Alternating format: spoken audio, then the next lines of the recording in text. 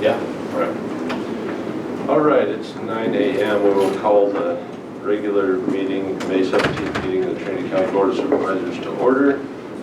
Supervisor Cox, will you lead us in the pledge of allegiance? I pledge allegiance to the flag of the United States of America and to the republic for which it stands, one nation, under God, indivisible, with liberty and justice for all.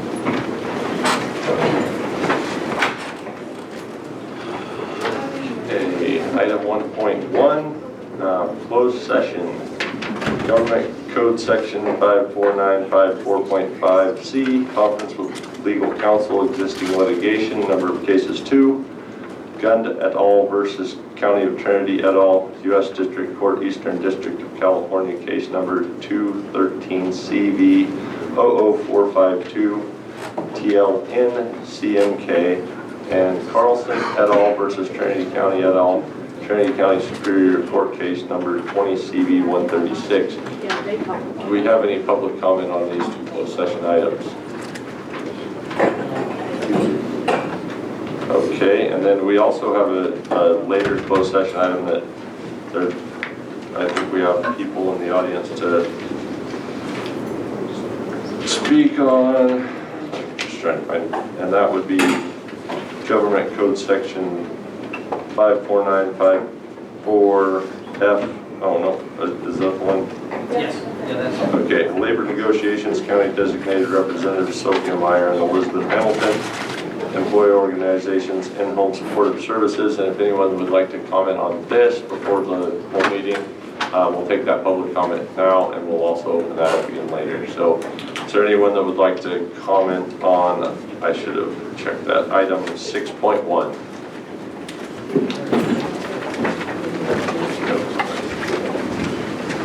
Well, I'm mistaken, I guess. I thought they said that they wanted to speak on that. Hogan's. Okay. Okay, we'll take a second. And then, as everybody gets finished filing in, we're going to actually have to have everybody file out, because we're going to start out with the closed session once we get done with public comment. So, okay. All right, well, we're going to move into closed session, item 1.1, so if everybody could step out, we'll make it as quick as we possibly can. Cool. I wonder what else they'll say.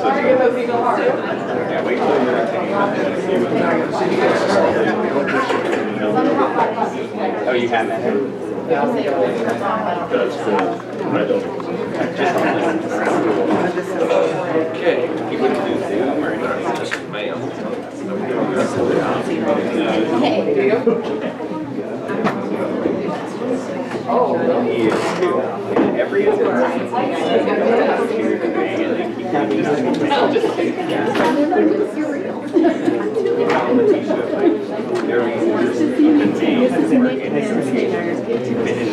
This is Jill. There was a way to stop negotiations so they could get rid of Jay and start them again. So we can have a new negotiation.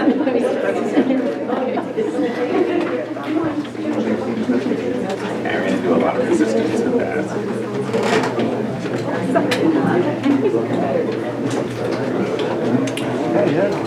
Morning, Terry. How you doing?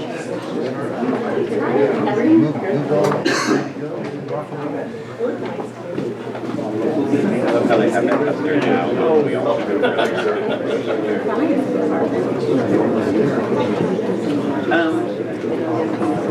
favorable building.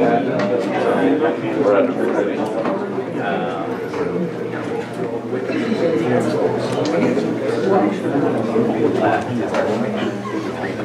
All right, we call the May 17th meeting back to order. Before we open public comment, I do want to report out we are moving the Carlson case closed session to our later closed session, so it will be, I guess, item 6.2, and I will take public comment on that later. All right, with that, we'll go into public comment.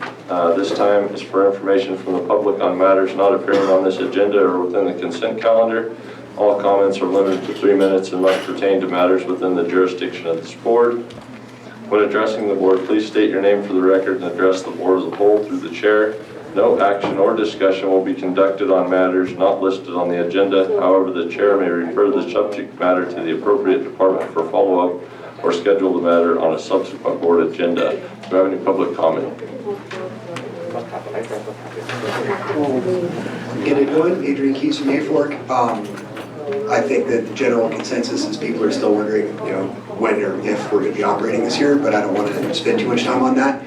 I would like to ask the chair and the supervisors to consider supporting Assembly Bill 2691. I've submitted some documents to the whole of the board, the staff concerning this, but haven't heard back. It's a bill that would it would create a new license type that is available only to cultivators. It would allow them to have limited access to direct sales to consumers at licensed cannabis events. The county already has appropriate regulation for these type of events, and our fairgrounds, which is the appropriate venue, also has those regulations. One of our holdups is that we still don't have any retail in the county, so we don't have a local entity to fulfill the retail obligation in those type of events. This bill would allow cultivators up to 8 events at which they can sell direct to consumers. It's a huge missing piece of this whole puzzle for the success of the industry, especially our smaller operators, which basically even the largest farms in Humboldt County would be considered small in scale compared to the rest of the state. It does limit access to direct sales to cultivators with less than an acre of cultivation, so it's specifically tailored to support a craft industry. So if you would like, I can submit the documents again, but I would love to see that on a future agenda. Thank you. Thank you.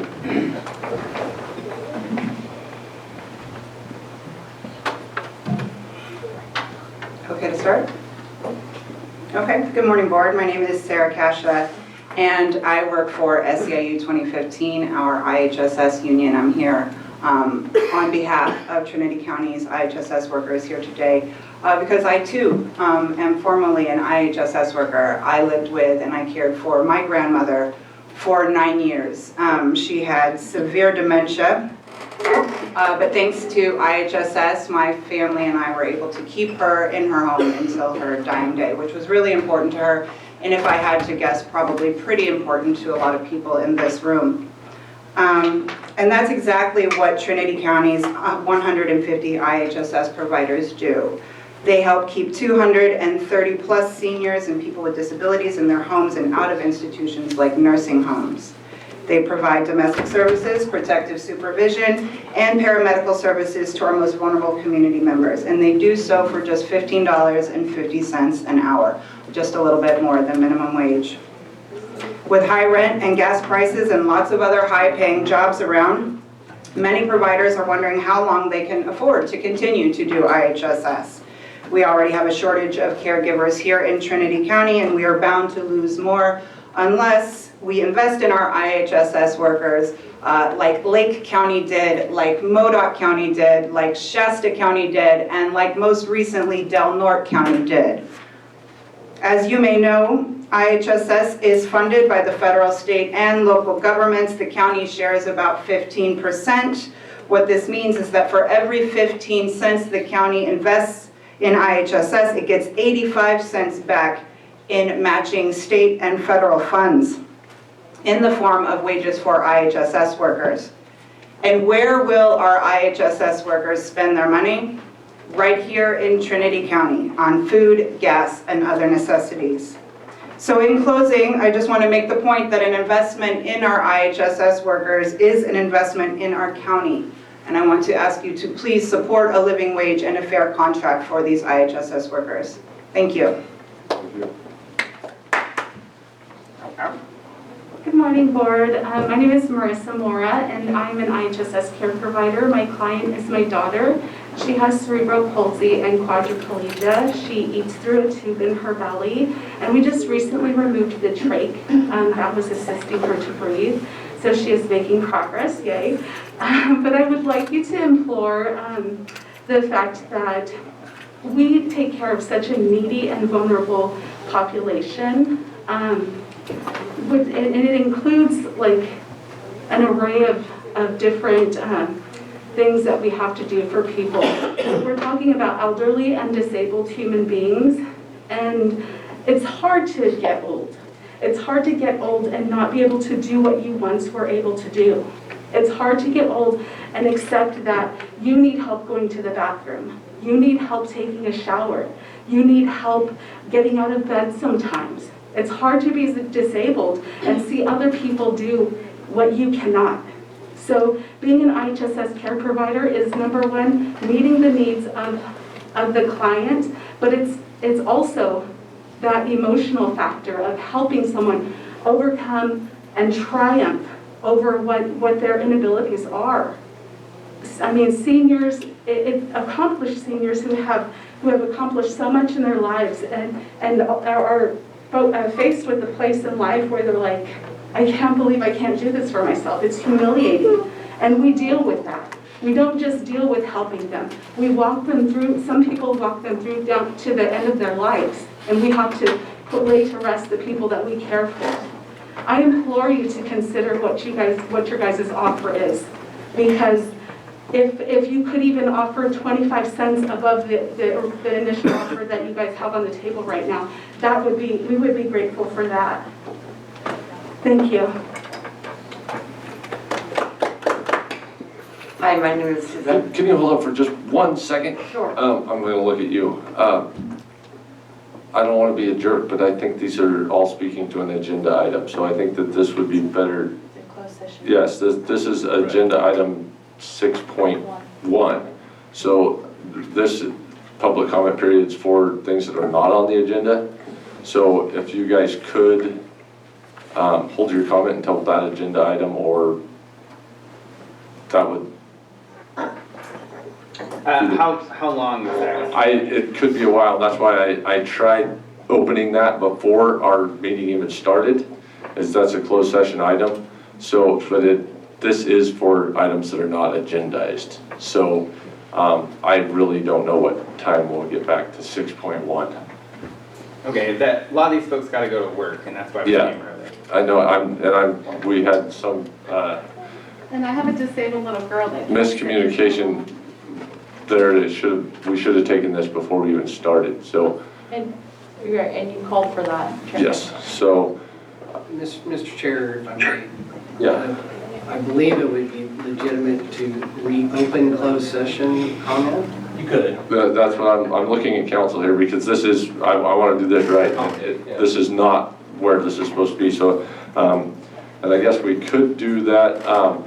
Well, as soon as we close public comment, I'll reopen public comment on the closed session item and let you guys all speak. But let's finish closed session for items that are not on the agenda first, okay?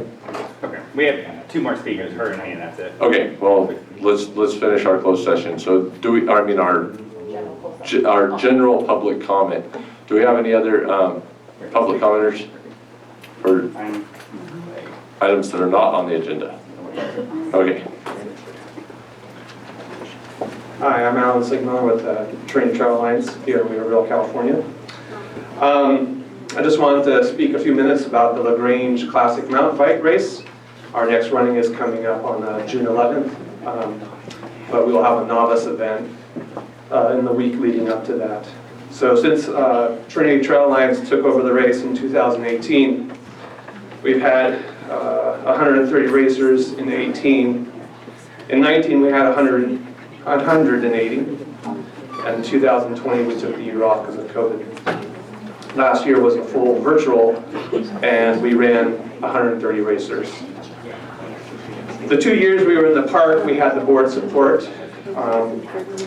And I just wanted to let you know on the June 7th agenda, we'll be putting forth another request, another letter of support that we hope the board will approve. In 2020, we're hoping to have 200 racers, if not more. So I just want to thank you again for the years of support in the past. And if you'd like, come on out to the race on June 11th in Loudon Park, or see the start on Weaver Valley Road. Thank you. Thank you.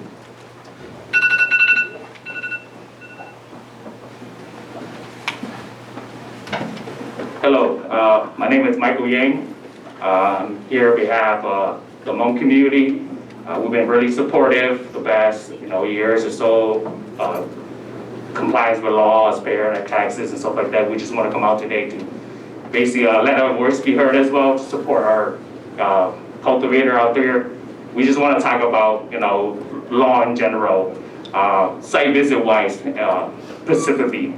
The growing season's right around the corner. We've been told, or we've been hearing that site visits supposed to be meet quota with the 2 consulting helping out. Site visits supposed to be hitting at least 20 a day. We're not seeing that. Our legal grower, we've been doing what we can to be compliant with the program. We just want to see result, action, good result, not just jumble things that's been going on, excuses. This has been going on for quite too long. We just want to come out and basically express our concern and frustration as well. Site visits need to be done. We want to be compliant. The way how the program is going, you guys are promoting criminal activity to happen. We don't want that. We as the Hmong community, we've been staying behind for too long. We just want to make sure that our voices are heard and things need to be done. Like I said, good result. We've been doing what we can for the past couple of years now. We just want things to move forward so that we ourselves can support our family, support the community, support local business as well. We just want things to be done, and we're just here to express our concern. Like I said, we're here today. If you guys have any questions, feel free to reach out to the Hmong community. We do have a community that we've been doing an annual celebration. You guys are more than welcome to come and celebrate with us as well. We've been here for quite some years now, and we just want to be heard, that's all. We're here to support you guys as well as the local grower out there, as well as anybody. We just want to make sure that things get done as well too. Thank you.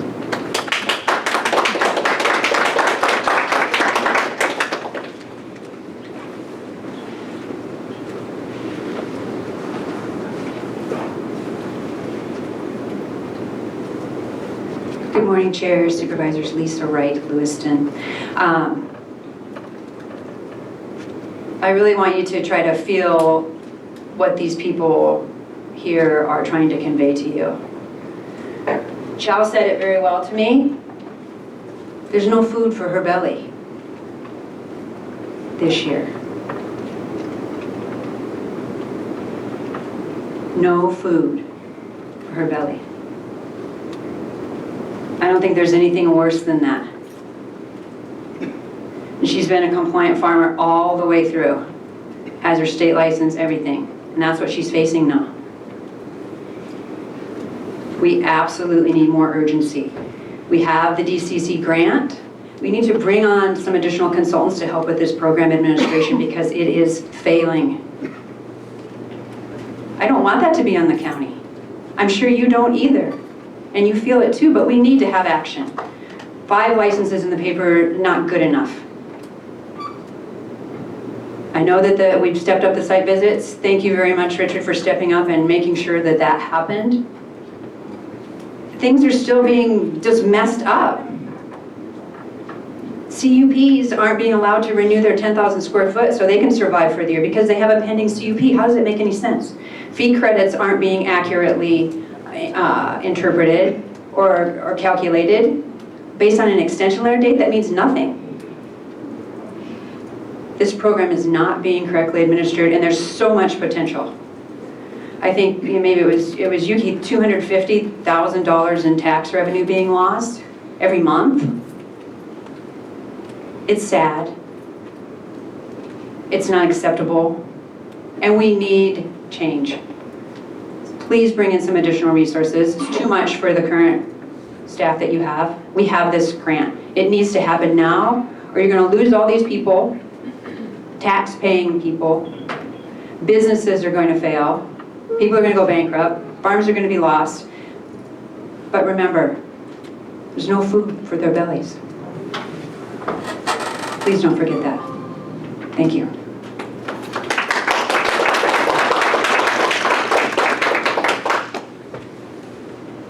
Terry Mines, Junction City. I'm really busy, so I don't get to come to all the meetings and really listen, especially the last couple of years. trying to survive our industry. I feel for all these people being a prior board member because I had to recuse myself on voting when actually my vote was the one that actually mattered, probably. We had an equity grant of over $3.5 million that was just ignored. I still don't understand that. I still don't understand why the board hasn't taken emergency action to make that happen. When somebody right now talks about somebody can't eat, they're not lying. And that would have brought money to everybody to pay for their licenses and brought more money to this county so they could survive this. And that came after my time, but still was ignored by this county. And the biggest thing I don't understand, and I think we really all deserve answers to, is why wasn't the judge's ruling appealed? The state came out in September and came out and immediately said his ruling was unacceptable to them and they didn't understand it. And any quality legal team would have immediately appealed it. So when I said last time, I think you guys aren't getting good advice, I think it's time to take care of this and clean up the advice you're getting and hire somebody qualified. Okay, seriously. You guys are getting bad advice. I know that. I was in your seat once. I questioned it then. I'm questioning it further today because you're not addressing the urgency of this county correctly, and that's your responsibility, is to do what's best in the interest of this county. So when you didn't appeal that decision, you guys didn't do what was in the best interest of this county. You let the largest employees get decimated by your guys' inaction by the planning department. You pushed the penalty onto the farmers. That's actually illegal. Okay, you can't do that. You guys actually need to get serious here because there is going to be some more legal action here pretty soon. I think the protection for these people is going to have to bring that about. I don't know what else to do because I'm partially responsible being a supervisor prior. So I'm going to do something if you guys aren't. Seriously. I've had enough. You guys are 100% responsible for this and you're not doing enough and you're not doing it now. It's absolutely unacceptable.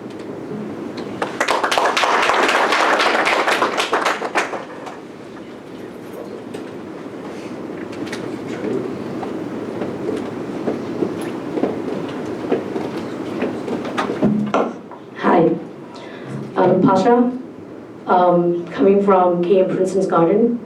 I am asking Lex you to tell me what we need to do.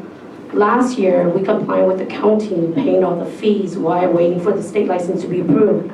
Our license didn't get approved until the end of, or the beginning of September, which is the end of the season. Now this year, we have to be compliant with the states to get the county to be approved. Since we have the gardens, we jump into this business and right away we come into a legal to be a commercial license. And what do you want us to do? Because we've been waiting to be cultivated and we need help. Calling, asking you guys, every single one of you sitting there, I need you to tell us what do we need to do to get this going because we've been waiting all this year. Last year and this year, we haven't cultivated, we've been paying all the fee, meeting all the requirements, all the quotas. So I need you guys to, whatever that needs to be done, and reach out to us as community, as a residents. We're here for the business. We're here to enhance this community. We're here to generate the revenue, and just like every other business here. So what do we need to do? I need you to give us an answer and let me know. Thank you.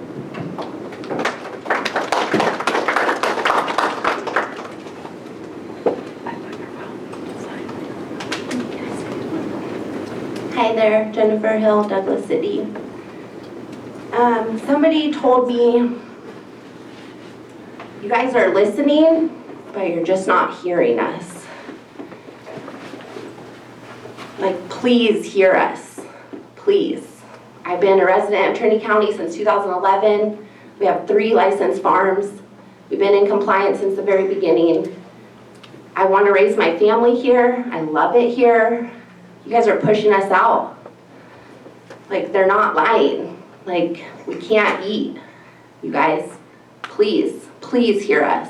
Please, please take some action. You guys are the ones, it's in your hands. You can take action. You can help us. Thank you.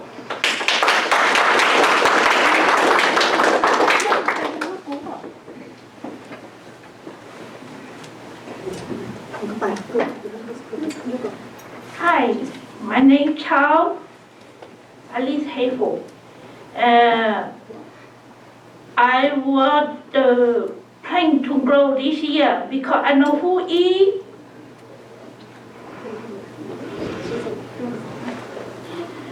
My last year to bring up, I don't really know who eat this year. And I go apply the food stamp, but they not give to me too.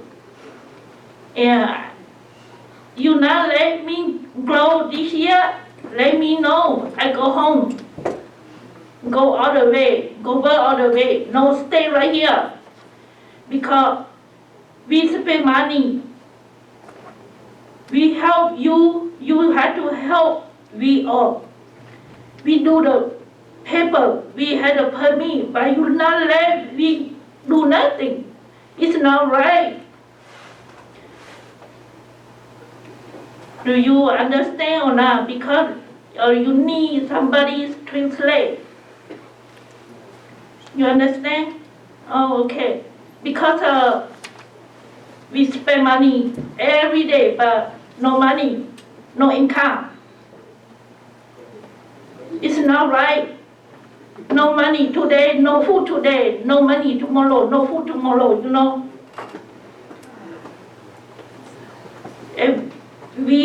It's really hard for we all. We stay, no food, we grow, get humble. Everything is hard. Thank you.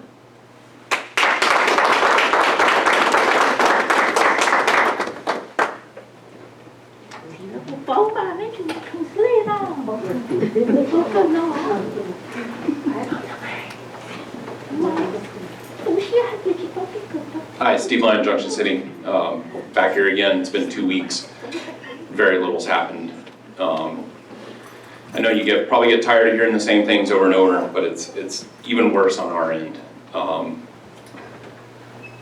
My farm's been licensed since the very beginning of the program. Very little has changed at my farm. Everything, all the regulations on the county change around me. State regulations have stayed the same. My farm has stayed the same. What changes is here at the county. And it's beyond ridiculous. The pace of progress is not acceptable. And you're starting to see the real pain that these businesses are facing. I've now laid off my employees. It's just me and wife. So there's several other people who are going to be struggling to pay their rent this month. I tried to keep them on as long as I could. I thought there was a light at the end of the tunnel. The light just keeps getting farther and farther away, and you know, it's more excuses. Oh, we pulled the license, we pulled the notices because of this, and oh, we can only do these, and these are things that should have been thought out months ago. You know, how come our county council wasn't ready for noticing and notices of determinations and had these issues worked out months ago, maybe even years ago when we started this process? Why does it wait until the very end? What's our next delay? Can we do a little bit of foresight and planning on the rest of the process? We know appeals are going to come. Can we go ahead and do a little bit of preventative work on how we're going to deal with those appeals so it doesn't just delay. And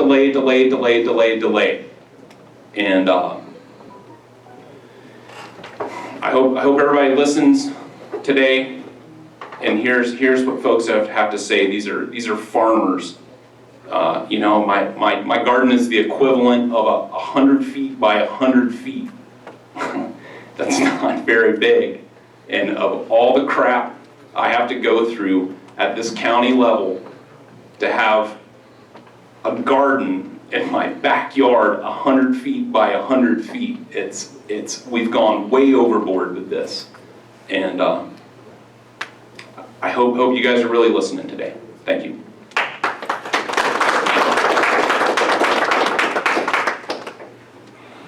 Excuse me, Chair. Is it possible to allow the IHSS providers to speak, the last two? Because they do have to go to work and that I'm is. thinking hopefully, it looks like we're starting to wind down on general public comment, so, Zoom? do we have a bunch of people on Zoom? As of right now, I have only 2 people with their hand raised and no chats. All right, well, how many people do we have still in the audience to speak? Looks like some. Cú bây hôm bí là na, cú mua lại sen cú cho ông thiệt, cú sản nông này thì bây từ bông yên nó một đi nó để vào thẻ cho phi,เขานี่lại sen phi đi nó na, cho nên chịu bây họ chẳng được bây tiền này giờ mua lại sen được bây là chỉ mua, cho nên chỉ mua là bây giờ nó ăn chỉ cú nông này sao, nên sao chỉ giàu bây đi nó, ok, cú thọ này thiệt, sao chỉ giàu tin thằng này nó này tao bóc lúc bây tiền bây chỉ nó chào bây giờ mình tôi nhiều nó giờ không, bây chỉ muốn nhiệt thì lúc thèn đi rồi. I'm here to translate. Hi, my name is Bella Lore, Douglas City. I'm here today to ask the board, where's the love? I've been paying my fee, I've been paying my taxes, I've been doing whatever I can to be compliant with local authorization. I just need a little love and support from you guys. I've been doing everything I can to support and love you guys. I just need that in return. How am I going to feed my family? How am I going to support my kids? I have little ones at home. They're waiting for me to put food on the table for them. If I can't cultivate this year, how am I going to support my kids? At the end of the day, I'm just doing whatever I can to be compliant, to follow the rules, to do whatever I can to support my family, support you guys, local authorization, the community, the small business. I just want to cultivate. I just want to put food on my table, bring money to my family. That's all I'm asking for. Show us some love. Show me some love so that I can show you guys some love as well too. Nên cái chế cho nên chùa đến chê na, nên chúng tôi lúc bé ôn trộn cho chạy rồi na, nên uli nói nên xếp thể thế nào, nên chỉ lúc bé đi tiền à, hay đâu kia. You guys are not stupid people. You guys are smart people. I'm here to express my concern, my frustration to you guys. What you guys are doing right now is just torturing me. I don't know what to do every day waking up. It's torturing. Like I say, you guys are smart people. You guys know what's going on. You guys seeing what's going on. She hỏi tất cả là chuyện nó nung nó sẽ của sản nông này thì sẽ này mua lại xem được là chỉ mua là này thì bên nhau thì nó quân chua thì nó chỉ mua nó mua hảo thì nó đấy. There's only 20 days left for the season to start. I need an answer. Please give me an answer if I can cultivate. I've been compliant. My CEQA has been submitted. Fee has been paid. I need an answer so I can support my family, put food on the table for my family. Bên nhau thì nó chia tiền tỏ này chỉ tàu rồi. Này chúng tôi tay khó được bé còn. Sai sai tàu vì tiền bé ôn cho khổng nó bé ở lúc xí dần chứ na. Đó là hở xin mình tích ly tích ta sẽ hở nó này. I can't just sit here and just wait. I need a result. I want to see result. The season's coming up. I need something. I want to make sure what I'm doing is right. I'm not promoting illegal growth. I want to be illegal growth. I need answer. Này hạt thế này uống tụ cô tay uống lại xem cái này chỉ uống lên sao? Lục hải này hải cái này uống chỉ tao. Sao mình nhớ sao đào được tụ đi nó mẹ? How come there's Bây giờ always? nó chơi mà sao hậu giả đấy? How come you guys are always implementing the law, the ordinance to us to follow, but you guys are not following what you guys are saying? We need answer. We're doing what we can. There is no excuses anymore. We want to see result. You guys can't just implement an ordinance or a law and expect us to follow, but you guys don't follow what you guys are saying. We need answer. Này thì bé nhớ tỏ hay bé tôi chạy là nó này lúc xếp khủ đó. Này ô tao lên nó đó. Are you guys satisfied with me being hungry? Are you guys satisfied with us not having any money to put food on our table? Is that what caused satisfaction for the board? We need help. We want help. You guys are the answer. Give us the right answer. We're following whatever you guys are doing. Sao kia bé này lúc tôi xít thả này chẳng lúc này có bú chứ nè. นี่เนี่ยให้เราจังให้มันเปะไปใช้เตานั่นน่ะเรียกเจ้าของน่ะนะเมื่อไรเซ็นจะมัวจะให้ก็มามั่ง I'm sick and tired just waiting every 2 weeks for the board supervisor, every week at the ICOG meeting. We need results. If you guys gonna shut down the program, go ahead and shut down the program. At least I can go and do something else instead of waiting here, hoping to see the light at the tunnel, hoping for successful, hoping to get something going, a business going. 我ตัวนู้นเรา还那个路边做其他，还得直接个倒，这你一考宝真路绕呢，只要有多弄的呢，你是后边那个那个钱那多要的呢，有道理呢，倒去倒呢。I'm here today to express my concern, and I want answer. I don't want to hear any bullshit next week saying that, oh, we're going to delay another 2 more weeks until the board talks again. I want an answer by next week. I want to see result by next week. I'm here today to express my concern. I'm here today to speak on behalf of myself, all the growers out there, all the legal growers, and please do something. Help us so that we can move on. Help us so that we can support you guys as well. I just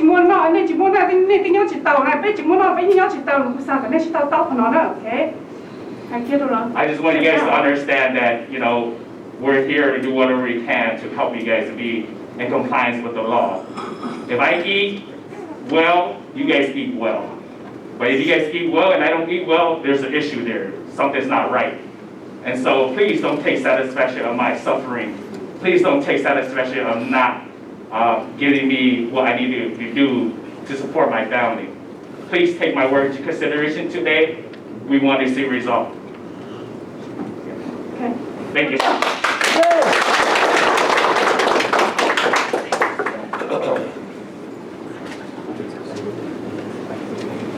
All right, how many people do we have on Zoom now? I currently have 4 hands raised. All right, that looks like our public comment is going to take a substantial amount of time, so I'm looking at council again. How would we go about doing this if we wanted?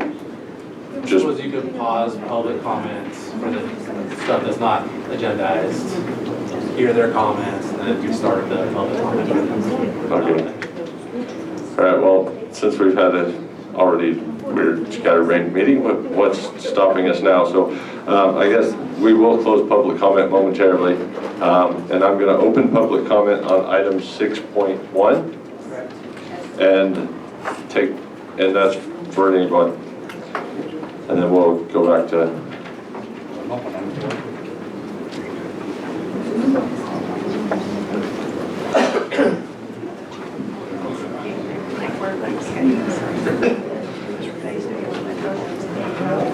Hi, my name is Sidman Miller, and I'm an IHSS provider. This is a new job for me, and I just want to say that it has it's a very tough job to do. I really do believe that we are underworked and we are overpaid. The clients, they are awesome people to work for. I just think that it's very, I don't know, I just think that we are underworked and overpaid. I think that we are given more living wage and more good providers, and there wouldn't be such a lack in the job field in it. So it's a really tough job to do, and I just hope that you favor us. Thank you. Thank you. Good morning. My name is Sherita Beck, and I'm a caregiver. I started caregiving when I was 15 years old. I am 29 years old right now. I literally had to get a second job just to pay my house, pay for food. I literally had to ask my mom to help me. We're not getting enough pay. We're not getting enough respect. And we just want you guys to help us so we can help your community. If you don't help us, then you're not going to have caregivers to help people like you when you guys get older and you need help. Thank you.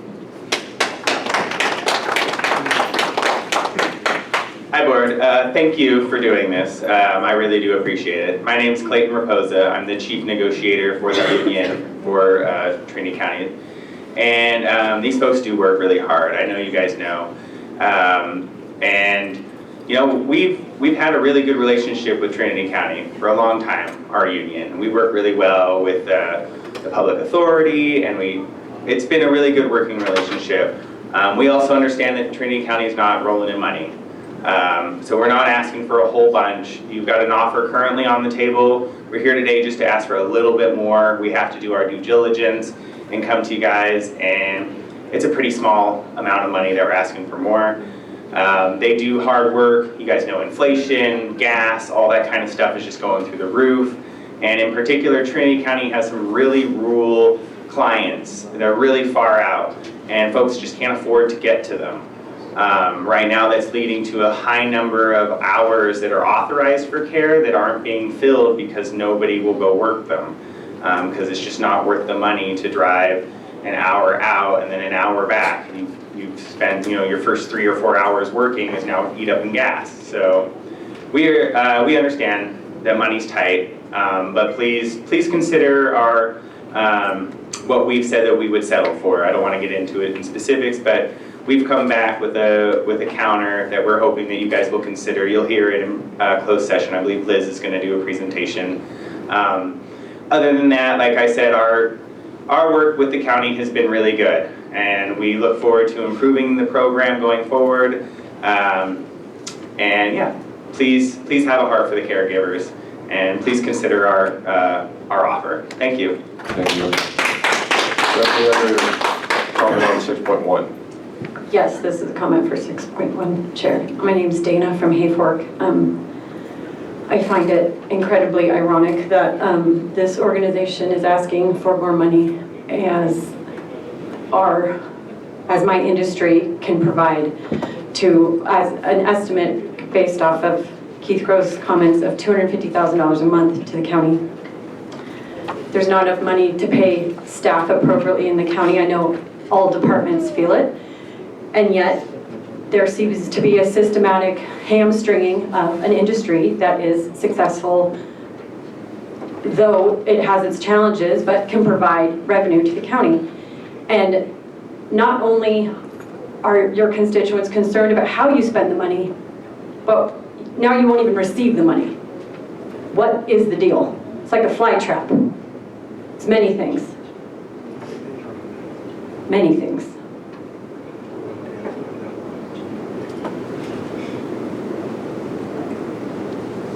I know it's hard to look at us.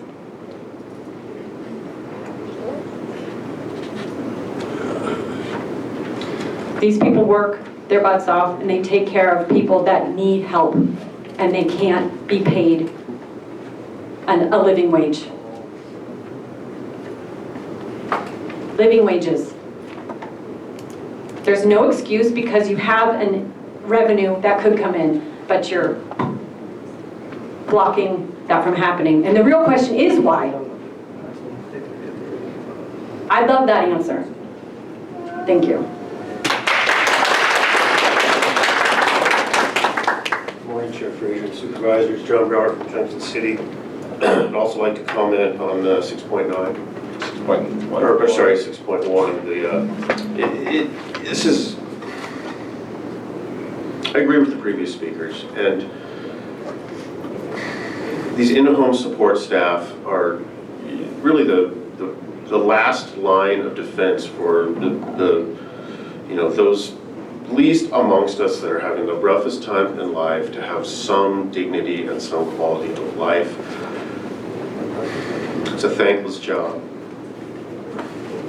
Previous speaker's absolutely right. We've got what could be a flourishing industry here that has volunteered a tax into the general fund that could be used to support, another token of, $1 an hour or whatever these folks are asking for. It could also be used to support essential other services like law enforcement and corrections staff. I mean, they work really hard too. They do dangerous work. We can't pay them a living wage either. This needs to change. Please stand up the licensing side of this cannabis program immediately. We're kind of veering off of 6.1. But this is to the finances of the county as a whole, all right? And the longer that the implementation of our cannabis program is delayed, the more likely the county is to be bankrupted by this inaction. So please act and do these people a solid and give them what they're asking for.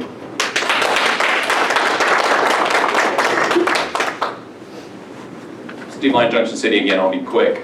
Study after study has shown that dollars spent at in-home services, keeping people at home, comfortable in their own homes, comes back many-fold versus these people who, without these services, are going to end up in the emergency room. Ambulance rides, one ambulance ride is going to cost the county more than several weeks of sending an IHSS worker to that person's home. If y'all don't have the appropriate numbers in front of you, I hope somebody takes responsibility and gets some of those numbers in front of you on how much money the county will save by having people taken care of in the comfort of their own homes is a cost-saving measure for this county versus having people in nursing homes, in full care homes, rehab. The cost of getting this preventative care is saving money in the long run. So I support these folks getting a little bit of bump of a raise.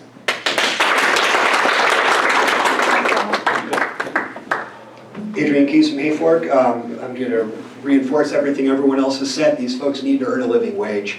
This is one of the most important jobs in the entire county. I know in my community we're extremely rural. We have a lot of elderly people, and I always hear how distraught our communities are when folks have to leave, when they put the family ranch up for sale because they are unable to take care of their grandparents. They need to move them into a city. They need to move them closer to healthcare services, and here we are. I mean, I don't know the numbers. I have no idea what their contracts say, but I don't think there's enough that these folks could be paid. I personally have taken care of a senior citizen in Hayfork while he was convalescing. He was my friend, and it was a lot of trips to Reading, a lot of trips to the emergency rooms. It was not cheap, he was not a wealthy man. And it causes me a lot of, serious, I'm having a little bit of pain here. Seeing people who are willing to do this job, but not being paid adequately so that they can even become homeowners or even renters in the county. And I mean, I'm not going to go too far off agenda because JB already got hit for that, but to see another group of people who are also willing to work and to contribute to this county that can fill that gap simultaneous to hearing from the IHHS folks, it's disturbing. We do lose residents because of the lack of in-home healthcare services in this county. When those people leave, they take cultural knowledge with them. They take the experience of living in this community with them, and that is eroding at the nature of living in Trinity County.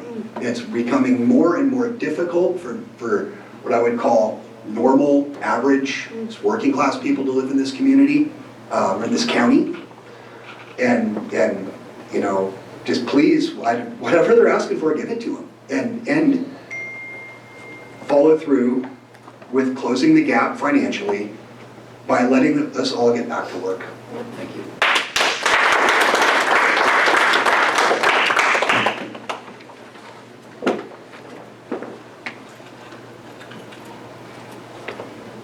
Hi, I'm Leah from Hayfork. I did IHSS for a while for this one woman. And I went all the way to Reading, spent the entire day in Reading shopping for her. I got paid $9. It didn't even cover the gas, nothing. That's it. Yeah.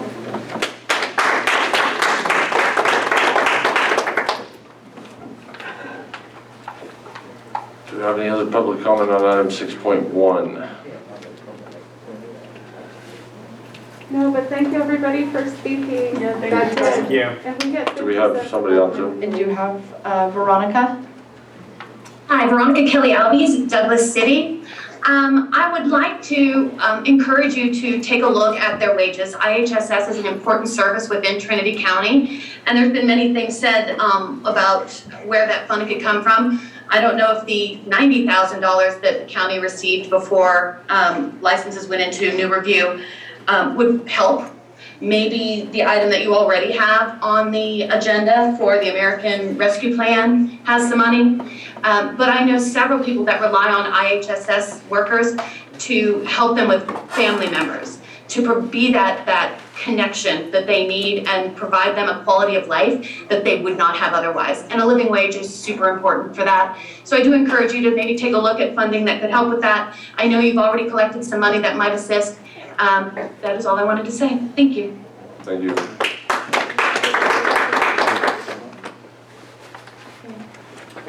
I have a Cheyenne Brady with their hand raised, but I'm not sure if that's for this item or general public comment. Cheyenne, did you have a comment? Yeah, I'll speak now. This is Ben Brady from Wildwood. Is this comment on item 6.1, the IHSS negotiations? Yes, I'll make it brief. Okay. Yeah, I support giving these people more money. I support giving cannabis money to these people rather than giving cannabis money to TAA. I don't know why the county is draining our money towards them instead of using it on useful stuff like this, and I don't know why TAA would want to drain the county's money. I think we're getting a little off topic. Well, I'm just gonna say that I support them getting more money. You know, I'd love for it to come from the cannabis money that you guys have collected and all the cannabis money that you haven't collected but should be, if you were to get this program up and running. Thank you. Thank you.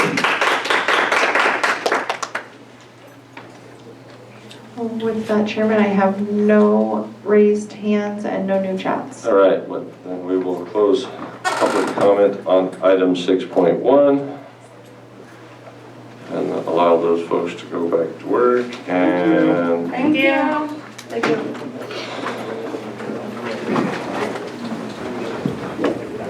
reopen the general public comment period. And hopefully we can remember John's joke. Do that. All right. Do we have any further public comment on items that are not posted on today's agenda?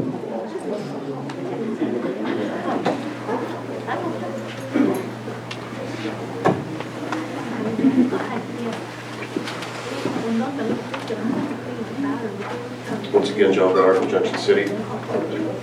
I'd like to request that you guys pull, it's item 3.13 from the consent agenda. You can request that when we take public comment on the consent agenda.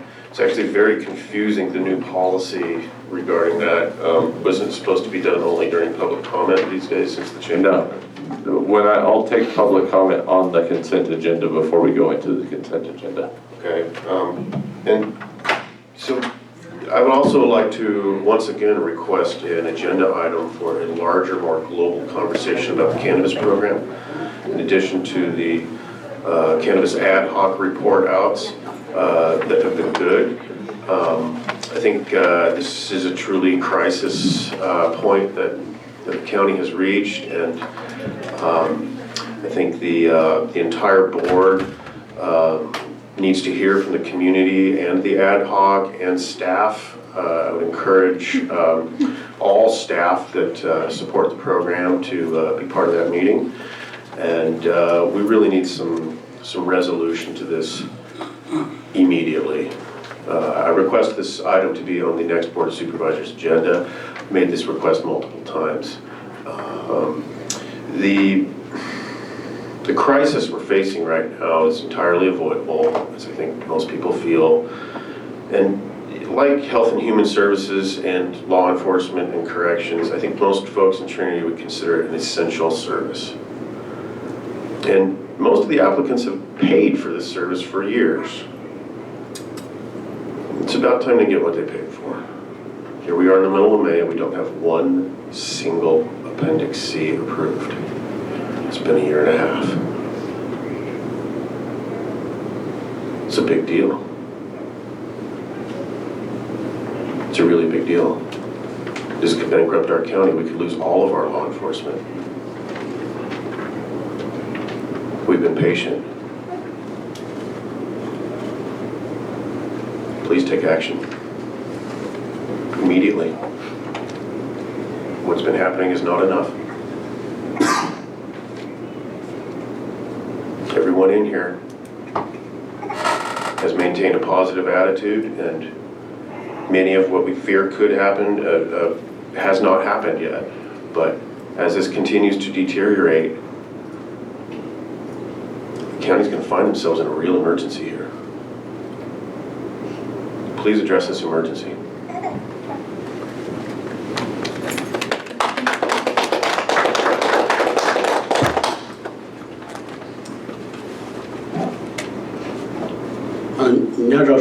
nhớ rồi sẽ tạo cho cả lọt sẽ đại thế và để nó cũng hỗ trợ nó chủ nó để cũng xã hội đó là để do vì lý do thọ bé tôi mà nhớ rồi tích hợp nó là tôi hay tiền có bé sáu cá trông có bé có trông bé thể nhẹ rồi là nè cho là yo trọt chạy dùng gì rồi bé giờ lên đây cha chỉ lên thọ bé là mà trọt chạy rồi ở họ lử thể thế rồi là thể nhẹ rồi là ta là phải muốn trọt chạy là chú nhà cũng hay gì rồi bé đó có cha cha nhẹ có cá trông là họ chỉ muốn tới mình rồi là đi em bé cha nó thì tôi chỉ tao họ nhẹ nè là phê chuột chế tê yếu nhẹ thế nào cả các trong tôi ở tại sao đó do vì nên nó là ở chính nhà là xã của phê là các mẫu các trong là do lấy trả. Good morning to the board. My name is True, Douglas City. I'm here today to express my concern. When I first came here, when the program started, I was told that as long as I pay my taxes, compliance with the law and local authorization, that I should be able to get a license easily as long as I compliance with the law and local authorization. And that as long as I'm not doing anything under the black market and I'm going to the white market, that moving forward, my license should be good standing. I should be able to renew my license without any issues, as long as I'm following the rules. I've been following the rules for all this time. I've been seeing for many years now since the program started. There has nothing that has been going on to those who's been illegal growing. The black market has been, is still here. I get it that you can never eliminate the black market, but I'm trying to go towards the white market, get licensed. I've been paying my taxes, paying my fee, do whatever I can to hold my license. So do you guys want me to go back and, cultivate illegally? You guys want us to do whatever we can under the market? I don't want that. I don't want to go back to that. I don't want that. When I started, I was told as long as I'm compliant with the law, get my license, I can, do whatever I can in good standing as long as I hold a license to the white market. But seeing my neighbors, been seeing everywhere, illegal grow everywhere, and nothing's being taken care of. I understand law enforcement have their own rules and regulations that they're going to have to follow, but it seems like nothing's being done. I'm seeing here at my neighbor planting illegally and nothing's being done to them year in, year out. And I'm here suffering, paying money, taxes, renewing my fees, doing CEQA, everything I can just to hold my license, and now I can't get a license because of what's been going on.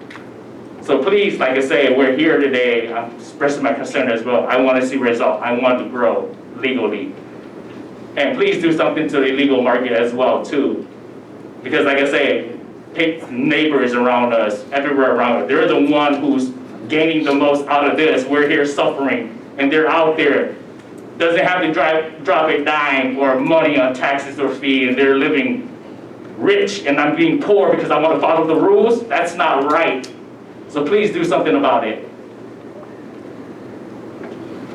Mà quốc xã của là sau muốn là tất cả nó lòng hay vì nó có địa sẽ tệ hay khóเขาดีละให้ขอโอจะเป็นปากอาโอนะสเตลเลยเดียเป็นอยู่ตัวมัวจอยุก็จะสกัดเป็นจอของยาเป็นโอเตาเป็นอยู่ตัวจอเขาเป็นทับเตะแล้วตัวเดียก็เป็นชิปูโบอีตัวยุจะเขาเตะเลยเดียคนเตะเลยตัวโก้เดียเป็นเขาตัวชิปูก็เป็นมัวอีอยากของเนี่ยเขาเตะเลยเดียในคนน้อยลิเจียลิเจียเตียแล้วสาก็เป็นโอเขาตัวเตียเป็นโอเลยสเตย์โอวะแล้วเทสเตย์ยังอีตัววะแล้วเดี๋ยวตัวลอยแล้วคงสเตย์วะแล้วยังได้จัด So So I'm getting confused with DCC compliance compared to local authorization.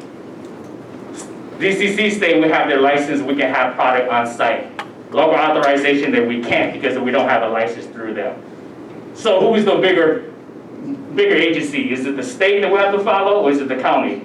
Because if we're doing both, it's getting very confusing. Because state is coming out and doing site visit as well. They're telling us, hey, we could have it. Some of them are telling us, hey, we can't have it because you don't have local authorization at the county level. So what's going on? There's too many things back and forth that's confusing. I'm losing money for my clones I'm purchasing at the nursery. I can't just wipe that out because I have to follow state authorization. But if the state come out and the state say that, hey, you can't have it because you don't have a county license, then what's the deal? We're getting confused. One person is saying one thing, the other person is saying another thing.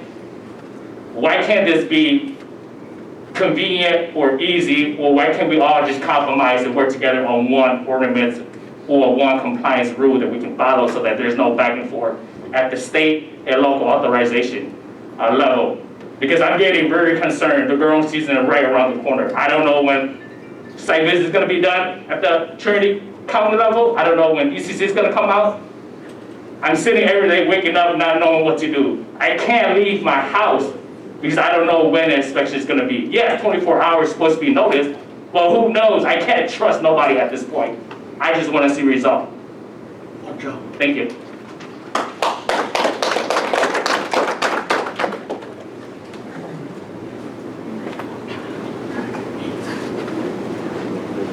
Yeah, my name is Jordan Lorenz. I've only lived up here for about 6 years, but the area is beautiful. I like it, and we've got a little farm, and we've had everybody come over and look at it and passed all the laws, and everything's nice. And I'm also trying to remediate the property from all the damage done by the industries before us. The gold miners, the timbers, everything. The property has been utterly torn up and destroyed by all these previous industries. And as far as I can know, the government was always behind them and, you know, helping them to go whatever. But I walk around my land and I see that what took thousands and thousands of years to put down was dug up and destroyed. There's rock piles all over the place. And I would like to remediate it and open my land up back to the forest, to the animals and stuff. And I do everything in my power to do that. But that takes money to remediate things properly. And what I don't understand is, I know that the cannabis was legalized by the state, by the voters. I don't know, a high percentage, 69, 70% of the people voted for this. And it seems to me like the local governments are still trying to put their foot down on the brake and slow everything down when it doesn't make sense to me. This is a good thing. I hire young people that really would have problems working elsewhere, that have tattoos, and I have nothing against them, but I employ some of these people, and you know, they work hard, we're helping them, and I just don't get it, you know, of the people, by the people, for the people. Where did that go? I miss it. I miss it.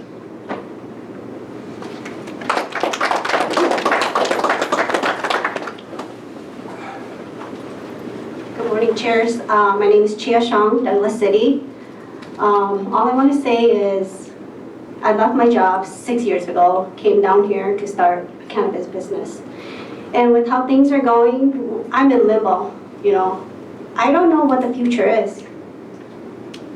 My kids' future. I brought my family down here, you know, for them to be with me and for me to have a business. But with how things are going, I don't even know. I have to go get a job. I just wish that you guys hear us. You know, you guys have ears. You guys are listening. Yeah, you guys have eyes, seeing everything. The power is in your hands. So the funding is there. We need to move things forward. and get an answer. I don't want to be moving things back and forth, back and forth. It's already backbreaking to do what we do. You know, the sun is blazing on us. Our hands, we work with our hands. Day in and day out, it's hard. You know, we don't stay in the AC. We're out there working. We pay our dues. We pay taxes, and a lot of money is going into our taxes. We don't make anything. There's nothing for us. So please hear us, move things forward, move the cannabis forward. You know, at the state level, we all have our licenses. Now the county needs to step up, and are we gonna let them do it or not? If not, then people are just gonna move out, do what they need to do, move on with their business. But we want to stay here. We want to raise our kids here. You know, my kids, some are in Douglas City, some are in Trinity High. They are gonna go to colleges around here. And we want to be a part of the community. So please, please hear us and move this program forward. Thank you.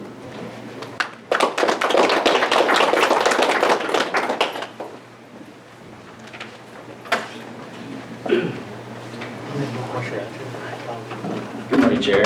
Zaving, Douglas City. Well, obviously everybody before me have mentioned the concerns, the worries. Everybody behind me is going to mention the worries and concerns. So basically I'm going to actually talk about my story. Everybody here today before me, it's going to be after me, is really, we want answer solutions. This has been ongoing for 2 years. You know, everybody's been put into limbo for 2 years. We all see there's a light at the end of the tunnel, but really nobody has seen the light, okay?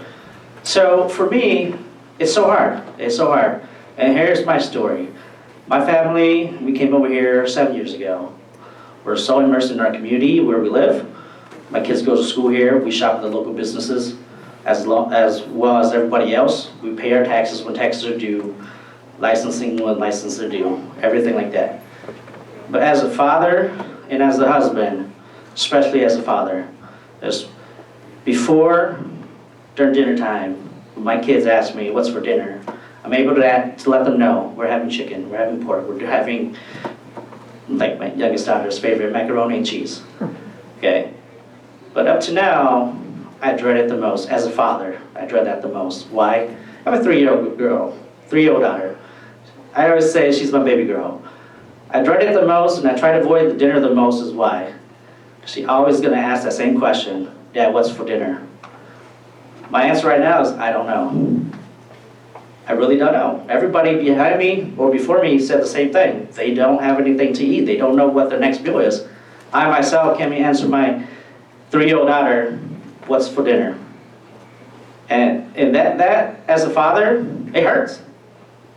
Your job as a father is supposed to supply them with an answer. Whatever it is, you should be able to supply them with an answer. But just for something to be on the dinner table is an I don't know. It hurts really bad.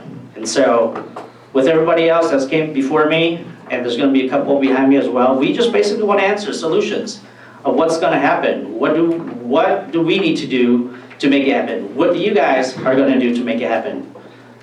Thank you.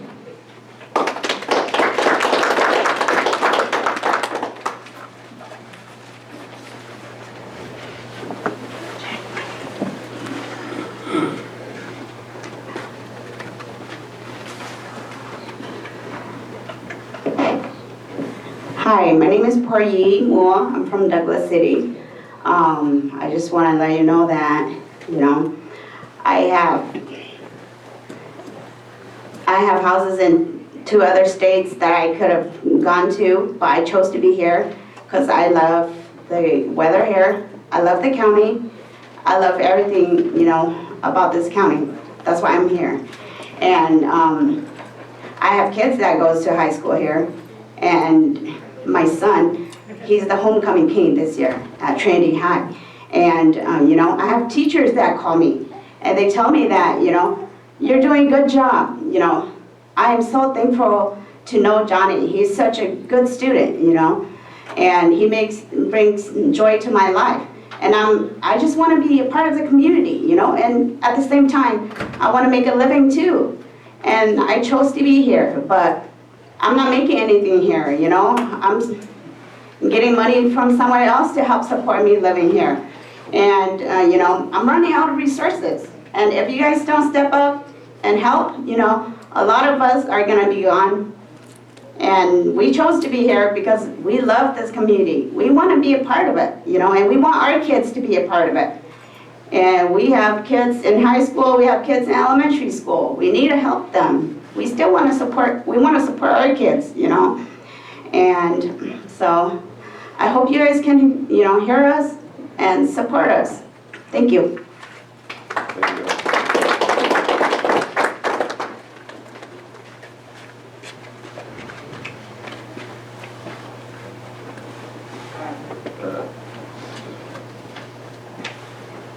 Not so fast, Mr. Frazier. Dana from Hayfork. I wish I could request an agenda item to fix this mess. If I could, I would.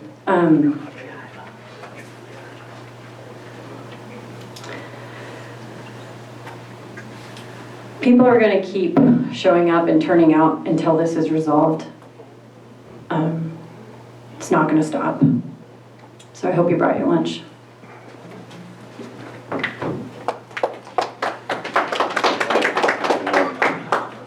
I've seen several hands raised on Zoom, so Yes. I'll let you control the Zoom land. Okay. Cheyenne Brady? Hello, Ben Brady, Wildwood. Thanks for taking my comments today, board. This is gonna be all summer long. Probably. I think I'm at pretty far in the front of the queue with these secret documents. I'm probably in the first 5. And I'm still waiting on mine. Probably a couple more weeks, at least, the very minimum, if nothing goes wrong. So, however many hundreds of people are behind me, and we know the speed that this thing is going at, safe to say most licensed farms in the county won't be able to grow this year. They'll probably be in here talking to you guys every meeting all summer long about it. So, if the county was a business, which it basically is, it would be a very, very unsuccessful, poorly run business, which it is.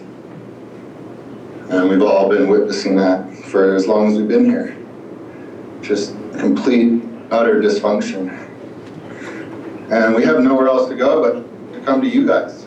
So, I mean, I feel for you guys. The last few meetings, the amount of just rough energy that's been directed at you guys and been in these meetings, I feel for you guys, but we have nowhere else to go. And ultimately, it does come down to you guys. You guys make the decisions, the important decisions for this county.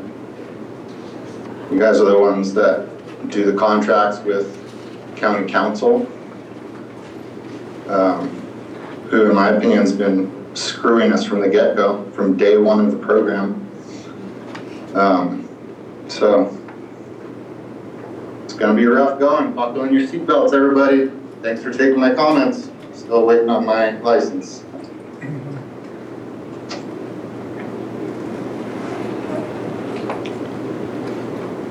Okay, next we have Daryl's iPhone.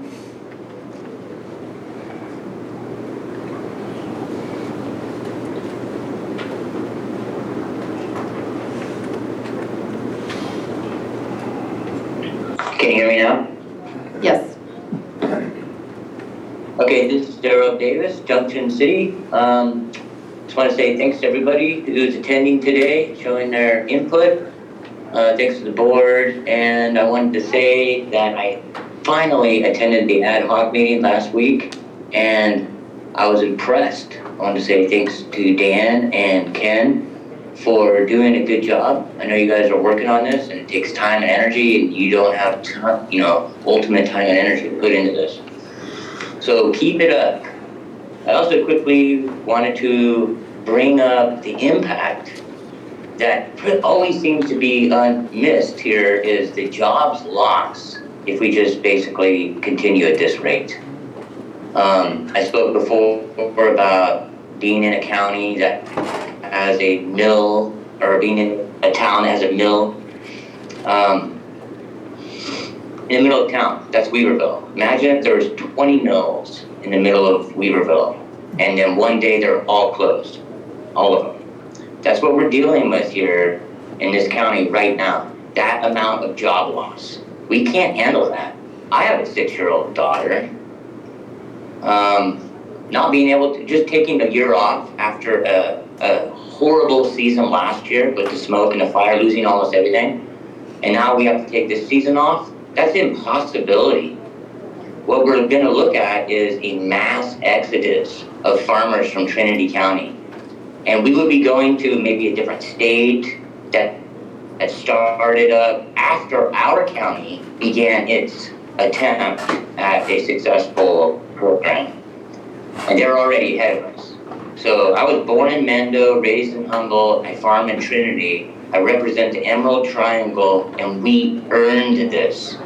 So thank you for doing what you can so far, and just trying to stay positive. Last thing I wanted to say was, I guess that's it. Thank you, everybody. Peace.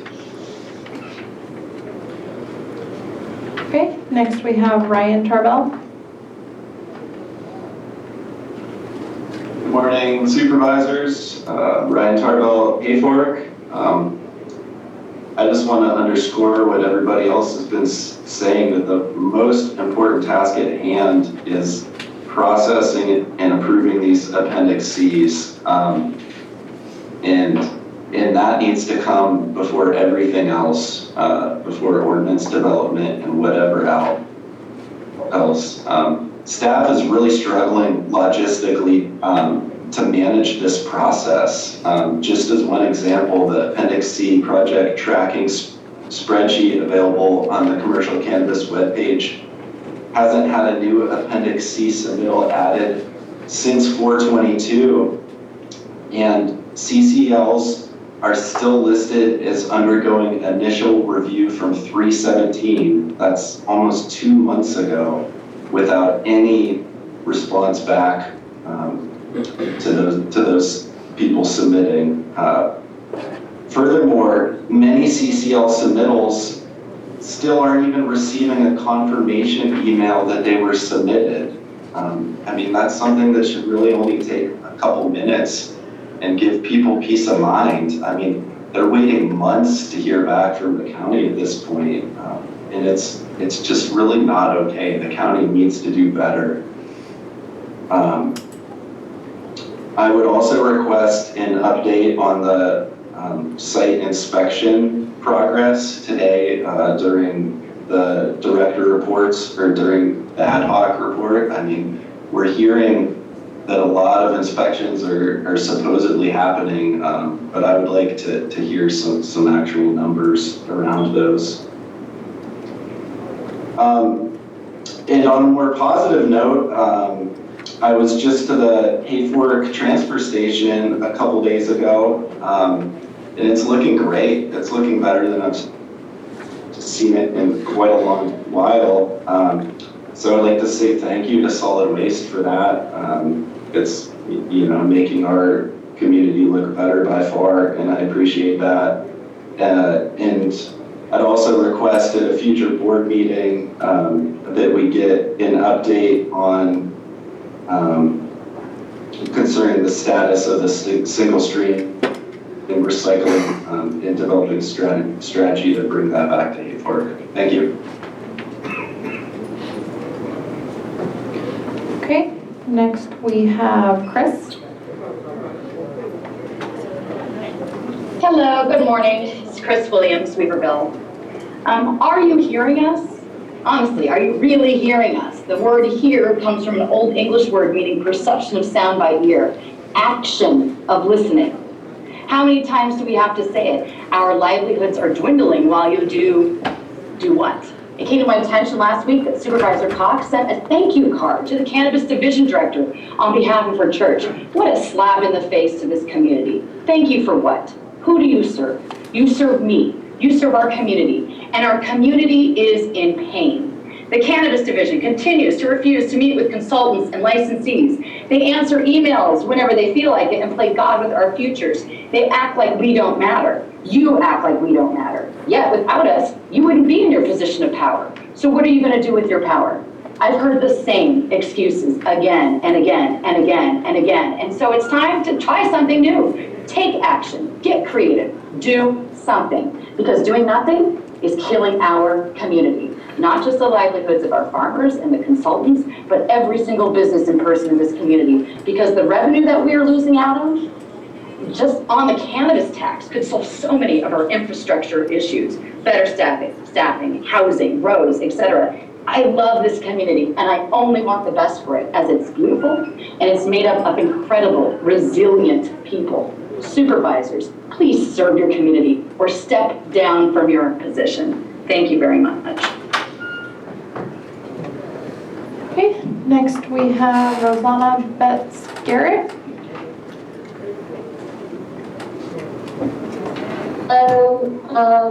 I just want to, I guess, echo what a lot of people are saying. I am really disappointed with how the cannabis program is being administered.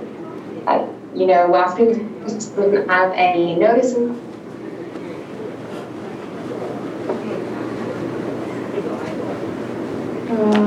Looks like we lost her entirely. Okay.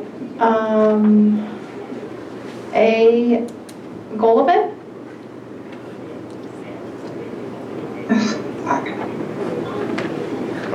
Hold on. What's going on? Oh, Rosanna, are you still there? Hello, can you hear me? Yes. Okay, sorry. My internet is not stable as I get to be. I'm echoing what a lot of people have already said, that the cannabis program is not being administered properly. It doesn't even seem like it's being administered at all. It doesn't look like people are moving through technical review at all.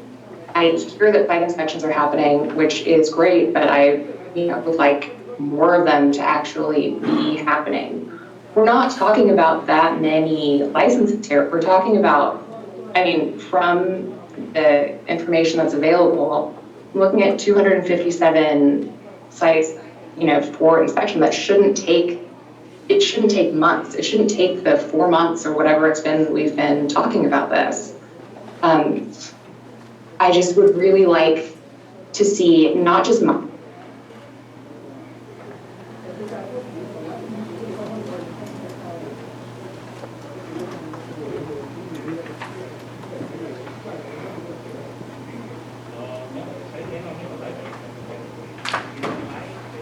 Rosanna, are you back on? Yeah, I'm back on. I don't know if you guys can hear me or what you're hearing, but just please, let's try and do a better job. Let's not even try, let's do a better job with cannabis, okay? Let's make it work so that the county can then move on and address other county matters. Thank you.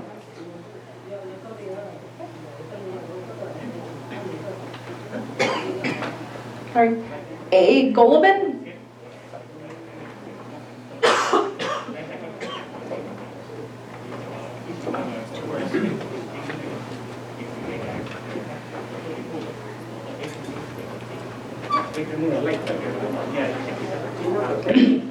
A Golovin?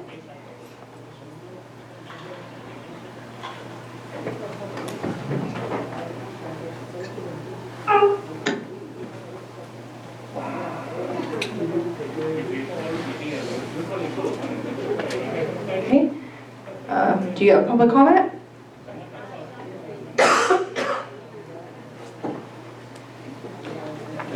Not sounding like it. Okay. We will move on to Veronica Kelly Albies. Good morning, Veronica Kelly Albies. Hi, can you hear me? Sorry. Oh. Sorry, can you hear me? Hello? That's not Veronica speaking. No, this is Anne-Marie Golovin, sorry. Okay, go ahead. Veronica, we'll come back to you. Hi. Oh, sorry about that, Veronica. I want to thank everyone for being here today, both the audience and for the supervisors. My name is Anne-Marie Golovin. I'm the Rosewood Ranch off of Highway 36. My family has been here for, well, we've been in California since before the gold rush. And we've seen, well, a lot of groups come in. Everyone thinks they're going to get rich. You do. We remain, but we're seeing history repeat itself here. And I sit at the area where Trinity, Shasta, and Tehama meet. And what I'm seeing here happening in cannabis, we've seen before. It was mentioned with the mills earlier in this conversation. And it happens to a lot of the cattle ranchers when they were given that information. So I also want to address 3.13 on your agenda and also the audience. Who have you paid as consultants in this? Well, we got bad advice before. 3.13 is an agenda item, so it's not for this time. So Okay. I'm just saying in general, as public commentary, you guys are getting consultants. Your DCC is already reviewing right now, redoing all of its regulations from its emergency regulations. Not one consultant for him was there at those meetings. Also, you are sitting in an area that where the majority of this product has always been grown, where the least amount, on the most virginous land in the world. And the arguing that is happening here happened once before, and it decimated those ranges.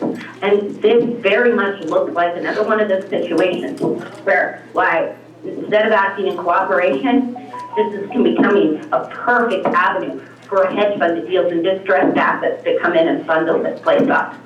We've seen it before. This is being repeated, and I'm going to beg you guys to work in cooperation. Yes, going and doing these environmental studies, well, you can drive and go visit two places and take all day in that county. We all know that. But we could also work with the universities and the UC system and help bring those environmental students that are getting their masters and PhDs and have them help us. We can do that also through money in the Farm Bill. We have money right now for cleaning up the environment from what the gentleman said about how he's redoing this property. There's money sitting with the DCC right now for water share areas and for other environmental projects. We are seeing that right now, where I'm sitting, a lot of people don't know this area. They also don't know the difficulty and the advantages that it faces. And we can't just hire a cookie-cutter consulting group.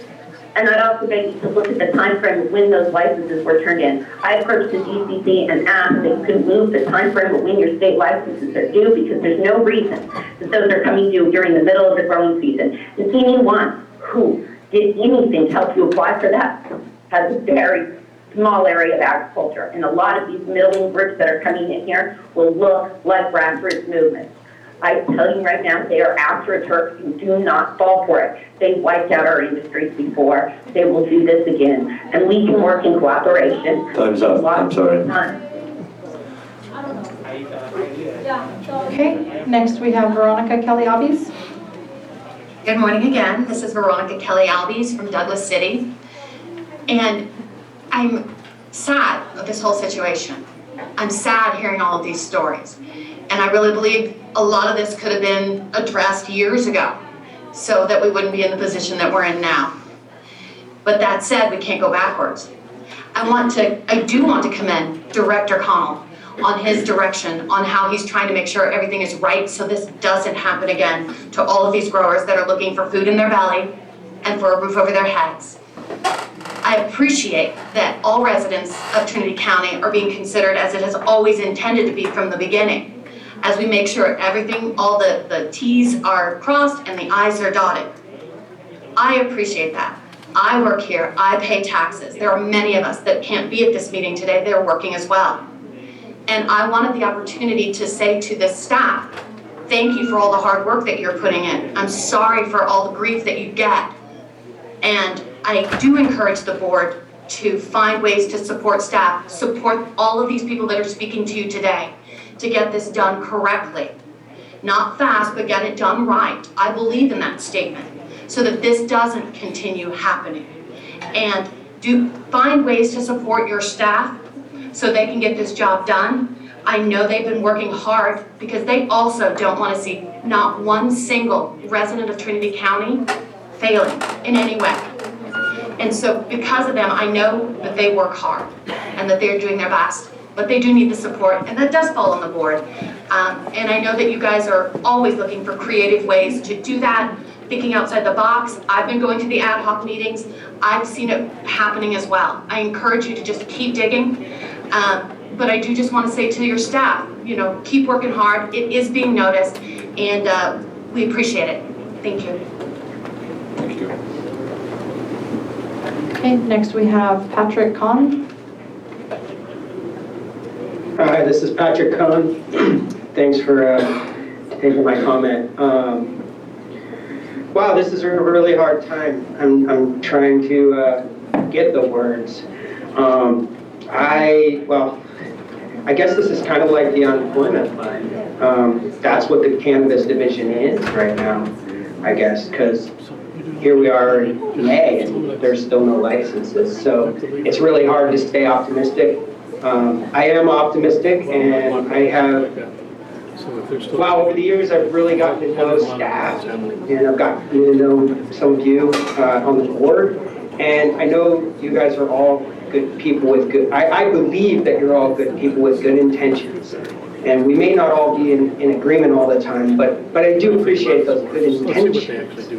And right now, I'm hoping for some creativity. I'd like to hear something more creative than taking your plants to your neighbors. I'd like to hear something more creative than go get a state license and don't have your county license all coupled together and functioning as properly. I've been hoping for some creativity for a while now, because my license, as well as many other licenses, are just sort of suspended in the Trinity County program, which is really unfortunate, because as a grower, I know I feel, and many others feel, like we've done everything that we can. So now we're just kind of left to showing up to these meetings and trying to appeal to you to do something. And I think this, at this point, I don't think this is a staff issue. I mean, that is a really huge aspect of it. But when we're looking at this many farms potentially not being able to operate this year, it makes me wonder what is the measurement of a operating program? Because from where I'm sitting, it's very hard to see this as operational. I know that operational might just mean that you have our funds, but operational to me has always meant that I'm able to put plants in the ground. So this year is a major step backwards. It's the largest step backwards that I've taken since I joined the program, because we're not operational, and that's just not good enough. And so I'm really we're just all gonna have to keep coming and showing our support for our community and our program every week and month on these Board of Supervisors meetings until we can hear some kind of solution, some type of creativity, because we're not licensed and we're not all employed because our licenses are not operational. So I'd really like to hear some creativity. Thanks.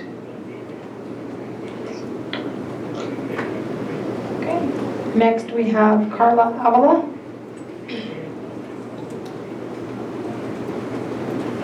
Hello, can you hear me okay? Yes.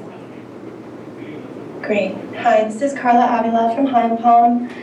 Thank you so much, Chair and Board, for hearing everyone today. I'd first like to speak as a farmer.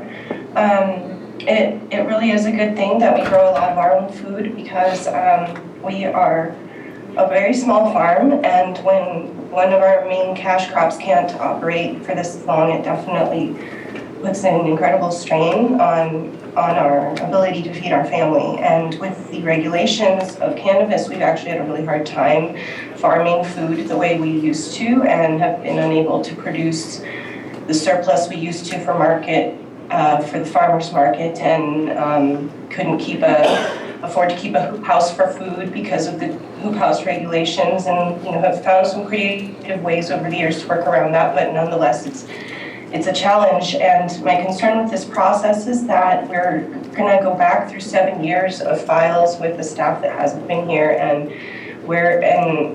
hopefully not duplicate things that, a lot of us are in existing facilities that have not been developed.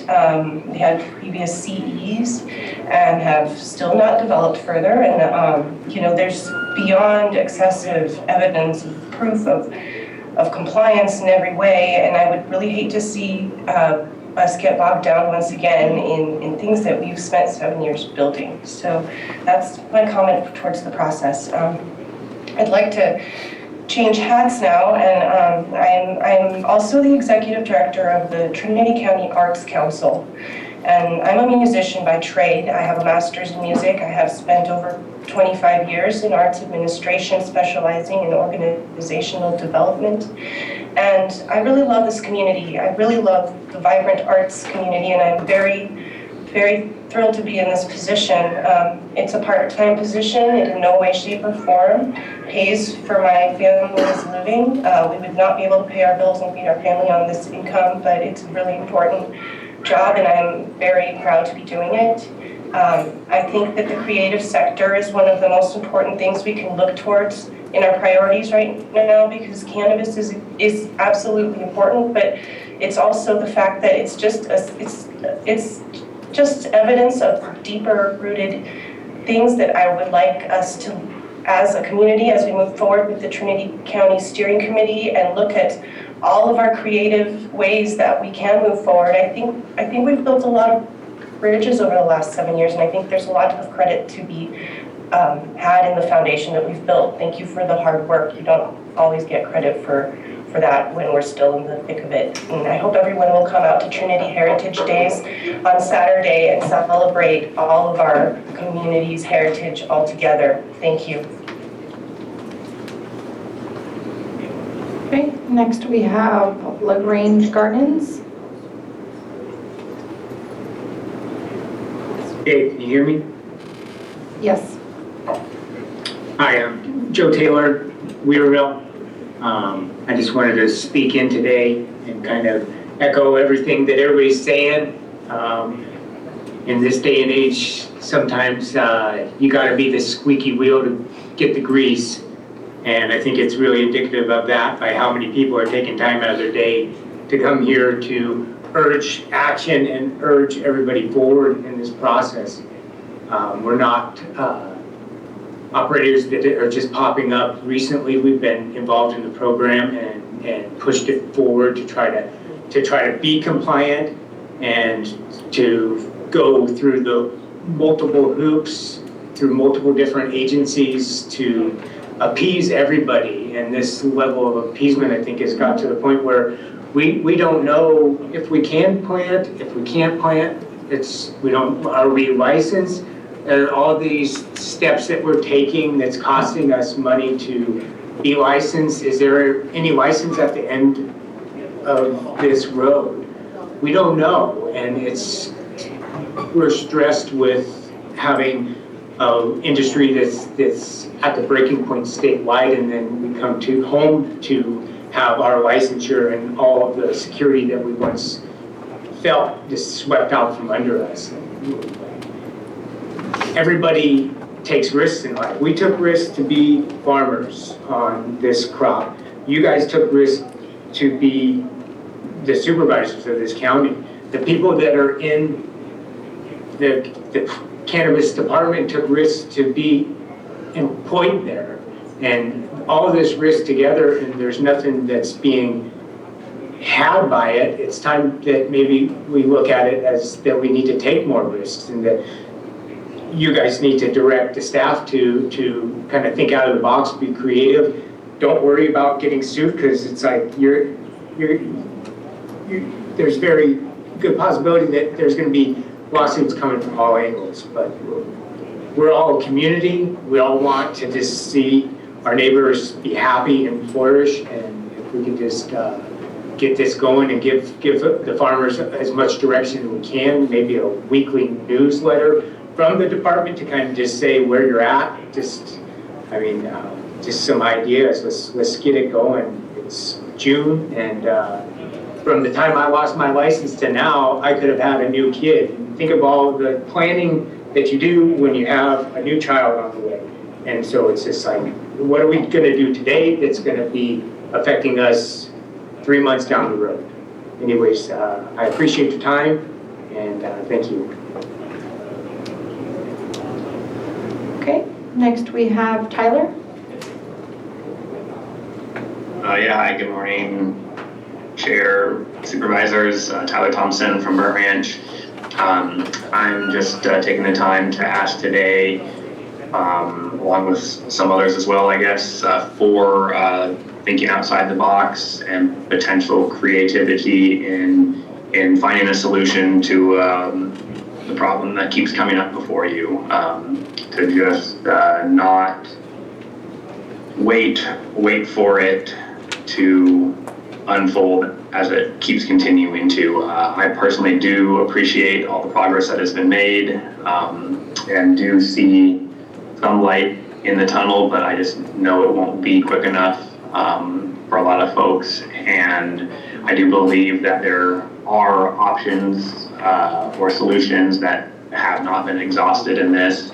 And I think it would be really great to see the board as a whole trying to do that. If the end goal is to have compliant and licensed cannabis industry, do and offer support for that, not stand in obstruction to it. I look around where I live and see the future of the community having a lot to do with cannabis. When I look at my school's PTO membership or the coaches of the Little League and baseball program and all kinds of things that I think as a whole people want to see in the community. Without a successful cannabis program, I see it being a detriment to other ancillary things that most people would want to see, and to be, considered a blight on the community, I think is inaccurate. And as a whole, I think the broader populace of Trinity County would like to see some sort of creativity to try and have something happen now, as opposed to next year when it may not make a difference. Thank you. Okay, next we have Catherine Sidman.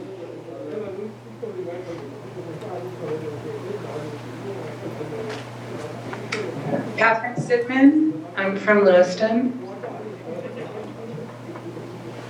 At a recent candidate night in Lewiston, I asked both candidates for sheriff on a scale of 1 to 10, 1 being no law enforcement impact at all and 10 being the greatest impact, where they would rank licensed farmers.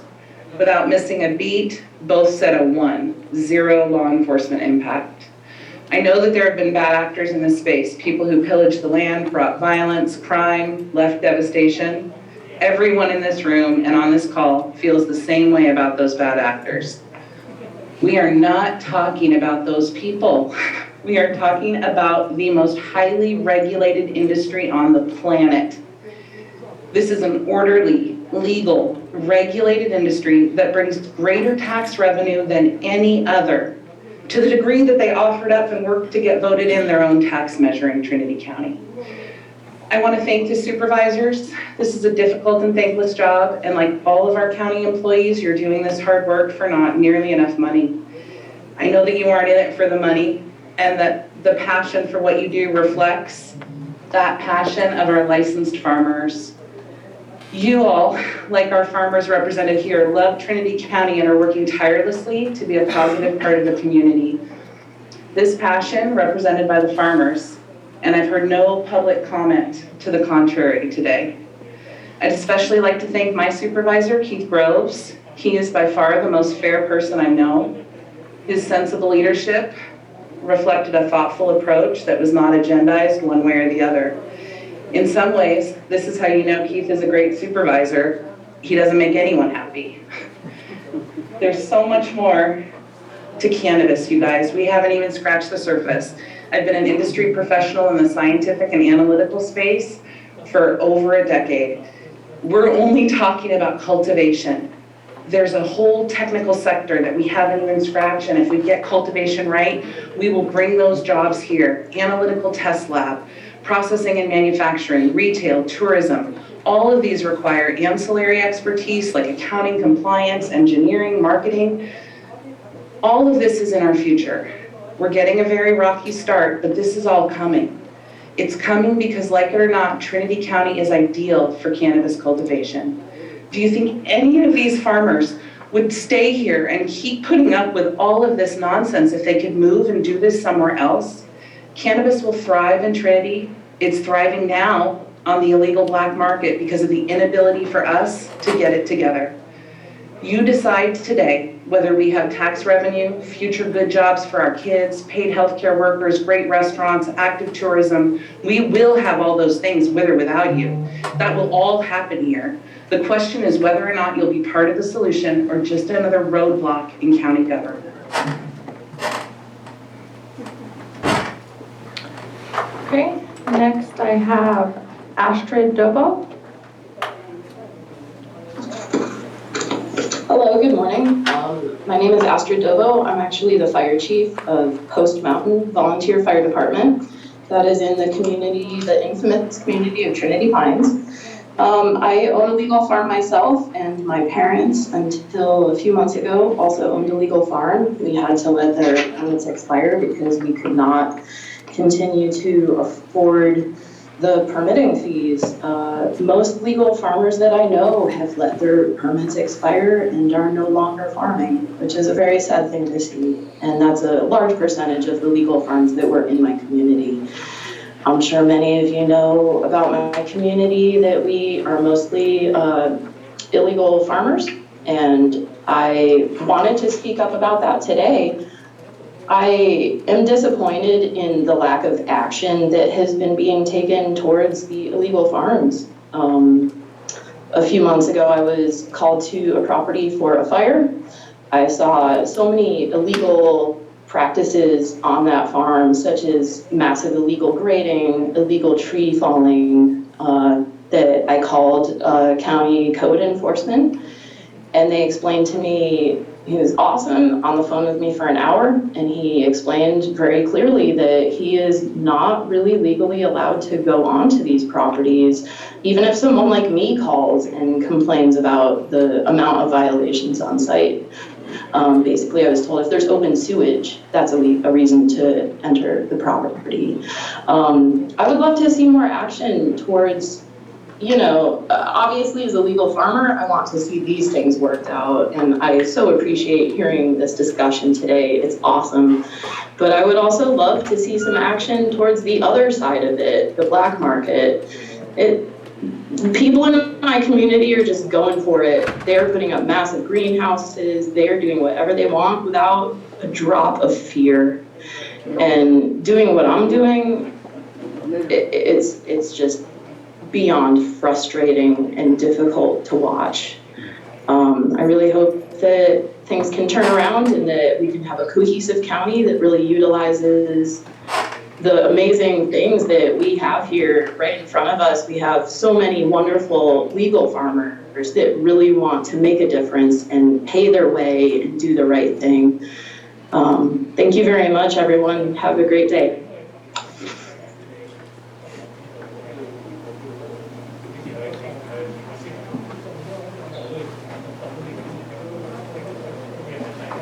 Deidre? Good morning, Deidre Brower, Johnson City. Thank you for your time, everyone. I really just want to offer my verbal support, I guess, again, for this process that seems to be so difficult to have legal cannabis farms. Astrid spoke well. She sees a lot of the harms from the illegal. And I don't want to say all illegal cultivators are bad, but we do receive most of our harms as a community from those farms and not from the legal farms. And not only are our legal cultivators suffering as they go through this really slow regulatory process with its constant changes, but there's a lot of things that are really not in any human's control so much, as far as fires and the economy of the industry in general and things like that. So I just, I hope that we can get it together and offer our farmers the support that they need, because I truly believe that we all benefit from an economy, from cleaner watersheds, and more transparency as we can have our legal farms on board. Thank you. Next we have Walter Wood. Hi, my name is Walter Wood. I live on South Fork Road. I've been licensed since, near the beginning here. And yes, I just, like everyone said, we'd really like you guys to think outside of the box. The ones being penalized right now are those that are trying to do the right thing, and that's just backwards. Let's figure something out. To me, losing $250,000 plus a month ought to be worth some risks, or some way to think outside of the box and move this forward. Let's get licenses for people. Let's not lose all this potential. Thank you.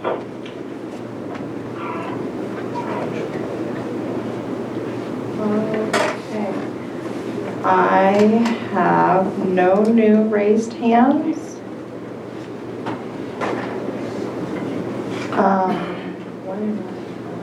And no new chats. All right, with that, then we will close public comment, and unless there are any, we'll take a break, come back at 11:40, and unless there's any objections, I would suggest we move item 2.2 and 2.3 to the next slot on the agenda when we come back, so we can get those, our presenters done. All right, so we'll be back at 11:40. I would request anybody that spoke today to stay around for the cannabis ad hoc report.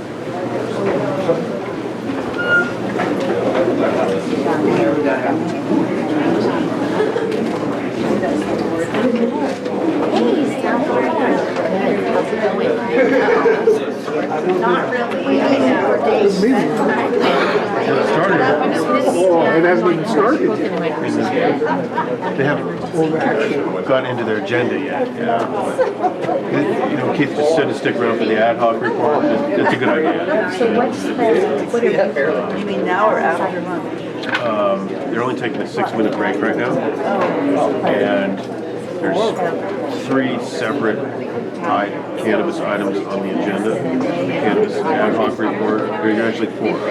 Cannabis ad hoc report. Ad hoc is like a temporary committee specializing in an area of study and work. It's like representatives from the board that take on some special duties. That would mean they have the information. In more specialized ways. The ad hoc report and then the cannabis director's report, which we hope something comes of that, and then the contract with the ordinance writer and the opt-out. 4 cannabis items. There's going to be presentations, Forest Service, Sheriff, I think here shortly. It's going to take a little time. And then they'll get into the staff report. Or sorry, they'll get into the consent agenda. And that's when we can start paying attention.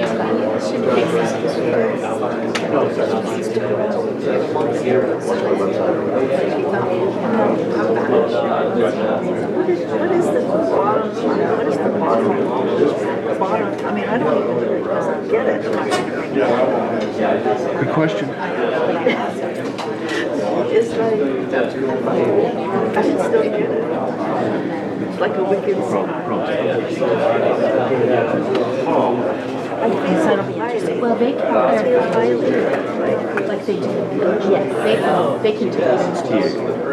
Shut this thing down, and he's constantly trying to renegotiate every little element of the ordinance and threatening to sue every time.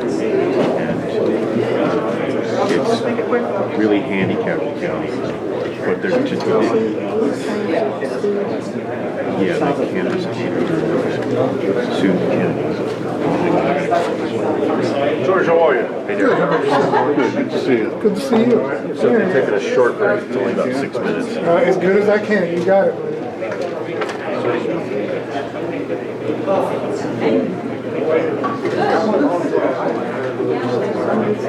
Okay. Hey, Sean? Yeah.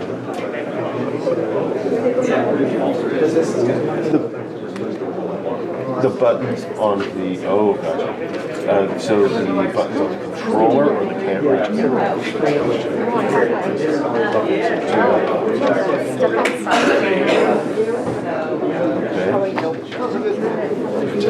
Good. So I just pressed the red button, nothing happened. Okay, red button off, red button off.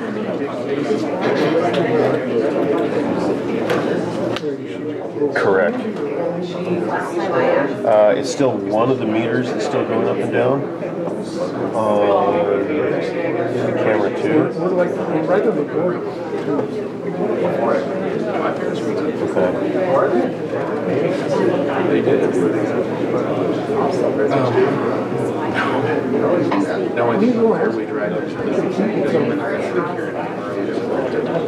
Okay. Okay. It was probably just me.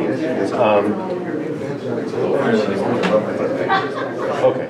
So there still is a meter, well, it looks like an audio meter on camera 2, but I do have the controller. Ah, okay.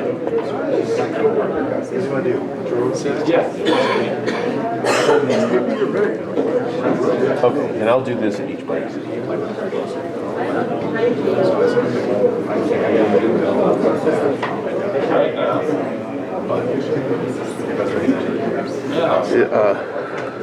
I don't know yet. I think Dan's good.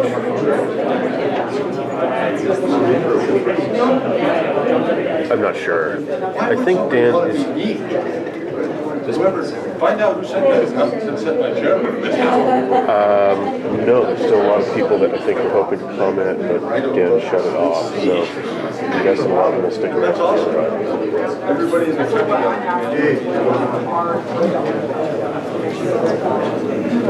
Robbie.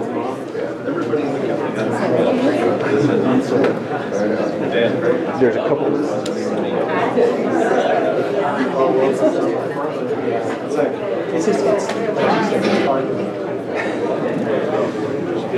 Okay. If you want to just jet for Reading, I think I've got this. Hanging on that camera. I think this is full.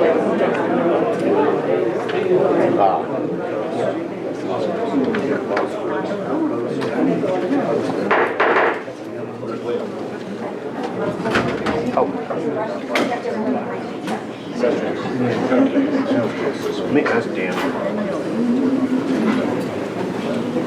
All right.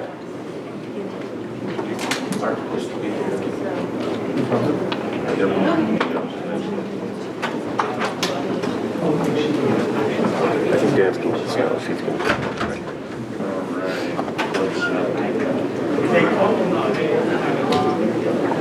for Jeremy? No, we're waiting for you, Liam. All right, we are going to call our meeting back to order and skipping item 2.1. What do we got going on here? Is this closed session? No. People back in? Yeah, everybody's welcome to be in. Everybody's back in? All right, so, would it be possible to ask everybody out there to come back in so they can hear this? Or what? Are they? Okay. So, I ran this by Richard. Executive session, if you'd like to sit inside, or you're welcome to stay out here, wherever you'd like.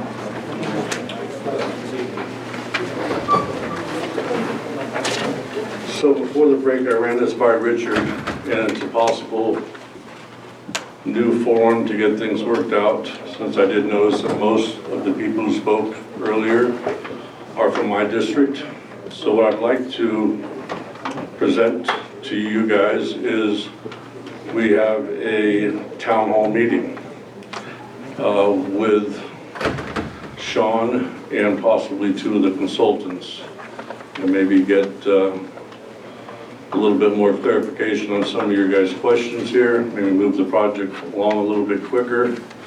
I don't think there's any legalities against doing this, as far as Richard said. So as long as we don't have a Brown Act violation,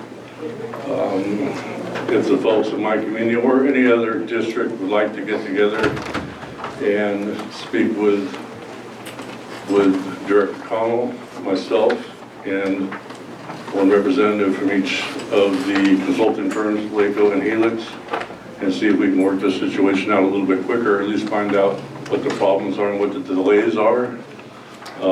I would be up for that. You guys can get a hold of me on my website.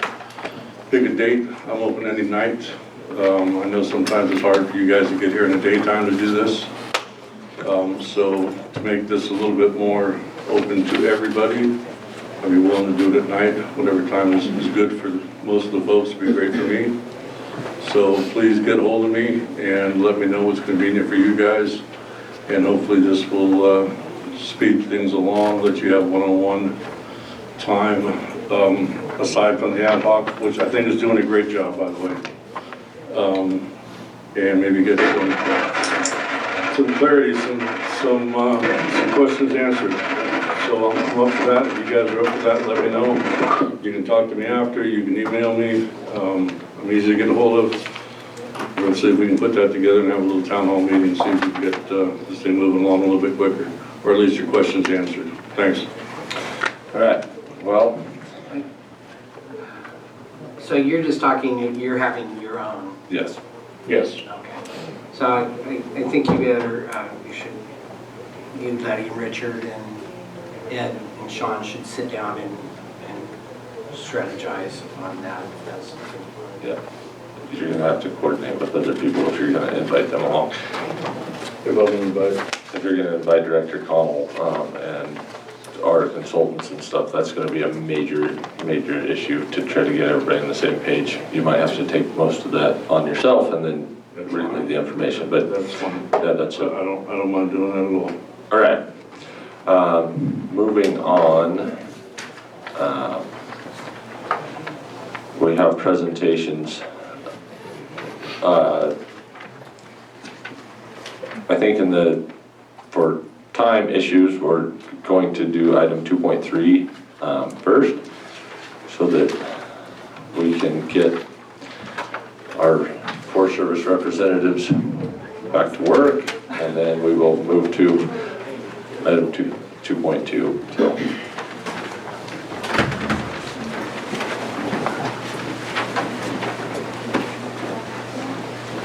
Good morning, and thank you for the time on your schedule to come in and just give you an update on what we're doing on the west side of the Shasta Trinity National Forest. For those who don't know, my name is Tara Jones. I am the District Ranger on the Trinity River Management Unit and also the Acting District Ranger currently for the South Fork Management Unit. Ben Sundall, who couldn't be here today, is the Deputy District Ranger for both of those units. I want to give you a little bit of an update on a few things, the status of our post-fire activities. We have temporarily shifted our focus in terms of something like a blitz into the river complex to knock out as many, get our hazard trees and public safety trees addressed in the river complex. That area experienced, as you all know, high severity fire. The Goldfield campground was completely destroyed, as well as a number of the hazard trees that lead up to our trailheads. And I know how important recreation is to Trinity County. So we're doing our utmost to knock out some of those critical roads in that campground area and just get it done really quickly. You should see a lot of white trucks running around in your district, Supervisor Groves, sorry. Want to give you, also let you know the pilot project, which has been an ongoing, very long awaited NEPA process. That NEPA process has been completed, and it's expected that our forest supervisor, Rachel Berkey, will sign that document either late this week or early next week. So that's been a long time coming, and we're really looking forward to moving out on that. Wanted to give you some feedback. As most of you know, we held 5 public meetings, one in Trinity Center, one in Weaverville, one in Burnt Ranch, one in High and Palm, and one in Hayfork. I really appreciate the time that the supervisors who came to those meetings, and I appreciate the time of the public to come out, hear what your thoughts are on managing the National Forest, and to hear your concerns. I want to let you know that we'll be doing follow-up meetings in the fall. So in the spring, we should hear your concerns, let you know kind of what we're looking at, and in the fall, we should be able to tell you what we've accomplished. I also want to give you an update on the Trinity County RAC. The Resource Advisory Committee, we've completed, the committee completed prioritizing and assigning the funds that we were giving up until 21. So we're still expecting to get the FY22 dollars. I haven't gotten that number yet, or what the number will be in the funding cycle, but as soon as I do, I'll be sure to share that with all of you, get it to the RAC, and then we'll get moving on the next group of projects. Moving on, I do want to let you know in the RAC we do have LeJean Hammond, who is helping us out, has moved on to the Supervisors National Forest. He'll be working down there, and we have a new person helping us out up here, Monique Ray. Let's see, I have really excellent news. It's long overdue. I'm happy to tell you our office will open June 6th, finally. So it'll be open to the public. If I have to make cookies, I'll make cookies. I'm just so excited we're going to be open. Please come by and see the front desk. Get your questions asked in person. We're happy to have that avenue back to be able to serve you all better. Let's see. So I make this quick. As you know, there will be some trails that will be closed. The rec guide should be out in the paper, I think, this week. We will have a number of trails that will be closed from the impacts of the fires. The biggest concern for me as the ranger is where we've lost the trails, where you can't tell, there's no sign, and we've had enough dirt move that you can't tell if you're on the trail or not. That is, to me, the biggest hazard. And so we have had some late season success in getting some people on board in recreation who will help us make those evaluations of those trails and get them open as quickly as we can. I did meet with the Trinity County Collaborative Rec subgroup last week, and we'll have our collaborative group full session this Friday. I think that's most of what I had for you today. I wanted to let you know, sometimes we don't talk about the partners that we're working with, or I don't talk about them enough. The RCD has been doing a fantastic job of working with us and helping us manage the WCF collaboratively. We're looking to expand that and use them more and give them some more things on their plate to help us with. The Watershed Center continues to be a really important partner as well in helping us with the Bowerman fuel break on Bowerman Ridge.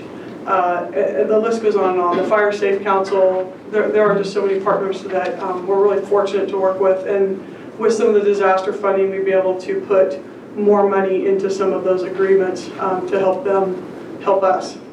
So that's what I have for you for an update. I know it's brief. I know you have already had a long meeting with a lot of speakers, so if there's any questions for me, I'm happy to take them. Otherwise, I communicate pretty regularly with a bunch of you. If there's anything else, any other questions, I'm happy to take them. Any questions? Yeah, I have a few questions after our last meeting we had in Hayfork. some of the people that were there, and some other folks came up to me and asked me a few questions. Will the McFarland Fire Recovery CE be done in time for the build of Idlewood? Yes. I will tell you though that I made the difficult decision. There was a 2-week gap. I'm putting everybody in there, everyone I have over on River to get, so the goal is to get both River and McFarland sold so they can be harvested this year and get those fuels off of the landscape. Are you putting a fuel break around that area? Are you talking McFarland? Up at River Complex. We're dealing with the public safety trees right now. That's the immediate threat, and then we'll do a follow-up restoration project later.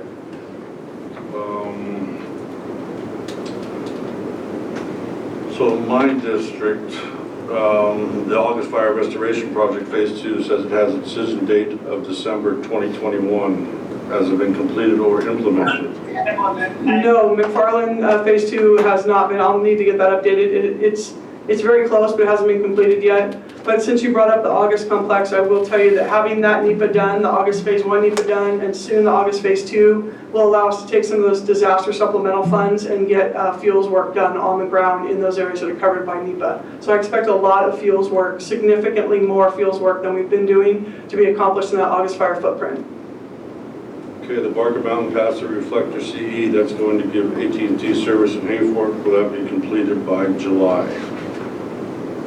I don't have a date for you on that. I know it's making its way through the process because I saw it just the other day, but let me take a note on that. You want to know if it's going to be done by July? Yeah. And that's Barker. Yep. The Crowell Gulch Restoration CE Stage 0 Restoration Project was supposed to be completed by April. Was it completed in April? Corral Gulch. That's we did that. We had that covered in our public meetings. We had the slides and things. I think we're at we're doing some consultation with the tribes and finishing up some archaeology little pieces of the puzzle. So it's not done. Expected to be done very soon. That's one of the things we talked about, I think, at our meeting, which Stage 0 ones are pretty popular and work pretty well. So I guess the last question, I think I asked you this before, do you think it's effective to have a single district ranger responsible for nearly 1 million acres of national forest lands? So as we are sitting right now, I am the only district ranger that's in place, but I do have a deputy district ranger, which we didn't have before. So essentially there's two, to be clear, a deputy district ranger is also a line officer with the authority that comes with that.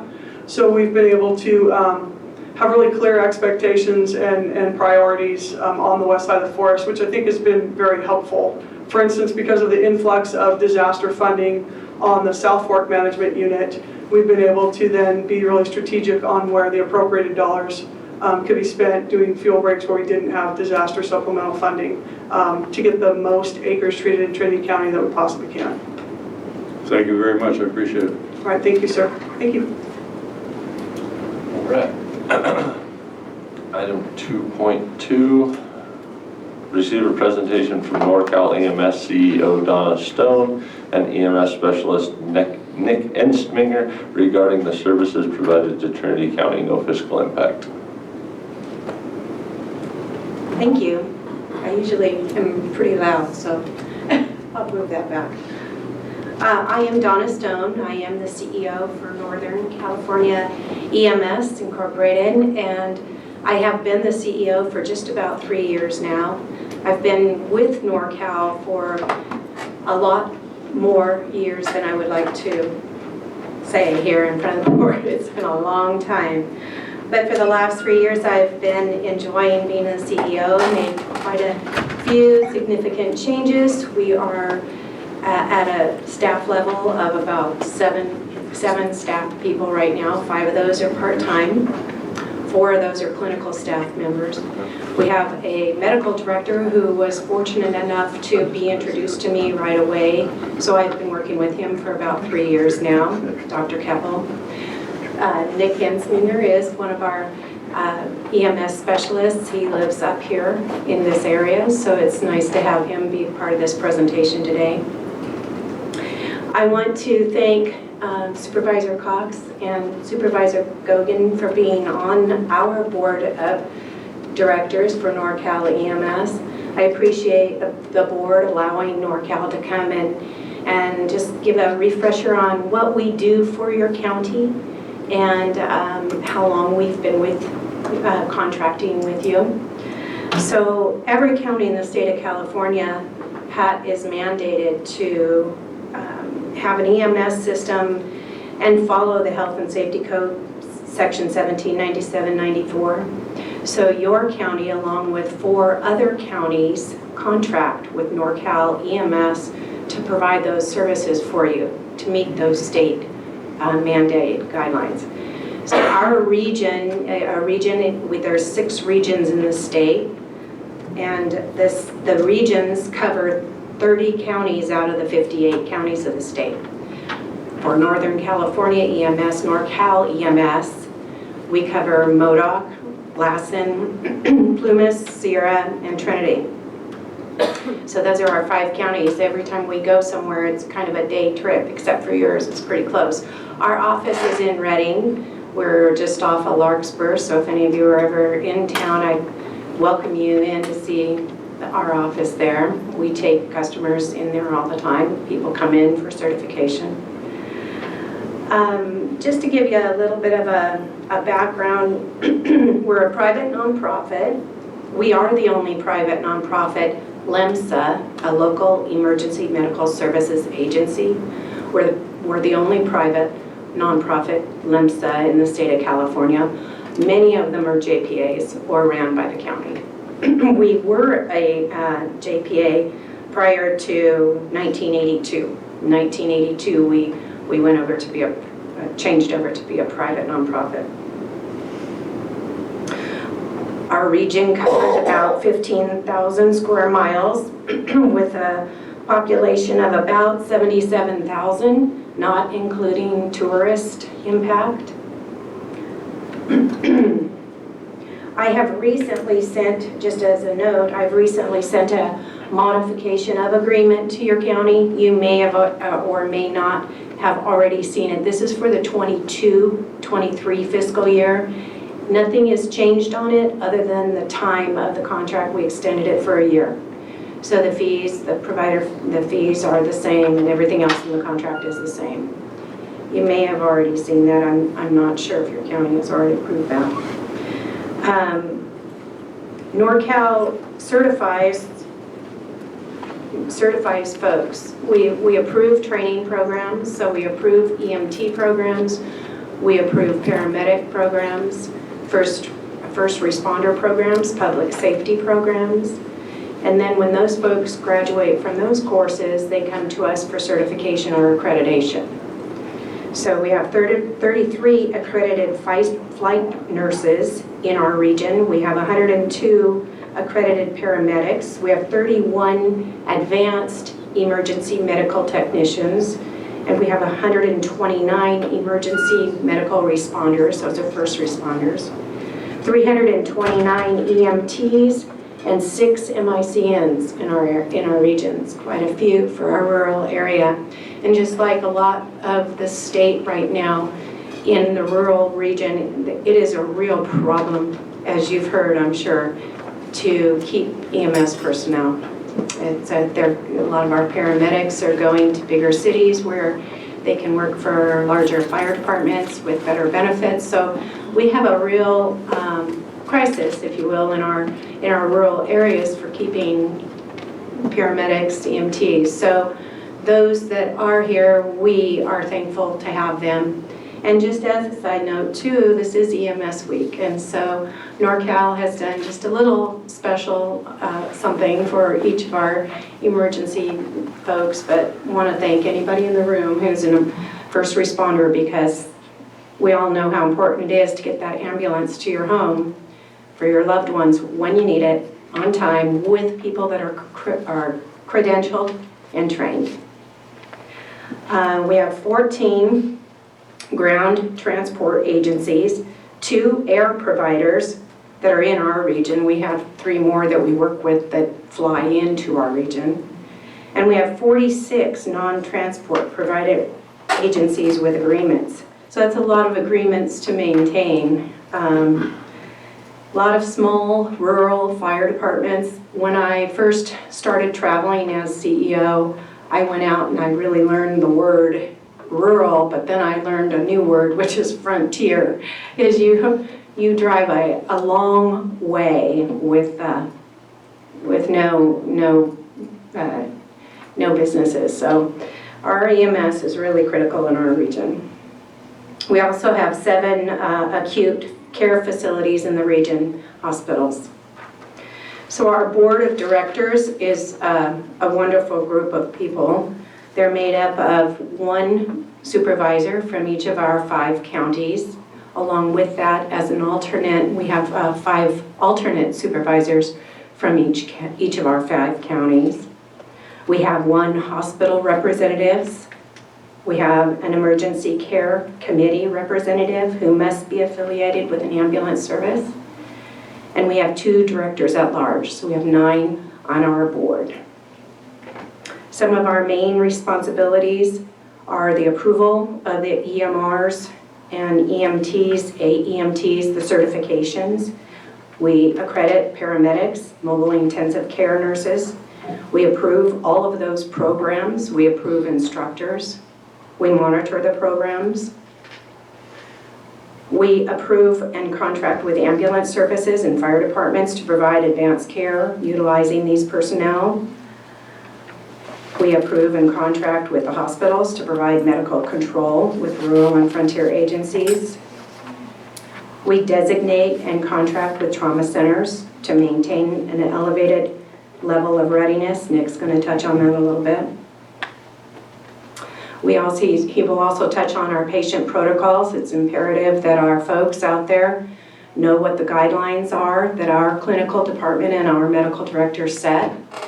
And so those have been completely redone since I've been CEO. We've gone through and now we have a complete updated. We have a medical advisory committee meeting that is growing. Another EMS specialist, Mark Thomas, leads that. That's an opportunity for folks to share information, share training, learn about the new protocols, suggest new protocols. So it's really been a good growing committee that we have. We also have to take corrective action as a regulatory agency. We also have to take, unfortunately, some corrective action when needed. Keep everything level and going straight forward. As far as Trinity County, we have 14 provider contracts. We have 1 AED contract. We have 8 basic life support non-transport agreements. We have 2 basic life support transfer agreements. We have 1 advanced life support non-transport agreement, and then 2 advanced life support transfer agreements. Trinity County has 10 approved training programs. We have 6 public safety first aid, 2 emergency medical responder programs, and 2 EMT programs. Disaster, Mark Thomas and all of our clinical folks, actually, even the office folks, have been involved with disaster-related issues. We also have been participating in HPP and continue to do that, health preparedness, hospital preparedness project. We were in the throes of planning our 16th annual conference. We used to have, many of you have attended those in person, and that's when COVID hit, so we had to cancel that. We haven't been able to get that back in place yet, but we've designed and developed webinars. So now folks can every quarter get on Zoom and get 1 free CE, but more importantly than the CE is the information that we're giving out. We have relevant speakers, and they offer training basically for an hour. We do these on Fridays from 12 to 1. The next one is this Friday, and I think Nick's going to be talking about that as well.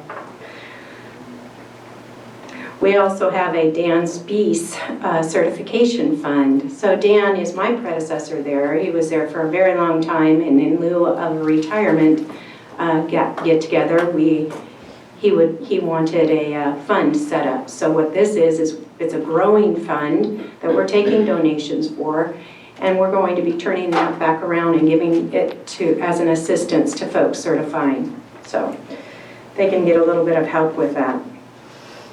We're actively, folks actively seeking grants now. We have received a couple small COVID grants, but we are actively seeking another ones.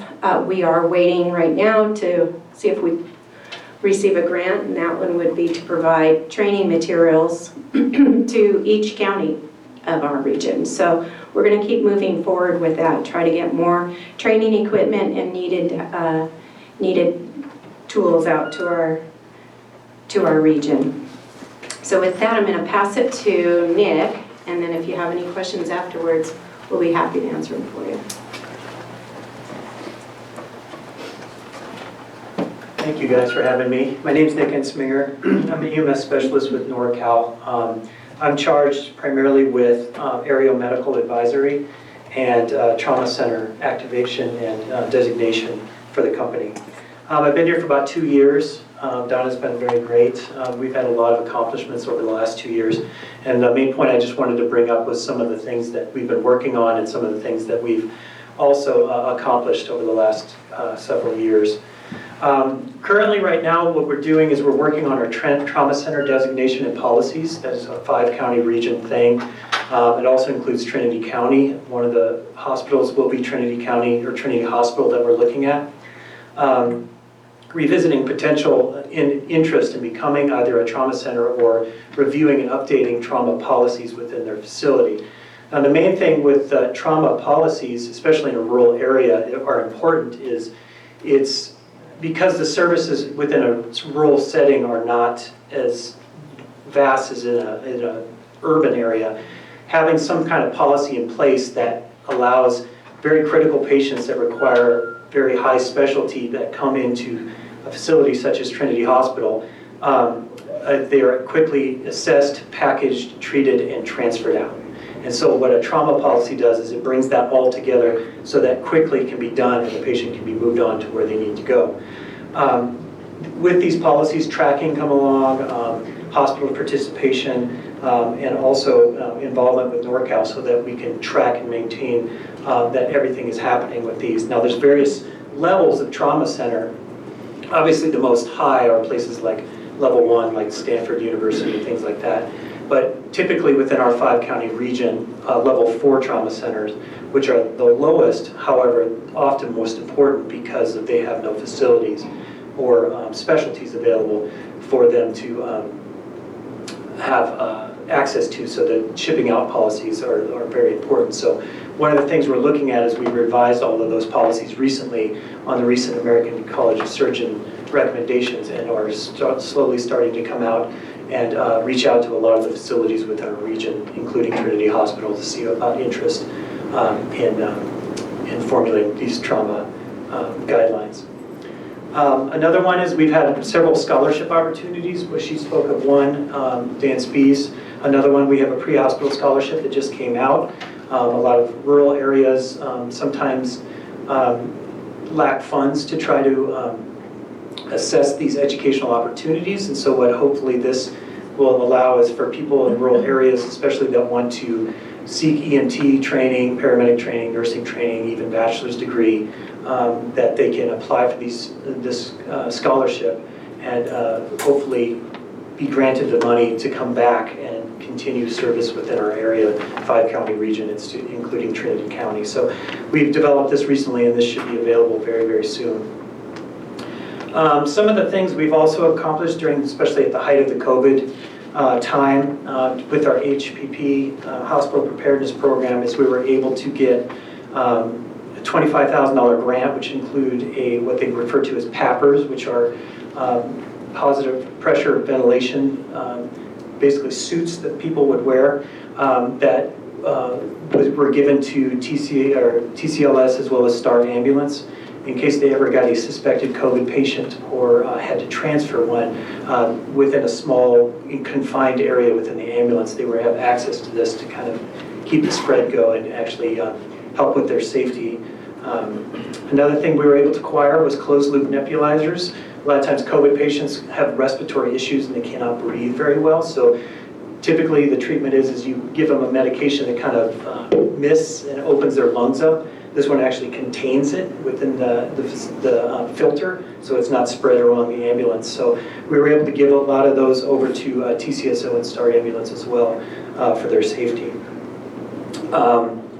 Continuing on, and if any point you guys have any questions, if I'm getting too technical, please let me know about certain things. So as Donna alluded to, we continue to have MAC meetings with Mark Thomas, the other EMS specialist, with continuing reviewing policies, and policies or treatment protocols that are set in place that allow providers to know a basically step-by-step procedural way of treating critical patients, or even, all acuity of patients.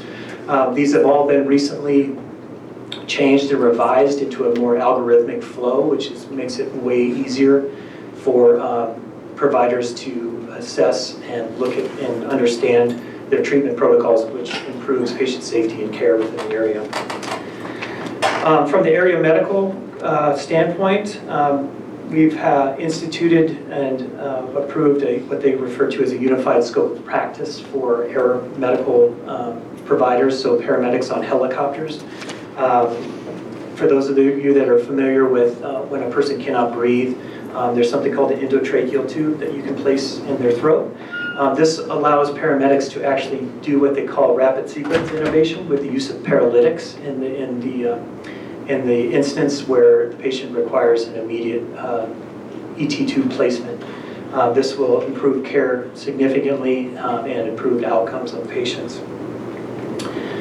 We've been working very closely with regional and outside providers for improved coordination of care within the area medical services. We've been tracking response times and care. We've revised our tracking practices. All of our regional air providers have been providing quarterly data about their how long it's taking them for their lift into the air response to the scene and the response back to the hospital. So we can basically monitor that and make sure that patients are getting to where they need to go if they're summoned as quickly as possible. We've also been participating in investigations should any of those show outliers or concern. And we do have a policy in place for any, if there is ever any need for any kind of action regarding that. We have quarterly AMAC meetings, which is the Aviation Medical Committee, which allows any outside or internal provider within the air services. They can, it's an open discussion, so we can kind of look at any issues and kind of resolve them to make sure that care is continued and going well. We also offer CMEs during this time, and CMEs is something that they all need to continue to re-up their certifications to continue providing care. ALS in Trinity County specifically, we, knowing the plight of TCLS and Star Ambulance constantly with the rural ambulances just across the state, always having difficulties, especially in rural areas. Donna spoke about where you have continued support with them and open conversation and trying to help them out in any way we can to continue their services, which are vital in this area. Continuing on, some CE opportunities, like Donna spoke about, the virtual conference series is something that we've been putting on. The next one is May 20th. Anyone can sign on, 1 hour of free CEs. It's a great thing. One point we had 74 people participate in the series. Topics have included very specific and relevant issues, including orthopedic trauma emergencies, pediatric emergencies, STEMI or 12-lead EKG, which is for like heart attacks, STEMI type stuff, and psychological, and the next one is burns. We've had specialist come from around the area, including Renown and Reno and other areas. So it's a great opportunity for anyone, no matter what your certification level is, to attend, so that you can get CMEs, and just the information is very, very great. Some special projects recently. We have a new project that was actually instituted out at Star Ambulance recently, but now it'll be available to any provider on the ground ambulance if they're interested in it. It's a policy that allows, like we spoke about earlier, as far as the endotracheal intubation for patients that cannot breathe. Traditionally, it was a manual procedure, but now with the acquisition of a video, what they call a video laryngoscope, it actually has a LED screen, so your face is not directly near the mouth. The provider can actually see what they're doing inside the mouth, which would improve accuracy and improve success rates significantly. So now STAR actually has one of those available to them, being 52 miles from the next available facility. It's very important, and the amount of time that, or frequency that they use it, that they have all the abilities set for it, that they can ensure its success rates. So that's available to them, but it's also available now to any ground agency that wishes to pursue it. Typically, it just has to be approved through us. They have a trainer within their own facility, and then we track the records and success rates at NorCal. And then lastly, currently we're exploring events or any means that can create increased attention to the challenges of rural agencies, whether it be fire departments or TCLS or STAR or anything, just knowing that staffing, rural settings, just the system as a whole across California needs help. So we're going to be continuing to try to assist in any way we can to bring attention to this need. I appreciate your time. If you have any questions, please let me know. Also on the website, if you have any questions, otherwise feel free to email me at any time. Okay? Thanks. I just had one thing to add here, is that Nick is very humble. He, like the rest of our clinical staff, he works full-time. He's a physician assistant. And not only does he work full-time at another job, he has a family, and then he works part-time for us. He's just finished, very, very close to finishing his doctorate. We are very fortunate to have him on our staff. And in addition to that, he is extremely humble because the scholarship fund is there because of a book that he has written, and he has allowed all of those proceeds from that book to go towards the scholarship fund. So NorCal is, and the region is very much benefiting from that. I would encourage all of you to go to norcalems.org and check out the scholarship. You can see the Insminger Scholarship Fund. So there's no more questions. Thanks for your presentation. Thank you. All right. Does anyone on the board have any issue with continuing on to item 2.4 before we do item 2.1? Another presentation. All right. So Trinity County Transportation Commission, item 2.4, received a presentation from Green Dot Transportation Solutions Principal Transportation Planner Jeff Schwein regarding the preparation of the 2022 Trinity County Regional Transportation Plan. Sorry if I just read your last name. Oh, you nailed it. All right. Yeah, Schwein, that's it. Thank you. My name is Jeff Schwein. I work for a small consulting business, and we are in Trinity County to prepare a regional transportation plan. The cameras are running. We have a short presentation. But if you hit this right here, that'll take it. Right up. Yeah. So a regional transportation plan is your general plan to transportation. And I wanted to give you guys some idea of what it is, and also tell you kind of how we're collecting input from communities around Trinity County. Because you probably, some of you have been at the meetings, and you've probably heard that we are holding meetings in communities throughout the county collecting input. So really, this is Themselves, they could just leave them there. a policy document. Until they get a It closed has session, have to a shut 'em down. financial element to it, and it also has an action element, which means all of the projects. You can go to the next slide. Well, they're all powered. Okay. So like I said, it's a 20-year planning document. We look out 20 years and say, hey, what's going to change for transportation in Trinity County? What are the needs for the next 20 years?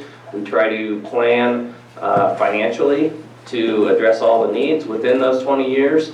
And usually we can get it right because we do update this plan every 5 years. So we can make little tweaks and modifications as we sort of clear the shelf of transportation projects, look at what funding's coming next, then we can adopt the changes in the next update of the regional transportation plan.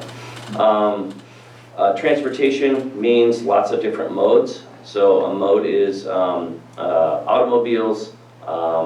It includes things like, obviously, other types of mobiles like trucks. Really important these days, especially in rural communities with all the salvage logging going on. It includes bridges. It includes the transit system, walking and biking facilities, aviation on a kind of general scale, and then rail, which you guys don't typically have any. So, next slide.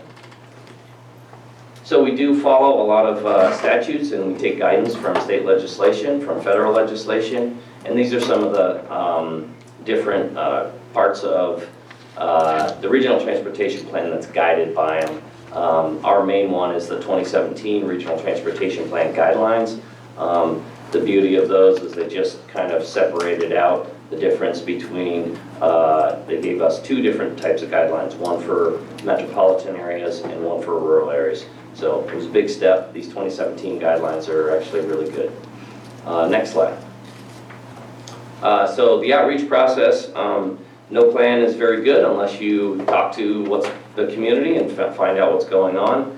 We can be sort of experts from understanding other communities and what's going on in the discipline at the state level, but we rely on county constituents to help us understand what's happening in their community, the mobility patterns, safety issues, things like that, and then we can help develop projects to accommodate and mitigate any challenges that you're having. So we do have a web presence, a website, some social media going. We're going to plan on doing 7 community meetings at the beginning, which is happening right now, a few weeks ago, and then this week, where we sort of spur communication and discussion with the communities and take feedback, and then we go back, we do all our data analysis, we come up with the new policies, the financial projections, and the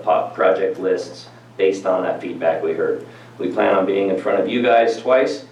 This is the first time. The next time we'll have a draft that's due, or a draft for you to review and comment on, and then we'll come to the board to present that, the final regional transportation plan. And we will go back out to all of the communities that we're visiting now with the draft project lists, financial element, all the policies, so we can get comments back on that too. So I'm just going to cook through these couple slides, but basically some of the things we look at when developing a regional transportation plan are the condition of your pavement. It's a really important one for rural areas, particularly because you have so much of it. Got to travel long distances.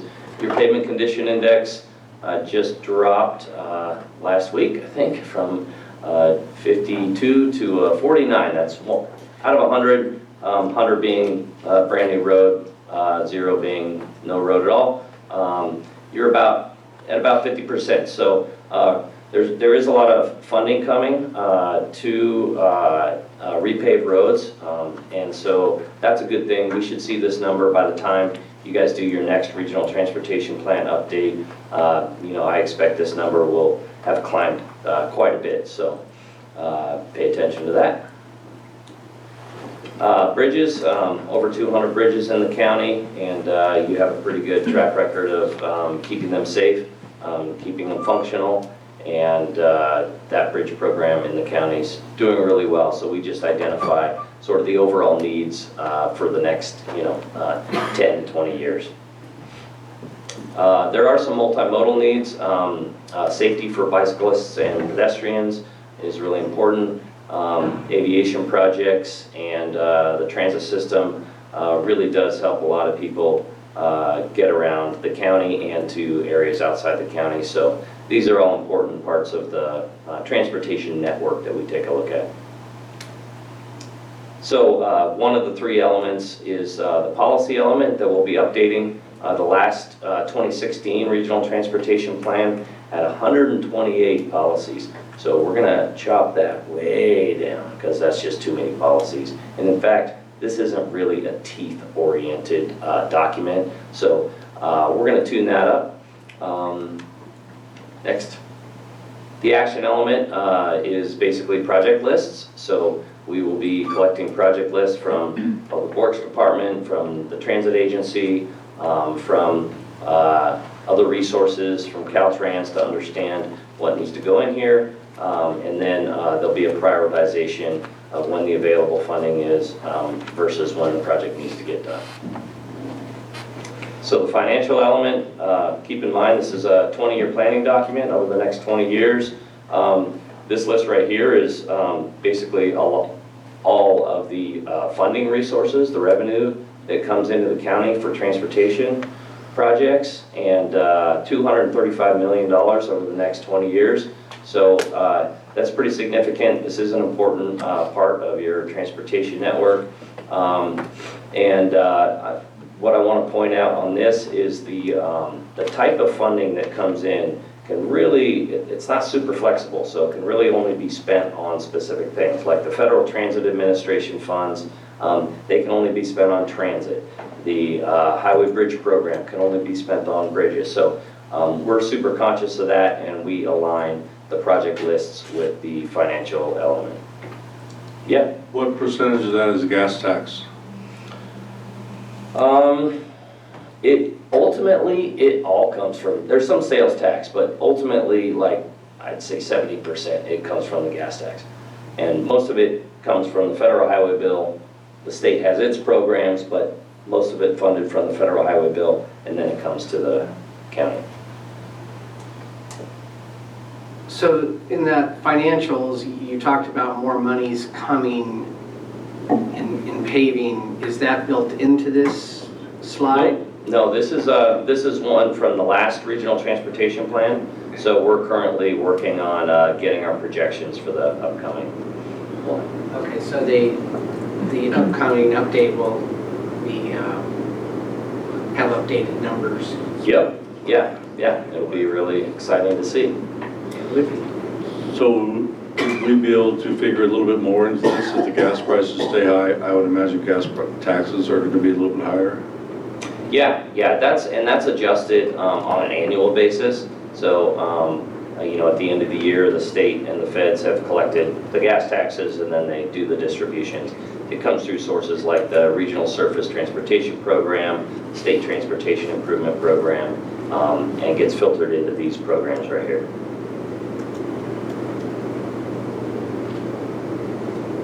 Okay, next slide. So next steps, we are collecting information right now. We have a lot of analysis and data crunching to do after that throughout the summer. And we will come back with some policies, financial projections, and the project lists, and get that out to the public so people can comment on them. And then in September or October, we'll have a draft regional transportation plan done and hopefully have this adopted by the end of the year. And with that, any other questions?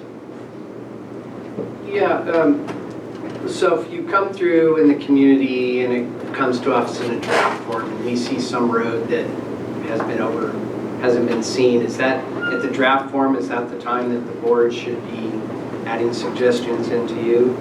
Sure, and hopefully, people can just get the suggestions directly to us too. But yes, pretty much any time until we adopt this, in December of this year, we can take comments and make those adjustments.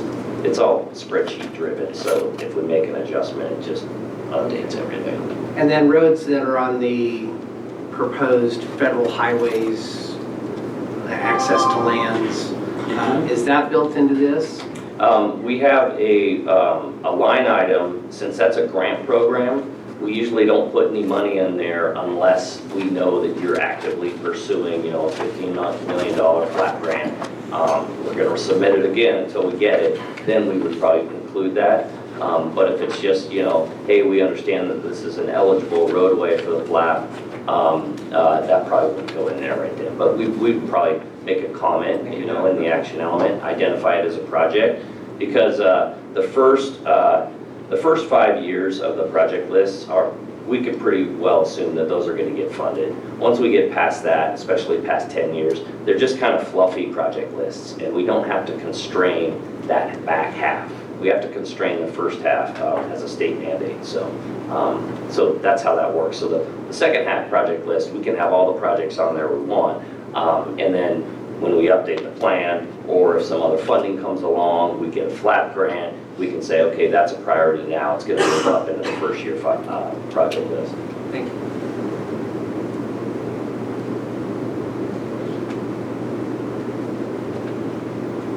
Thank you, sir. Great, see you in Lewiston tonight. I was really planning on going there, but I've got a feeling I'm not going to make 4:30 in Lewiston. All right, so with that, I guess we can move back to item 2.1, Board of Supervisors. Adopt a proclamation recognizing the retirement of Trinity County Administrative Officer Richard Coons. Who's in charge of this? Me? All right. We'll read the proclamation. A proclamation of the Board of Supervisors of the County of Trinity recognizing the retirement of Trinity County Administrative Officer Richard Coons. Whereas on December 4th, 2017, Richard continued his career in local government by starting in the position of County Administrative Officer for Trinity County. Prior to serving as CAO, Richard worked for 21 years in law enforcement, mental health, and housing for the counties of Del Norte and Shasta. And whereas Richard is an excellent conversationalist and used his skills many times to bring about comfortable, collaborative discussions on many topics, some of which are highly controversial. And whereas Richard would aggressively but professionally approach difficult topics head-on, encouraging the board to make investments in staff and equipment with strong commitment to providing improved services to the community. Whereas Richard was always easy to approach regardless of the subject matter, he was very much a team leader and always looking out for the best interest of the county as a whole. And whereas even with widely varied opinions across two different sets of boards of supervisors and the public on many issues, Richard kept the discussions calm and professional for all involved and was able to keep moving projects forward. And whereas working with the Director of Transportation, the Sheriff, and other management staff, Richard oversaw the completion of a new, modern Trinity County jail. He has also played a vital role in the completion of the Cannabis Environmental Impact Report. Both of those were significant projects to Trinity County. Now, therefore, be it proclaimed that the Board of Supervisors of the County of Trinity thank Richard for his dedication and service as the County Administrative Officer and wishes him and Ginger a happy and healthy retirement. Duly passed and adopted this 17th day of May 2022 by the Board of Supervisors of Trinity County. So moved. A second? Oh, I thought you did second. I'll second. Supervisor Cox? Aye. Supervisor Gross? Aye. Supervisor Gogan? Aye. Chairman Frazier? Aye. Thank you.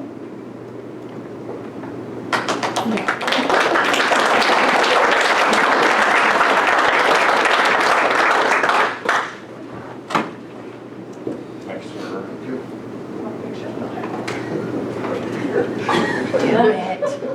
Did you ask him? Let me rephrase that. Let me tell me. That wasn't an actual question. Does that Maybe you want us to come We would like to take a picture, please.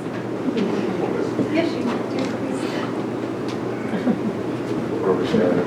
You can get it, Susan. I can't believe you took that. I know. It's like when my kids, will you please put that in the laundry? I will. What's the question? Get over there.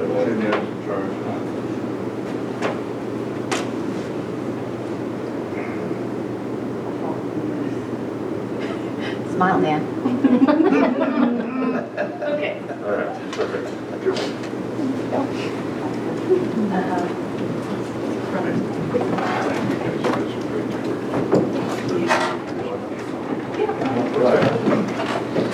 Did Richard have anything he wanted to? No, not yet, but it has been a very enjoyable ride. I have learned very much about who I am, because it's been challenging, but I've enjoyed it. I like the speaker we just had, that it said that Keith was doing a great job because he's upsetting everybody, so I'm pretty sure I set the bar pretty high for the next CEO to piss people off more than I have. So, but I do appreciate, I just enjoyed the community. Even though we can have heated debates, it seems like at the end, it's still about what needs to get done. So I have truly enjoyed it. I will miss it. It's going to be weird next 7th of June. I will tune in, but it's just going to be weird not being part of it. So I just want to thank everybody for your patience, tolerance, and kindness you've shown me. Thank you. Thank you. All right.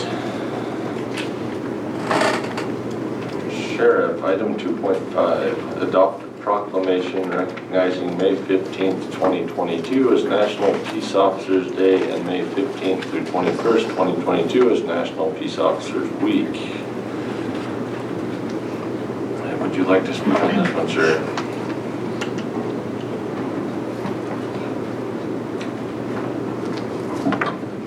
Morning. Yes, it's still morning. No, it's not. It's afternoon. Oh, my goodness. Chair, board members, thank you for recognizing the hard work, dedication, and the sacrifice of law enforcement officers serving the residents of Trinity County. This recognition includes Sheriff's Office, Probation Department, Marshal's Office, CHP, Fish and Wildlife, Forest Service, the arson investigators, and all the other law enforcement agencies serving Trinity County.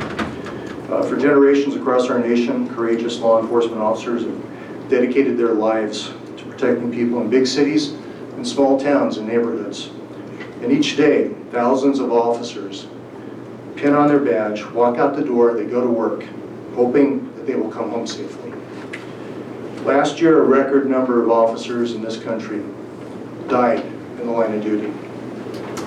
On Peace Officers Memorial Day and during Peace Officers Week, we thank the selfless public servants who put themselves in harm's way to keep us safe and honor those who lost their lives in the line of duty. I'd like to just take a moment for us to remember those members of the Trinity County Sheriff's Office who've made the ultimate sacrifice. Sheriff James Cochran, end of watch March 17th, 1868. Deputy Charles W. Carpenter, end of watch July 13th, 1928. Deputy William Chester Jackson, end of watch April 27th, 1971. So I thank you very much for recognizing all peace officers. Thank you. Thank you.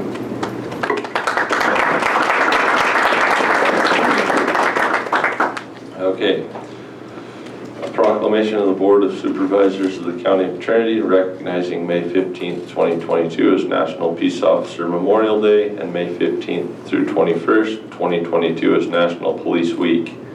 Whereas in 1962, President John F. Kennedy proclaimed May 15th as National Peace Officer Memorial Day and the calendar week in which May 15th falls as National Police Week, and whereas established by joint resolution of Congress in 1962, National Police Week pays special recognition to those law enforcement officers who lost their lives in the line of duty for safety and protection of others.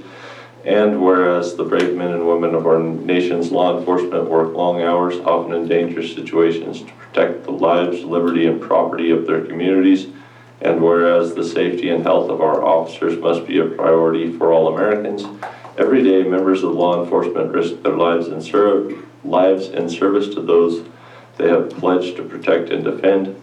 We must not take their devotion to duty for granted, and we must do everything in our power to ensure their physical and mental well-being. And whereas the work of law enforcement officers is essential to preserving peace in our communities and ensuring the safety of our precious lives and personal property, and whereas we solemnly acknowledge our debt to those who have lost their lives in the line of duty, these officers and their families have our prayers and unwavering gratitude.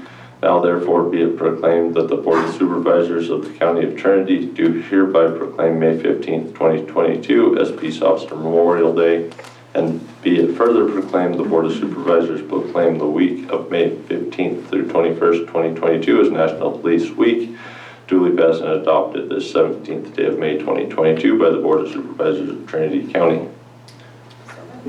Second. Supervisor Groves? Aye. Supervisor Cox?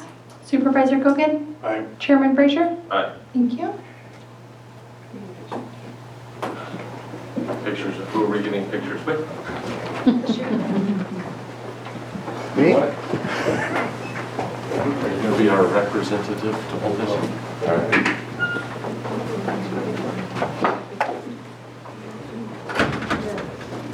Stand back here.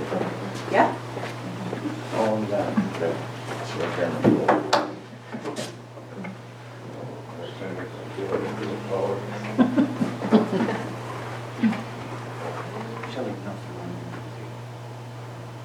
Thank you. Thank you.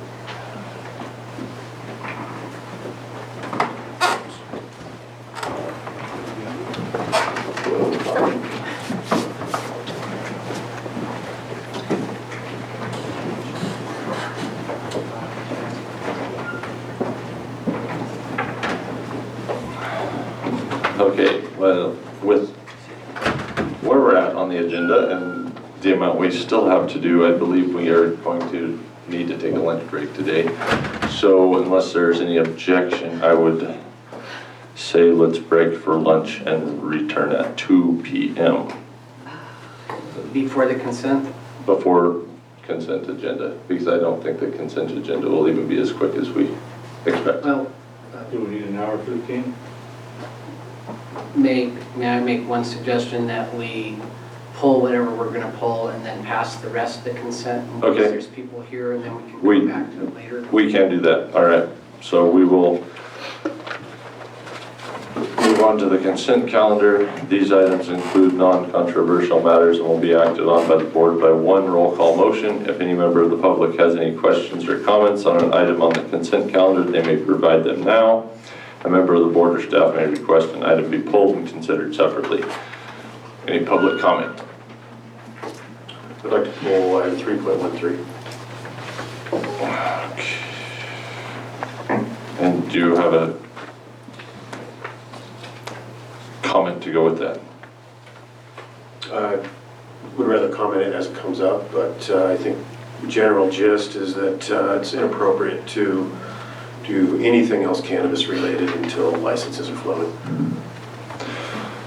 Any further public comment?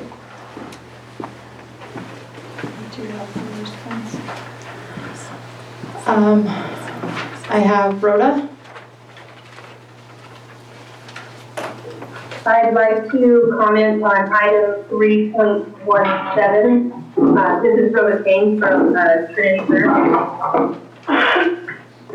I just want to say I understand the need to deal with these big operations and national reports and stuff like that, but I just want to, keep in mind that the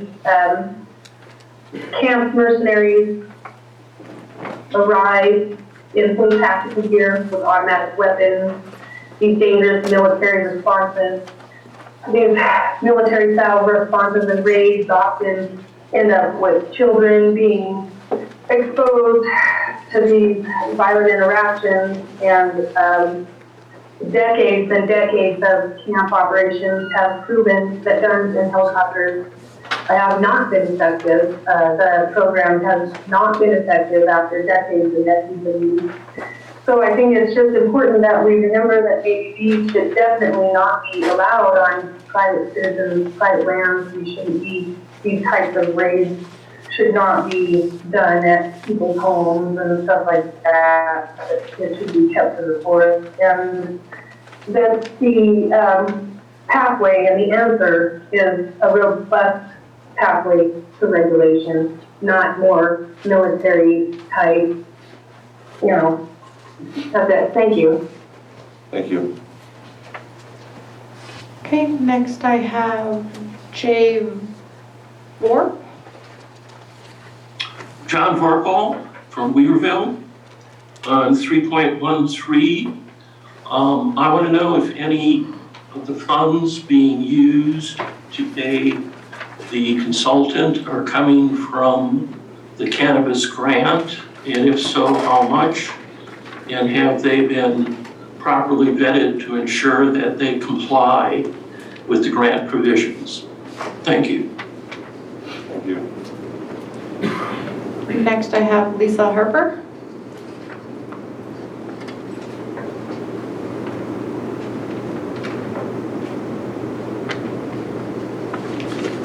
Lisa Harper, do you have a comment? I'm sorry, I was trying to unmute myself. Yeah, I'm calling in about the item on Timber Ridge Lodge under grants. And I've been trying to work with the supervisor on that item, and I believe that I may have gotten the wrong APN number and am referring to the potholes across from the post office, which may be owned by a different property owner. So I would like them filled in either case, and I know it's been a problem for a while. So I just hope that moves forward. I've been working with the transportation, the DOT staff on it also, and have a complaint in. But thank you so much. Thank you. Next I have Ryan Tarbell. Ryan Tarbell, Hayfork. I would also request that item 3.13 is pulled for discussion.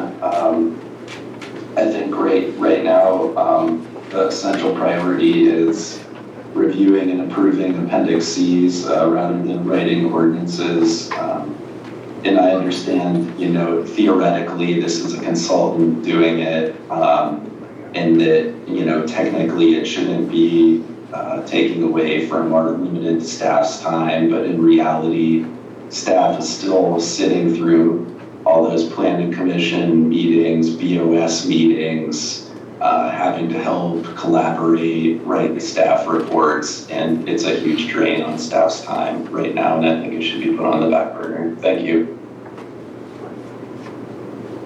Thank you.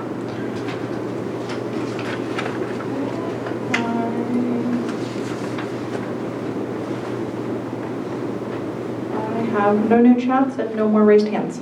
All right. That would close the public comment. Let me finish closing the public comment first. We'll close the public comment on the consent calendar, bring it back to the board. So, Supervisor Gogan, what would you like to have a poll? 5-6. 5-6 is not on the consent calendar. You wrote the wrong thing down, apparently. Yeah, it's at 5. 5-6 is very good. I would move to 3.13. 3.13. Any others besides 3.13?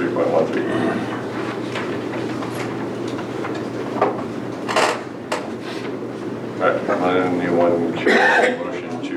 I'll move to approve the remaining consent calendar.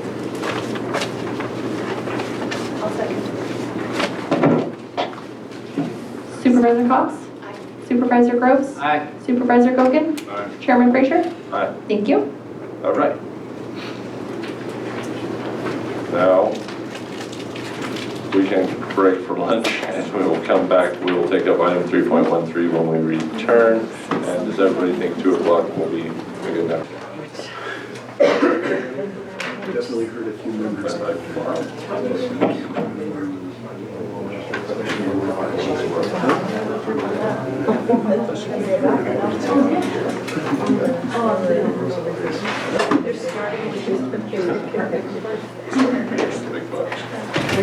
Okay, are we ready?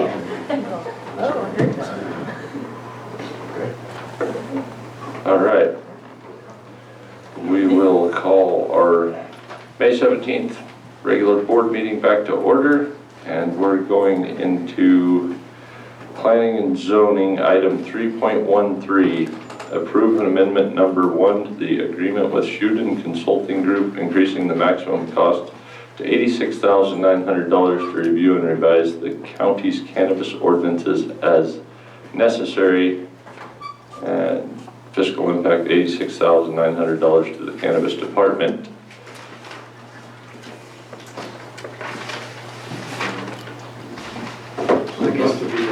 We can take it if you like. Yeah, I was, You guys can find out what questions are, and then we can, I'm pretty sure I can answer it.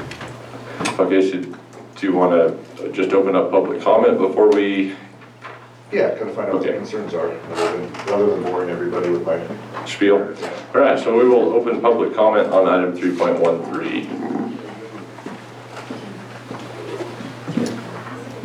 John Brower from Junction City. Requested this item be pulled in light of the fact here we are in middle of May and not a single Appendix C approved are operational out of hundreds. It's been said that we can walk and chew gum at the same time and can implement the program and the EIR while adjusting the program, and I think that's that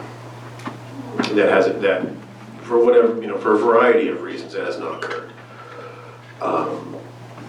So I'm requesting that this amended contract be put on hold. We hit pause with it for some time until we actually have a functioning cannabis program that can implement what we've got.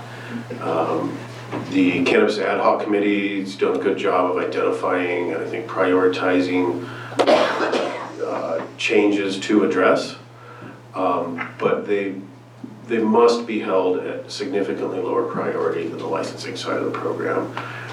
We just got the opt-out zones added that seem to be also very high priority, and now it's time to put the horse in front of the cart and try and pull this thing across the finish line. I'd like to see a significant number of Appendix Cs approved before we continue with amending the program. And the Planning Commission workshops that dealt with opt-out zones were pretty messy. And I think what came out of those to you guys was also messy. And at the last meeting, the opt-out zone guidelines for creation of future opt-out zones got kicked back to the Planning Commission, trying to continue that work. But we're also deemed to be a low priority by Supervisors Gogan and Brown. So in keeping with that, I think we only need one priority right now. That's licensing. Nothing else cannabis until we have licensing moving for real. Thank you.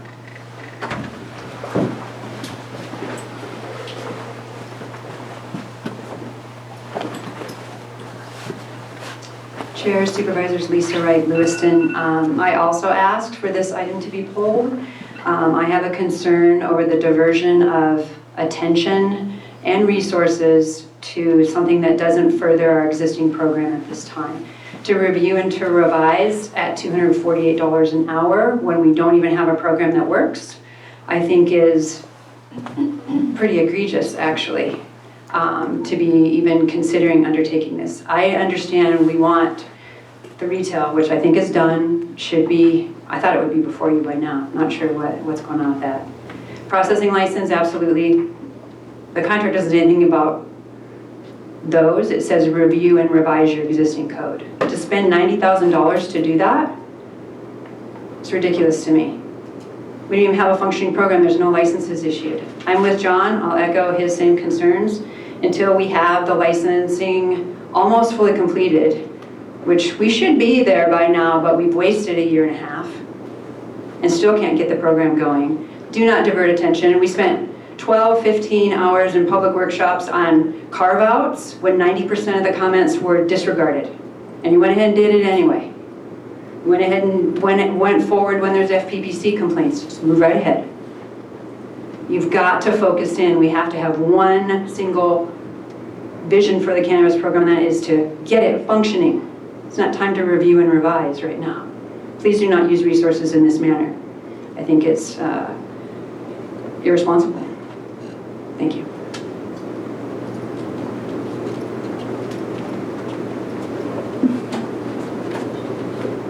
Adrian Keyes from Hayfork. I tend to agree with both the previous speakers. The program clearly needs some revisions, but there's no licenses. It's kind of a jagged pill to have to put revisions of the ordinance in the forefront and to spend money on them. I think that was brought up earlier. I mean, before ordinance revisions are made, there needs to be maybe like public workshops or something to figure out, to have consensus from all sides of the issue on what those changes even would be. Because otherwise it's just it's the hatchet effect versus the scalpel. It's just opening up something that we have no idea where it's going. What direction are we trying to get? Where are we trying to go with these revisions? What is the objective? What are the items that need revision?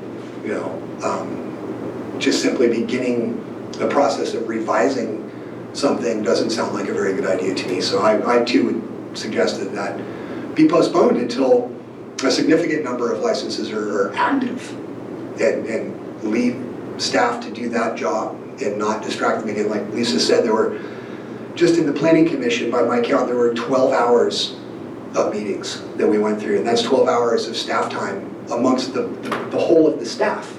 It's not just one person, it was everybody who was there. And that's all the staff that developed those.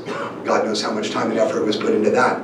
I'm hoping that we don't have to continue having the opt-out conversation for the rest of our lives. Feels like it's been a long time, and it doesn't really feel like anything has happened last couple of years to forward the program. We got an EIR through, and we're still sitting on it. A year and a half later, still sitting on it. Significant investment in people's time, and it's impacting people's lives, you know, dramatically. And yeah, please just consider those things. And I mean, seriously, before we begin to open up the ordinance, we need more community input from all parties. Otherwise, it's just going to be another mess, and it's going to be hours and hours and hours and hours of back and forth that we just don't need to do while we're still waiting for licenses. Thank you.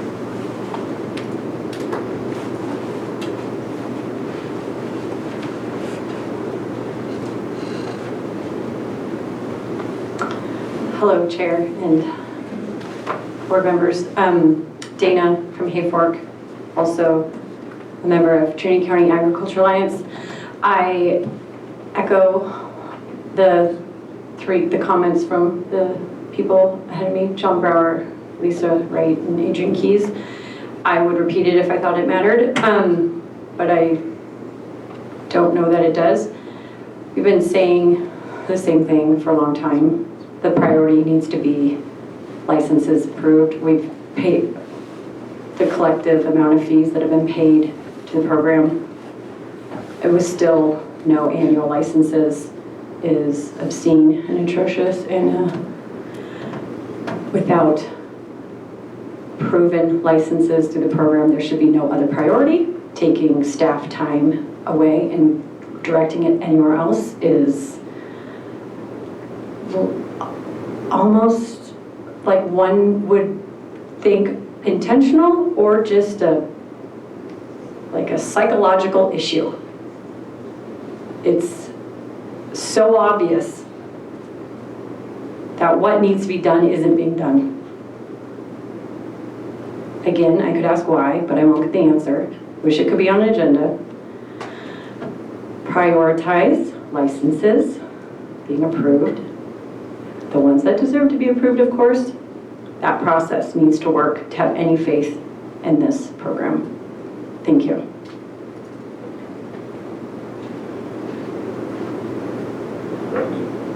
Commenters on Zoom. We have Anne Marie Golubin. Hello, my name is Emery Golden. I spoke earlier. On this issue, I would recommend that you put it on hold because the state is revising their regulations for putting all three organizations together. And until those are properly stated, you could end up in a situation where you're in conflict, like what happened in Mendocino with their environmental being in conflict with the state, now having to go back and redraft it. And as I'm stating that, I would also say I agree completely with taking a scalpel approach. And on that, I'd highly recommend that you extend your opt-out option. And the reason for this would be in defense of the growers. Anyone growing in some of these areas, product would not pass. You've heard today how many people are financially hurting. I can't imagine what it would be like for them to be in a situation where they go through the whole season and they find out their grow will not pass testing. Because the majority of pesticides and other items that are regulated by the DCC can be bought at any basic lawn and garden center. Metalothion, which is used throughout agriculture and used in many gardens, turns to cyanide when decarboxylated, aka smoke. This would destroy their growth and it would make it worthless. That would be much worse than never even going into the ground. I highly recommend that you extend those and there be further education on that this is a bioaccumulator. It will pick up pesticides 8 miles as the crow flies and also pollinate too. Thank you. Okay. Next we have Rhoda. Hi, this is Rhoda Kane from Trinity Center. I just kind of want to echo also what Dana and John and Adrian and everyone are saying that, our cannabis citizen staff is incredibly overworked. They're understaffed, and I just hope that we can just let them get some of these licenses out the door and give them a break on this opt-out stuff. I feel like we're kind of getting through it, and we just need to give the staff a break and let them get some licenses.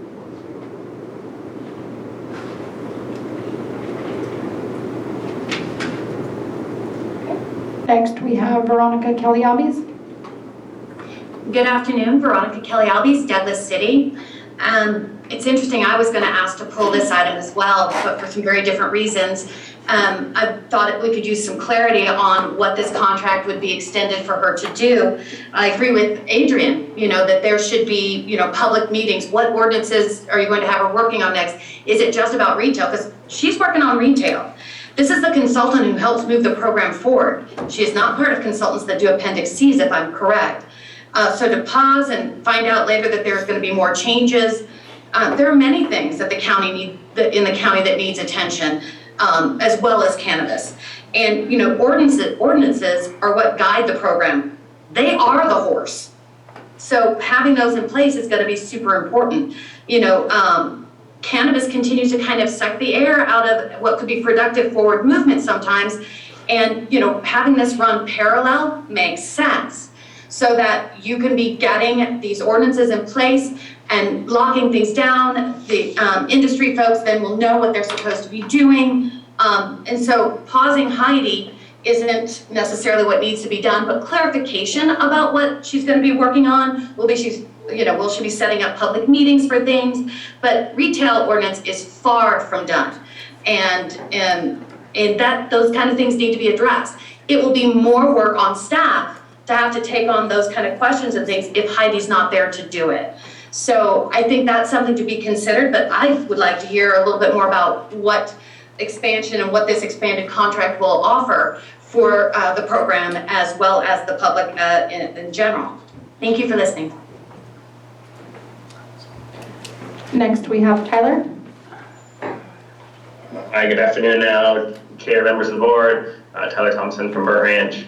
And I am also just requesting more transparency, I guess, into what exactly is being paid for with the extension, along with, kind of what Veronica and Adrian said, that I do believe there are benefits to having work done on the ordinance, but I also believe that it should benefit those paying for the work to be done on the ordinance. So requests of getting creative for licensing could also be in an ordinance administered by the board as opposed to staff. So I am not necessarily asking to not renew the contract or extend payment.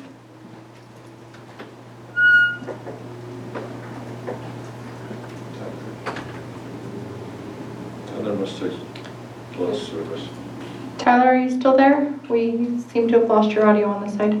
But it's for and potentially get creative and even further the contract if it's going to be beneficial to those within the program to help and aid in the licensing crisis. As licensing starts to roll out, which I do believe it will be here, but there is still a lot of work done, or a lot of work to be done with Appendix Cs. I don't believe that they will all be processed quickly. It's, Director Connell's comments of it's very difficult to have CEQA done quickly and thoroughly. I tend to agree with that. So, utilizing the ordinance, although hamstrung by the settlement agreement, there may be something that could be done on a supervisor level to further licensing. And maybe this work done by Heidi could be a part of that. Thank you. Next, we have Carla Avila. Mr. Chair, can I add some clarification because before we continue on with public? So the agenda wasn't written clear and concise. If you look at the backup data, it says the county has requested additional tasks to the contract in relation to the cannabis ordinance amendments, as well as to create a new ordinance types. This is for her to do processing and then to do the home ordinance. Those are the two. We brought that forward publicly to everybody. We set a list of our priorities for those ordinances, and somehow way down on the list is to fix the ordinances. But this is for processing license. Heidi is only available to us until the end of August, and then she's gone forever, so we don't have any more ordinance writers after that. So if the community is saying that we don't want to have processing licenses, so be it. We'll cancel it and go away.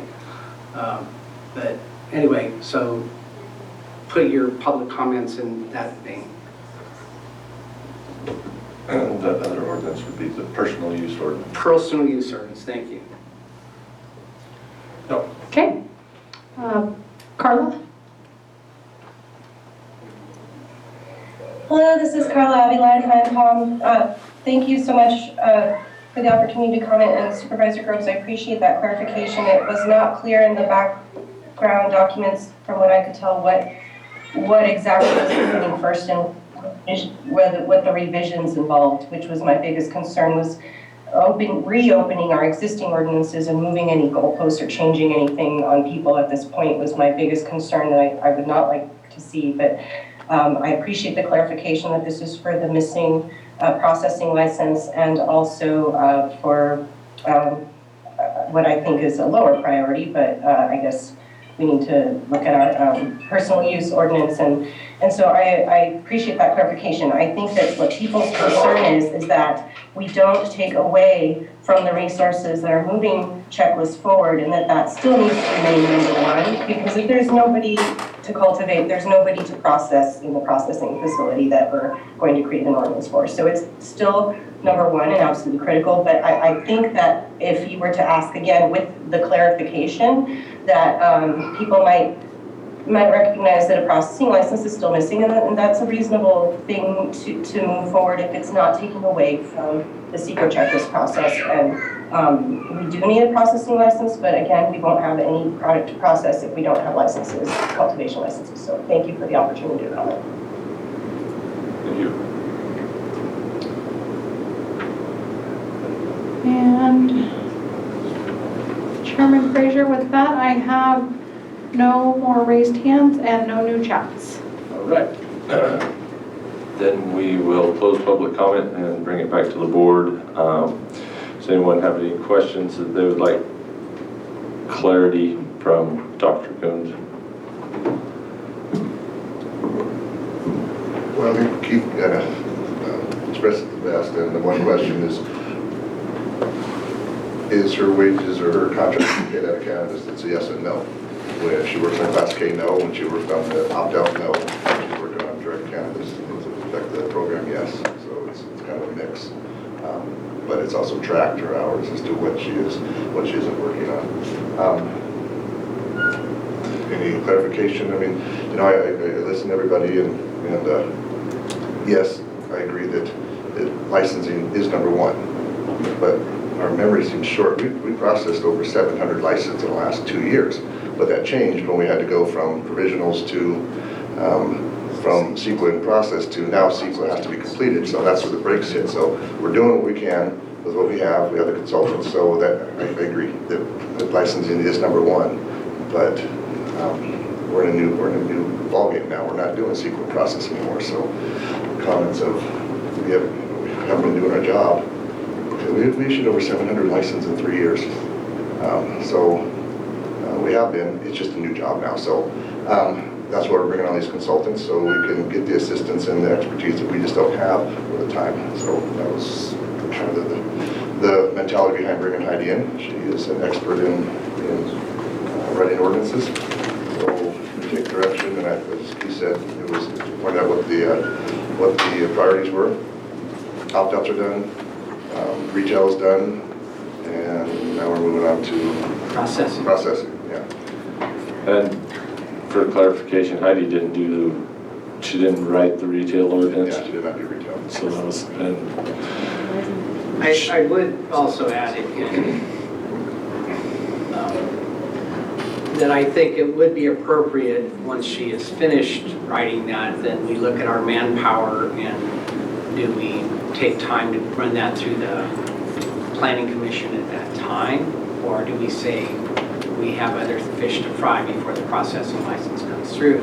But having her write that and have that shelf ready to go, I think, today we heard, well, why don't you guys ever get out in front? Well, here we're trying to get out in front, which we're front from the back. But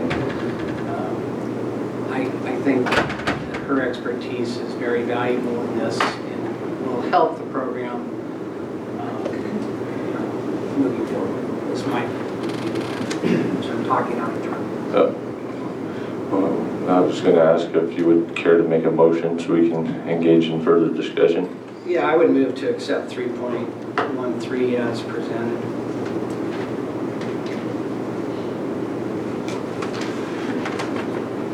I will second that. All right, further discussion. Any questions or concerns? Well, I think it's a little bit difficult because the part of the public comment that came before the clarity was there now leaves me not knowing if everybody's on the same page or not. And so I guess we've had one person from the industry speak after the clarity came. Is there anybody, well, you read this public comment.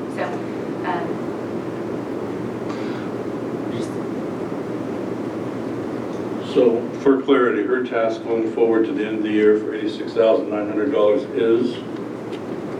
Processing personal use ordinances. She She is working on the processing ordinance as we speak.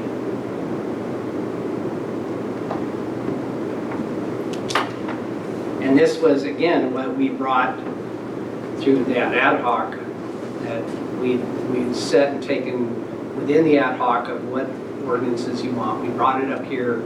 Nobody objected to the priority that we set. We had set the personal grow lower in the priority, but in ad hoc, there were several people that felt that that was a higher priority to move those up. I don't really care which one we do at first. We're just trying to listen to people to get it done, but it's, at this point, it's 6 years out of date. So what you're saying then is that, to your understanding with your conversations with the ad hoc, what you've outlined here in retaining Heidi is in keeping with what was discussed. There was just misunderstanding initially, and now it's clear. Well, I can't speak for them. We do have on the list revising the main ordinance, but I would be in agreement with what you heard is now is not the time to monkey with that, but it's on the list. It's pretty far down the list. And if Heidi weren't doing these items, what would she be doing? She would be working for another county. And is anything that she's doing taking away Director Connell's attention? Only when she brings it back up.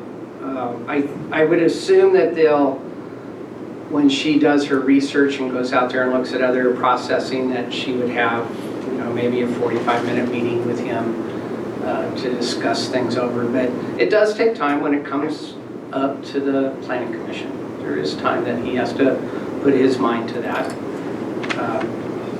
Processing, I don't know, I put on my planning hat and say, this doesn't seem like it's that big of a hill to climb, but then I didn't think retail would be that big a hill to climb either, so. What's the time constraint on waiting until the next meeting to decide on this? Would we lose her already on the 91st? That I don't. I'd have to look at the numbers. I don't know if we're pushing up against the hours we have for her. I don't have. I believe we are. Are we here? I think so. Okay.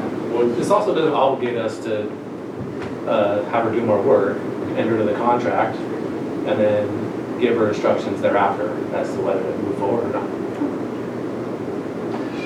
Do you know how much of the initial, I think it was $25,000, she spent on her time for opt-outs and the overlay? That's pretty much, I think that's she's been working on several different things at times. We'd have to look at serious accounting paperwork to get those numbers.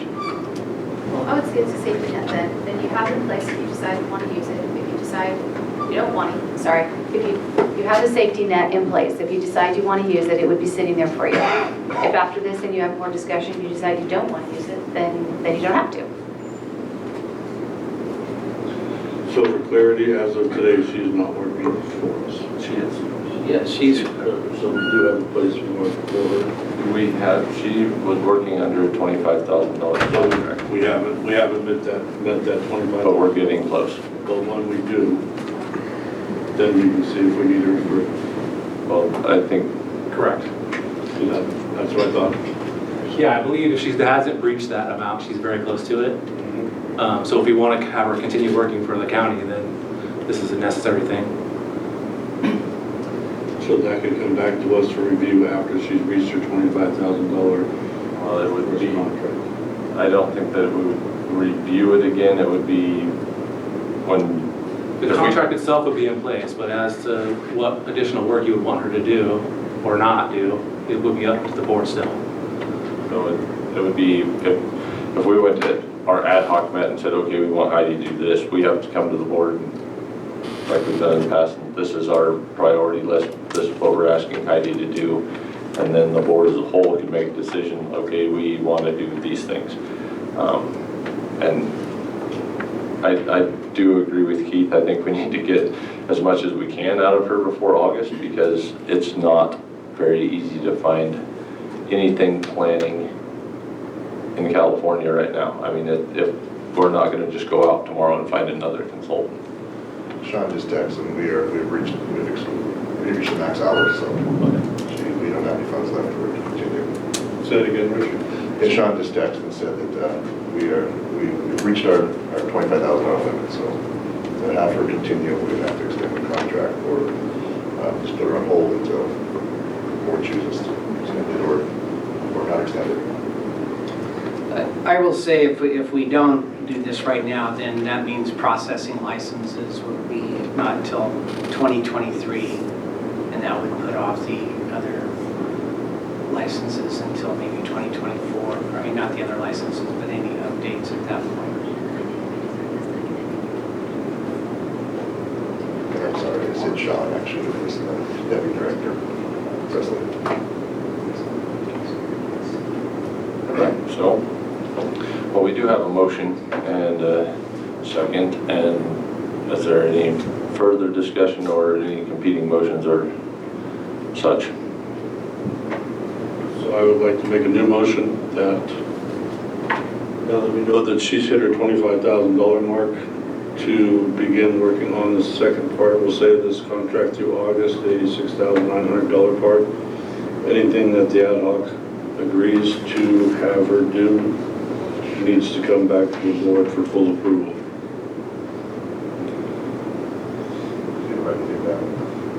I'm going to shorten it up. Thank you. Do you have a second? Don't know. Does it not work that way right now? I think it kind of does work that way. What we're asking for is that we fund her to do what we've already agreed to as a board. So, and I don't, if we decide that we need to change something, then we would bring that to the board. I feel like that motion would be implying that the ad hoc makes decision without full board approval. That's not happening, is it? No. We brought that, when we brought that list, and I don't think we voted on it, but we showed you the list. You know, this is the priority list that we've come up with. Was there any objections? There were no objections. So in my view, that's tantamount is that the board as a whole has said that's fine. I will say she is working on processing right now. Well, I'll second this for discussion. Thank you. So if the board feels that there's some other thing that she should be doing, then I guess we should have that discussion. And I think, I don't know, I think that maybe now would be the time to have that discussion, because right now we're going forward with the idea that she's going to be doing a processing ordinance and personal use ordinance, and if somebody thinks that that's out of line or whatever, it's like, let's talk about that right now. Any other? No, mine was mostly to clarify, because the first motion that was made, we weren't clear if she had hit the $25,000 mark, so I wasn't sure if she was still working under that. And then we give her guidance after that. It appears that we've come to that mark, and now we're giving guidance under the $86,900. Yeah, it's all the same guidance. It's just when her original contract was signed by Dr. Coons. He has a $25,000 limit to sign contracts he can sign without going to the board for approval. He signed the $25,000 contract because Heidi was available and she's highly qualified and we needed someone. So now it's just full board approval to keep her on, to keep doing what she's been doing. So for just a little more clarity, this is not a motion. I didn't know she was at the $13,000 mark, $11,000 mark, or the $6,000 mark, and we might have her for the majority of her time through August. So when Richard came back with, she's at the $25,000 mark, that gave me clarity on it. All right. So, do we have any further discussion? So Supervisor Gogan, your motion, you're leaving it on the table? Is that where we're at? It just. Supervisor Cox. Okay. So. Okay. So to clarify, your motion is to approve, but to give direction that the ad hoc, any task orders for Heidi must be approved by the board prior to her having direction to work on them. Yes. So that's going to cause a little bit of problem in the next 3 weeks, right? If she's at her $25,000 mark, and we have to wait 3 weeks for her to do anything. Correct. I'll make another competing motion. Okay, we're getting crazy. Go ahead. Now, hey, it's the day that we approve as is with the understanding that her priorities are the next 2 items that she is to work on is the processing and the personal growth, and any other items that she may be working on would be come to the board for further approval. And is your motion within the realm of the discussions that you as the ad hoc have with the industry, that all stays in alignment, that that's how you should go forward? No, it comes back to the board, past those 2. Yeah. I see. Because quite frankly, I don't think she'll have to hustle to get those 2 done. Yes. Okay, I'll second. All right, no more motions. We have reached the limit, so any further discussion? Don't hear any. All right. Supervisor Cox. Aye. Supervisor Groves. Aye. Supervisor Gogan. Aye. Chairman Frazier. Aye. Thank you. All right. 2:45, we finished consent. It's a day. Okay, that was easy. So, reports and announcements. Reports from department heads. Can I jump in real quick before the department heads start? Okay, you're out of turn, but I'll let you. Yes, I am, but it'll make sense here in a second. Okay. Cocky now, he's on the way out. I would like to introduce our new DOT director and let him go and speak first. I would introduce him by name, but I would end up messing it up, so I prefer he does it. But we have our new DOT director, which we are very, very excited to have on board. Would please. Good afternoon. My name is Panos Korkas. It's easy, but different. So I'm very excited to be here and work with all the great people in Trinity County. I know Rick Tippett for a long time. We were sitting in many committees together. And during the spring conference, the county engineers and the city staff together, he asked me to come to Trinity County. I didn't give it a second thought, and then I mentioned it to my wife, who is a dean at Shasta College, and she's been living here by herself, and she said, by all means, you're coming to Trinity. So, since I have to follow her orders, here I am, and I will do my best for Trinity County. I grew up in Montana, and this area seems like the area that I grew up. And it's very beautiful, and she told me you started your career in the mountains, and you're going to finish your career in the mountains. Nice. We're happy to have you here. Yeah, thank you. Thank you.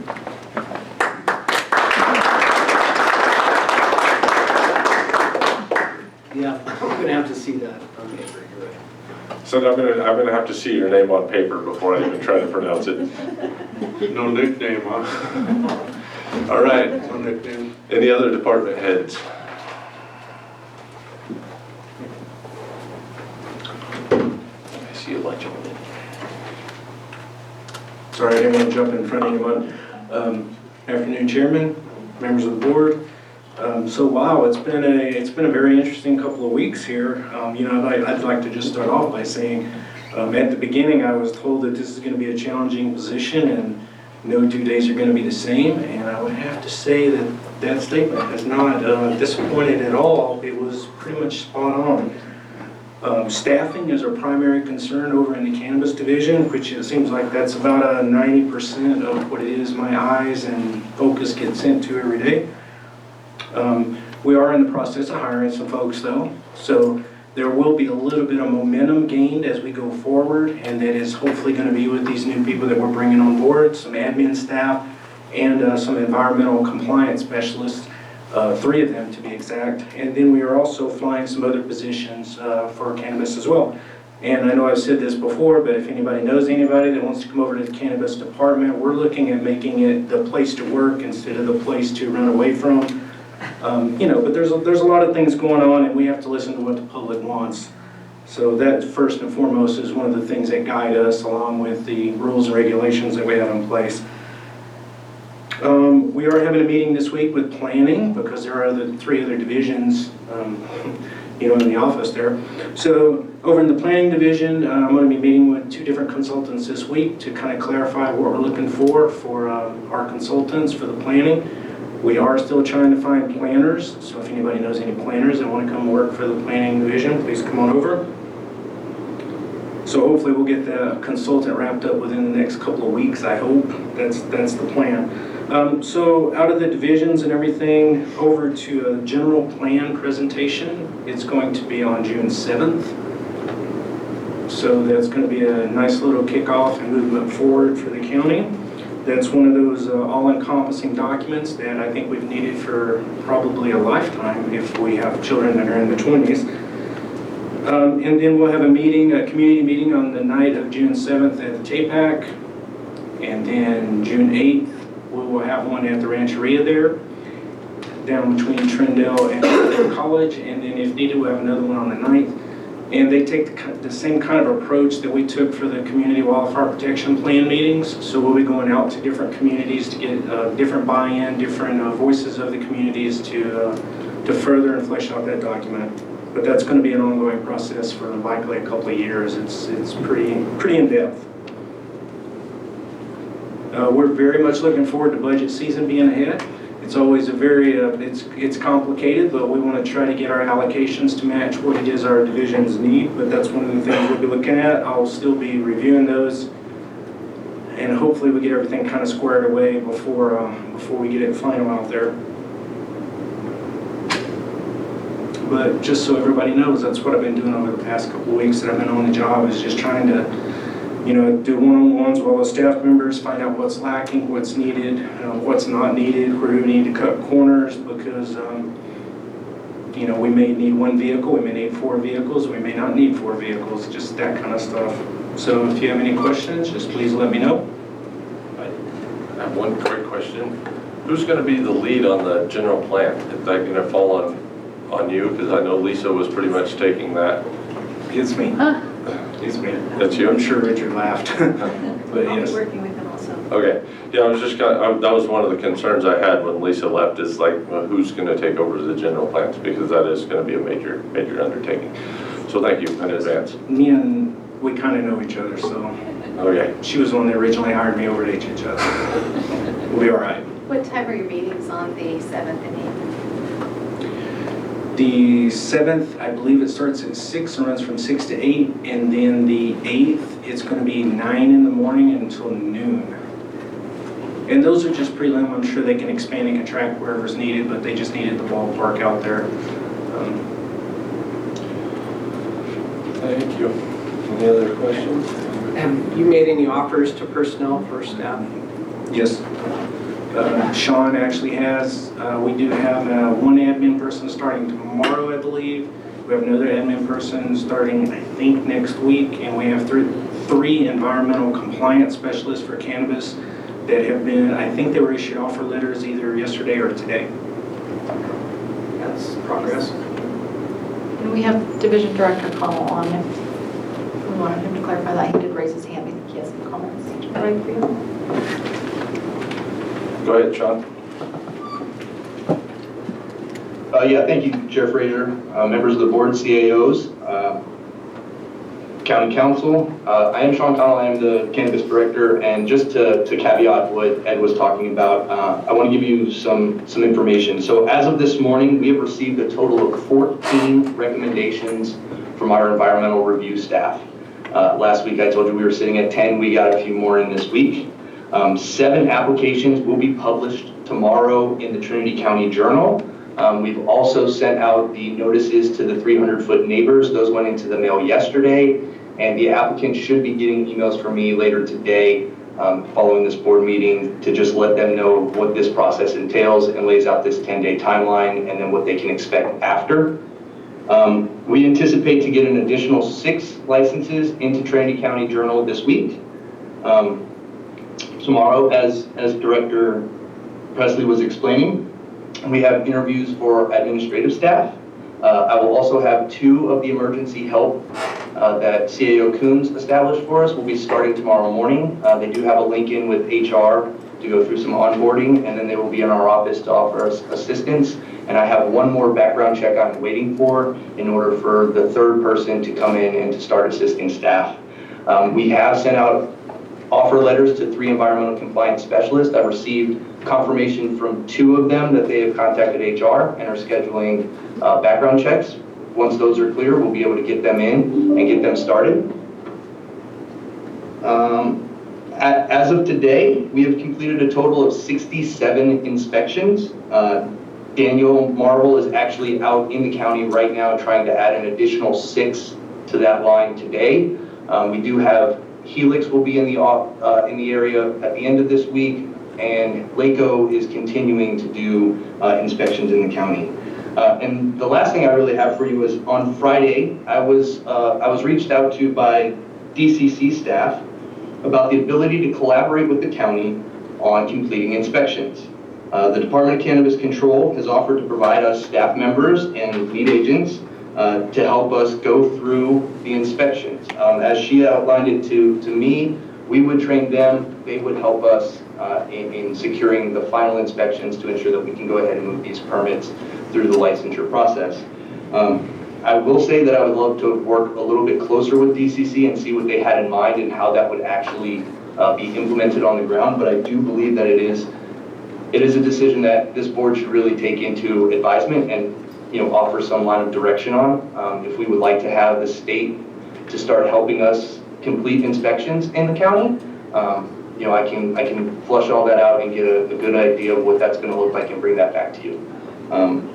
And other than that, I am available for your questions.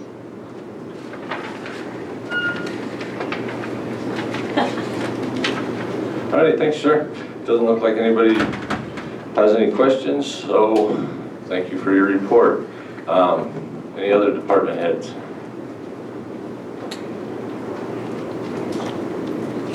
Hi there. We've been pretty busy with our year-end notices and with our cannabis tax deadlines, and we implemented the last phase of our remittance processor software. So that's going to ultimately create some significant savings for time-wise as far as for the department and some added benefits to the public. The thing I wanted to touch base with you guys and make you aware of, you may have heard a little bit through CSAC or RCRC, but there's a new program that's going to be rolled out this month and next. It's through Cal HFA that will benefit taxpayers who were having financial difficulties due to COVID.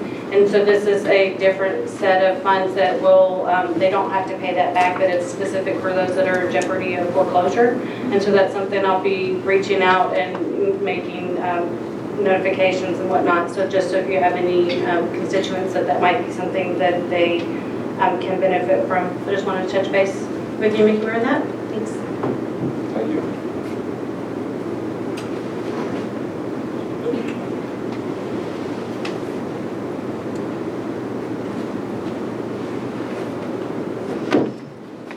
Good afternoon, Chair, board members.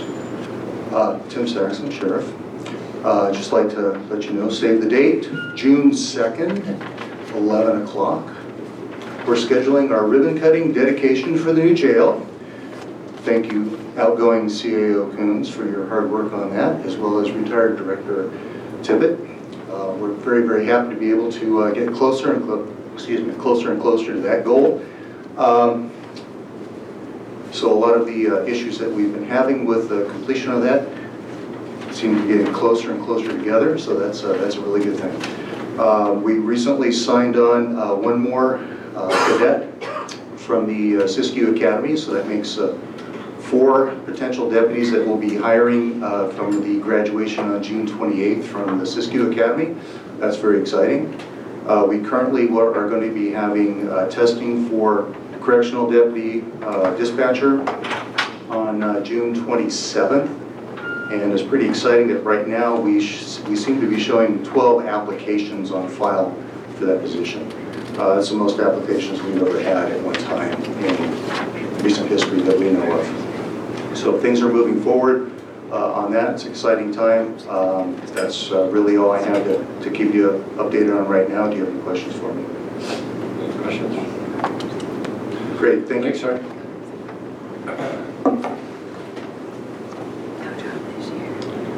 Any other department heads?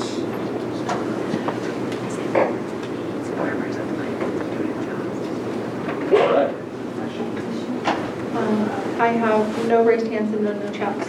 Okay, well, we will move to report from County Administrative Officer. Which one of you wants to go first? What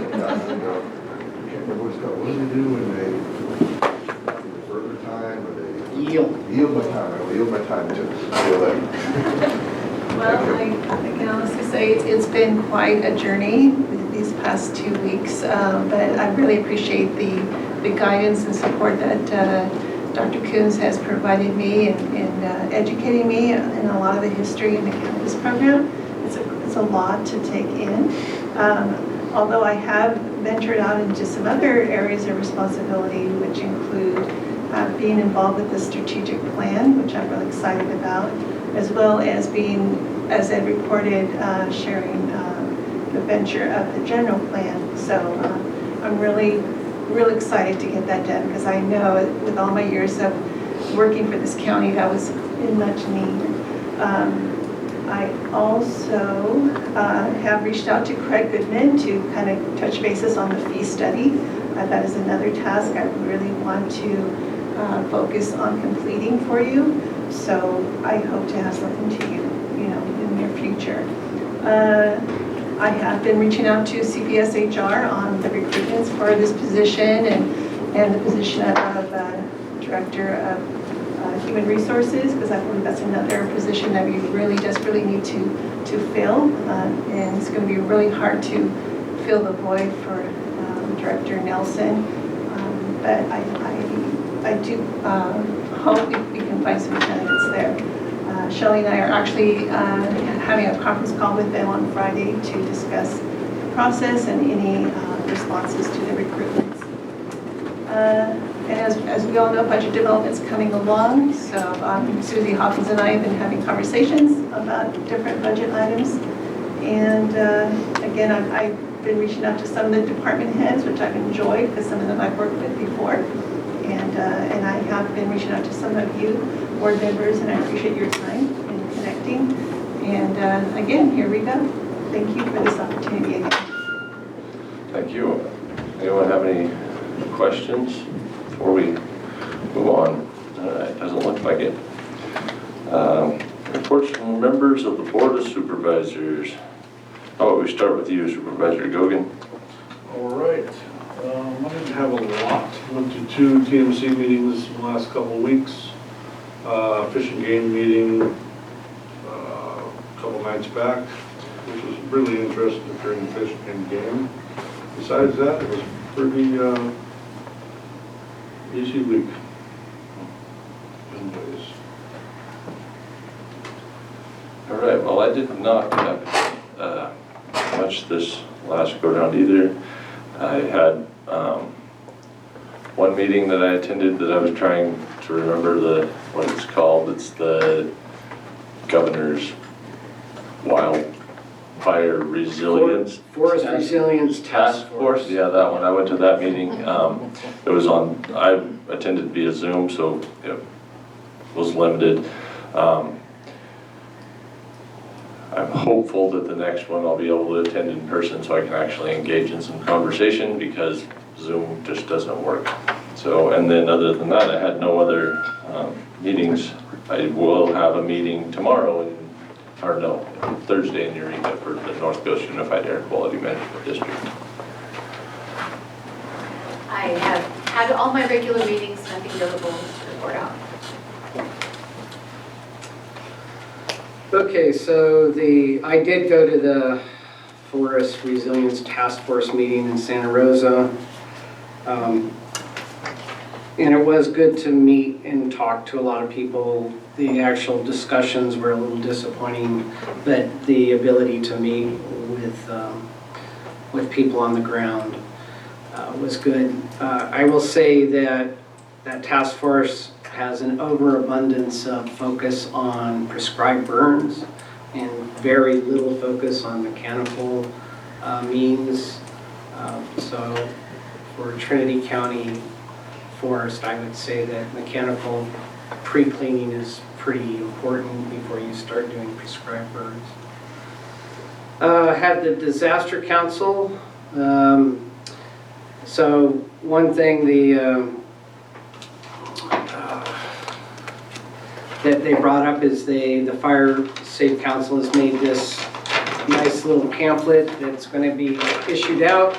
I'll hand that down. That is a mock-up and not the actual one that's coming, but it will have your zones that are in your area, and so you'll be able to tell exactly when you're being evacuated and down to basically your house.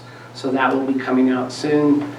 And also there's a lot of information on like Code Red and things like that to sign up for, so that's a good packet.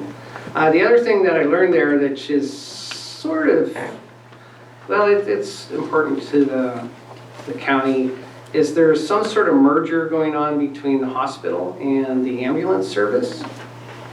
And the hospital lady, which I'm forgetting her name right now, wasn't quite clear what that is, but they are teaming up she used the term merge. I don't know if this is going to become a LAFCO issue or if they're just working together. So the hospital's looking to benefit the ambulance service, which would be, I assume, good news for all of us. CSAC has given the governor's released his budget, and there's a lot more monies in for fire protection, and that we need to be looking at. Also, under cannabis, they are, and Ed, I'll throw this to you if you haven't seen it, but track that down. They're giving counties one-time grants for retail ordinances because there is a massive shortage of retail outlets in the state for cannabis, and they're trying to encourage counties and entities to get more legal retail and less illegal retail. So, and then there's also some grant money in there for illegal cultivation. So that's, of course, the budget hasn't passed, but that's something to keep an eye on. TMC, this just came through a few minutes ago. The Pacific Coast Federation of Fishermen is suing the Trinity River diversion over illegal take of endangered species because of the temperature issues, and so that's going to be very interesting what plays out there. And yeah, go ahead. Yeah, I assume so, yeah. And of course, water temperatures are a great concern because if you go up to the lake, which I was just at the dam last night, man, there's not much there. So temperatures are going to be pretty tough this year. And then I also had a discussion with public utilities, and so with low lake levels, and the state is in real trouble from a power production standpoint. We've moved most of our power production into wind and solar, and we don't have enough backup. So the governor is really seriously worrying about serious rolling blackouts that actually would affect Trinity County in the summertime, but that just kind of stays tuned. I'm sure the TPUD will be keeping you informed on that. And then last but not least is that I was contacted by Brian Dolly's staff, and then over an issue that's going on in Modoc County, and then Modoc County called our county council because they, well, you guys are Modoc County's county council too, right? Correct. Yeah, so what it's about is Modoc County is in real trouble because their hospital, and they have a much smaller budget than us, but their hospital they owe $9 million to.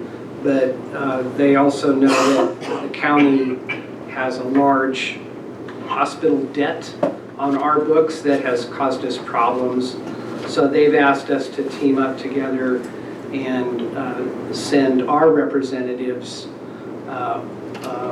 an ask, and they're going to send their representatives an ask to have the county in the budgets process come up with some sort of solution to, give us money. Is in the end, and MODOC's, of course, motivation in this is that they have Republican senators and we have Democratic senators, so they felt that it would be, or assemblymen and senators, that it would be to our mutual interest to have both sides pushing for this at the state level, in the state budget. So this came together very quickly. Letty was on the call, CEO Coons was on the call, and they got staff to put together a letter and get to, I contacted Jim Wood's office and told him to expect it, so they got that letter. They were supposed to have it by Friday, and I think you got it there Friday at noon or something like that. So, and that's just all pie in the sky stuff, but the ask from us is $7 million and the ask from them is $9 million. So, that's correct? Oh, ours is 12. By the time Craig got down. He found a lot more. Yeah, Okay. he found more. It was overall the legacy debt was around 13, and we paid maybe $1 million of it off. So.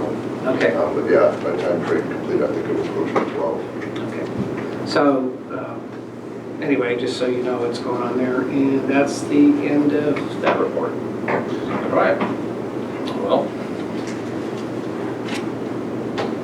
report from the cannabis cultivation ad hoc.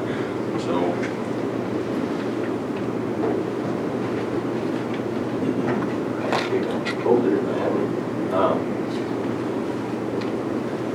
guess we can start out.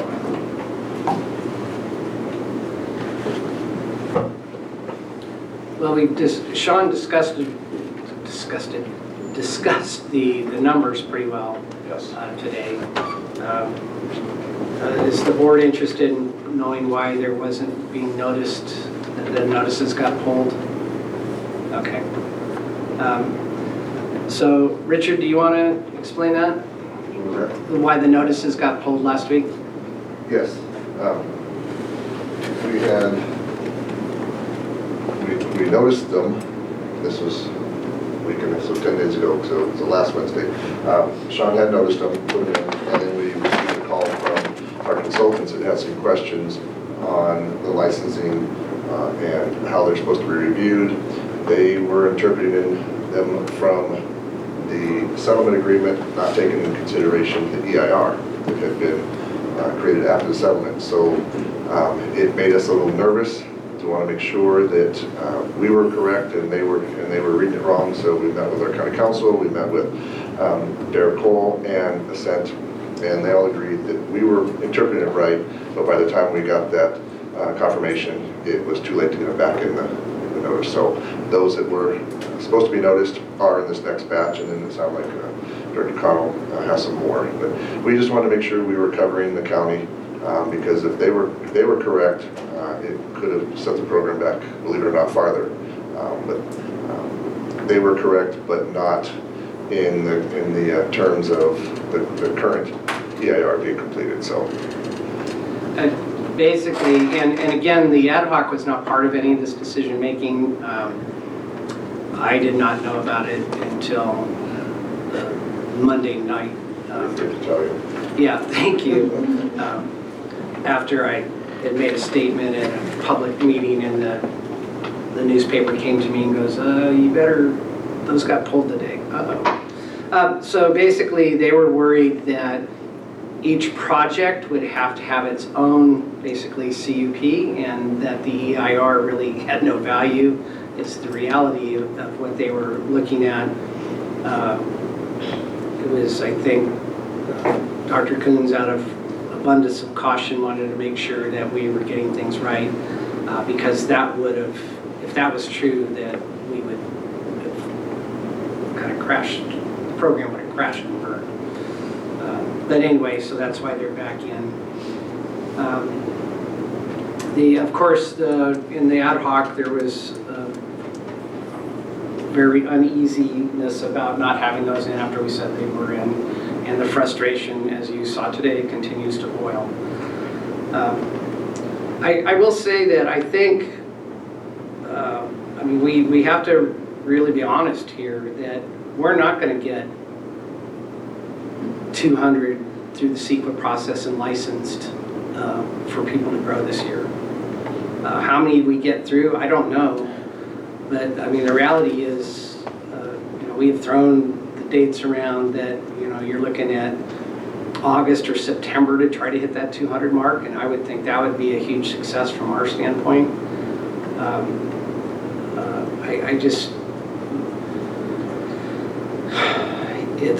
We are stuck in a catch-22, and the reality is we can't issue a license until CEQA is completed. We have, you know, looked at this a bunch of different ways, but there's nothing else the county can do except follow that. And we can look at things we should have done 2 years ago, but you know, we are where we're at. So CEQA is a naturally slow process. You know, we are trying to, you know, eat at the edges and get things moving as fast as we can. But you're going to hear a lot of unhappiness for a long time over this. And until we kind of just face that fact, I think people need to kind of get that. Dan? Well, I want to kind of address one of the questions I've been getting fairly regularly is, what is the time frame for the ad hoc? How long is it going to last? I actually had that discussion with the ad hoc on Thursday, and I asked Deputy Director Connell and Ed. I'm trying to remember your title. What is your title? You're the interim Deputy Director of Planning in Cannabis. Okay, so I asked them to let me know if they think that the ad hoc is beneficial to them, if we're being helpful. They both said very adamantly yes. And my idea on when to get rid of the ad hoc is when that is no longer the case. If we're still useful helping cannabis staff to get through this process, then we'll continue to operate. If we're not helpful, if it's more of a drag on them to come meet, and they could be doing things more beneficial, we'll end the ad hoc at that point. So I'll keep the public updated regularly on that when we do the report outs. As far as I know, we're going to keep going for, it'll be quite some time right now, because there are a lot of questions that we still have to answer, and we still haven't actually got any licenses all the way through the process. So we're going to continue until we actually have a final product. Unless I don't think there's anything else really that we need to report out at this point, unless somebody has direct questions. Questions? All right. Then we can move on to county matters, unless anybody would like to take a quick break before we dive into this next one. All right, doesn't look like it. These items include non-routine or controversial matters and are listed alphabetically by department. A member of the board, staff, or public may request that an item be heard out of order. Anybody care to hear anything out of order?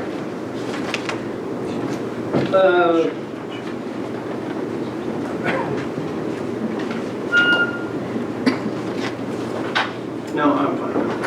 All right. Item 5, our County of Administrative Office, item 5.1, discuss and/or provide direction to staff regarding the proposed spending of the county's American Rescue Plan ARP Act funds, and authorize the county administrative officer and auditor and controller to sign any necessary budget adjustments to spend ARP funds up to $2,386,217 from ARP funds. Good afternoon, Corporation members of the board. What we are proposing today to the board, and I'm going to let Susie and Mike, IT chief, do some talking here. We have a proposal for the ARP funds, which is what is that America Rescue Project plan. We sent out quite a while ago, got a survey to all department heads on what they felt could be needed with these funds and how to best spend them. So what we have, I'm presenting to you and asking for direction, sit in front of you, but I'm going to let both Susie and Mike speak first. I'll get to my portion, which is the DSA request, last. We have $300,000 for our phone system. We have $150,000 for a recording system, $800,000 for infrastructure to upgrade pretty much our entire network. 702,000 is going the right way, okay?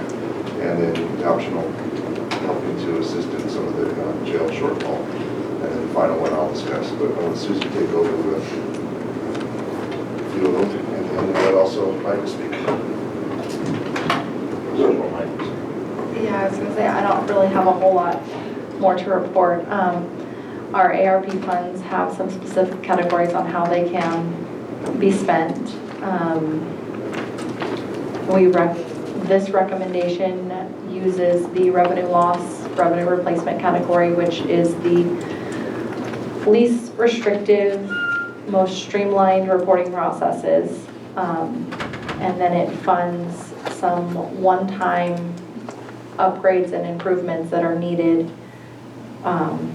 basically some one-time expenditures that were requested. You're talking about this key network infrastructure? I'm talking about pretty much all of them, short of, so there's the courthouse phone system. We need a new phone system in our courthouse. Ours works marginally. I know that all departments experience a variety of issues. Some departments don't get notified that they have voicemails. Some departments, we have times where our phone line is just busy. It's like somebody's on it, but nobody is actually on it, and so it makes the phone lines busy. So there's just it's really old and antiquated, and it needs upgrading, and it's something that we're going to have to do, and these one-time funds are a great use for those types of projects. The county clerk recorder needs a new recording system because the one they have is not going to be supported for much longer. And we need that system in order to record documents. Then there's, I'll let Michael address the key network infrastructure upgrades, but we need some upgrades to our network infrastructure as a whole, so that way that we can better work more efficiently and better serve our clients, customers, citizens. There's the DSA retention bonuses, which Richard will discuss further.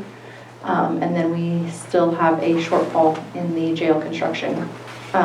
We need to contribute approximately $300,000 still in that, and that's something that we're going to have to find funding for, whether it be out of the ARP funds or whether it be out of discretionary general funds in the in this year or carried over into the next fiscal year.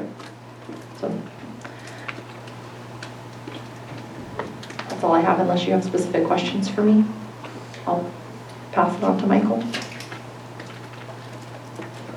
Well, I guess I'm wondering, so sometime back, a couple weeks ago, we had received a letter from the RCD and that they had requested to be considered for some of these funds. So I'm just curious, how the list was generated, if this was just, inadvertently kind of forgotten about, or if there was a reason to not consider our special districts that also had COVID-related issues. I'm gonna defer. Yeah, at the end of the presentation, you'll see there's some funding left over, and that will be for the board to decide. This was just for county expenses and county losses within each department, but there is funding that's left over that would be, and there may be more or less funding left over depending on the board's direction, but that could be at the discretion of the board if you'd like to include outside agencies beyond the county. So just to clarify on that, so we did receive $2,386,217. That was our ARP allocation. The recommendation that admin is putting before you is to allocate $1,730,354 of that $2.3 million, which leaves $655,863 for your discretion. So that could fund some of those other requests. But the original request was just, admin's original recommendation is just looking at county needs and not outside agencies. And then how were these particular needs, in other words, can we be certain that these are the only needs? How was that sort of, right? How was that vetted to where these are the needs that made the list? We sent out an email to all department heads asking them, giving them the guidelines and asking them if they have any expenditures that their departments have that they feel meet these requirements, and these were the only ones that were responded to. And I guess the only other question would be to just blanket say that amount, for some things, just say the phone system. It just seems $300,000 seems really expensive for a phone system. If that's what it costs, that's what it costs, but it might be good to see those, specifically. And then I don't feel comfortable going, sure, have $300,000, go buy yourself a nice phone, without looking at it more carefully. I have, excuse me, Supervisor Cox, I have had a conversation with another department head that just recently upgraded their phone system, and I did share that with Susie and CAO Coons. I think we need some more exploratory time on that item, but I think just to maybe identify approving I think evaluating that particular category might need some more time. Because there could be some other revenue sources that could support that cost or expense. I'm also happy to continue the discussion. I don't mean to monopolize the questions. I think that overall, I'm not exactly clear on what our objective is today. I hope that we're not voting on, yes, this is today how we want to spend $2.3 million. I hope this is the beginning of a conversation of how we might want to spend that money. So what I can say for what our request is, and I apologize if I'm speaking over either one of you, our request is that we get answers on, are you willing to support funding our recommendations and allocate and approving and then authorizing the CAO and the auditor controller to assign budget adjustments for those allocations, being the phone system, the recording system, the key network infrastructures, and then the jail shortfall. And that leaves the other $655,000 that there's the discussion on. That's our initial request, but it's at the board's pleasure.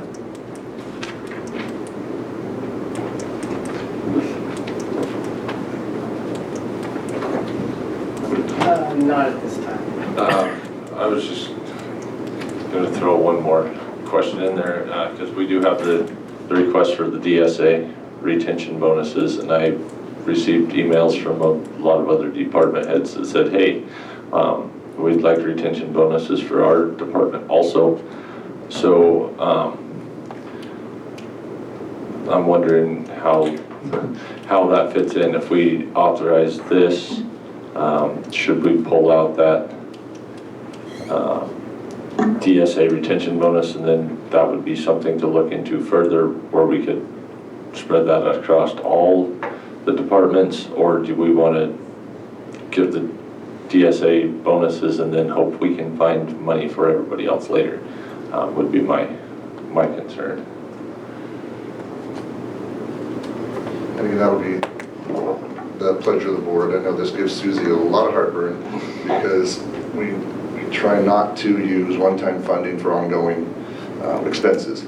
So what we've recommended here are one-time expenses as opposed to putting the money into salaries and benefits and then hoping that we can retain those people down the road. So the discussion, that's why I said I can discuss the DSA retention bonuses towards the end, kind of go through some of these first. That we have some hard numbers. We have Michael here who can kind of explain what the infrastructure things are, and then I'm sure we'll have some public comment, and maybe after that, then we can get into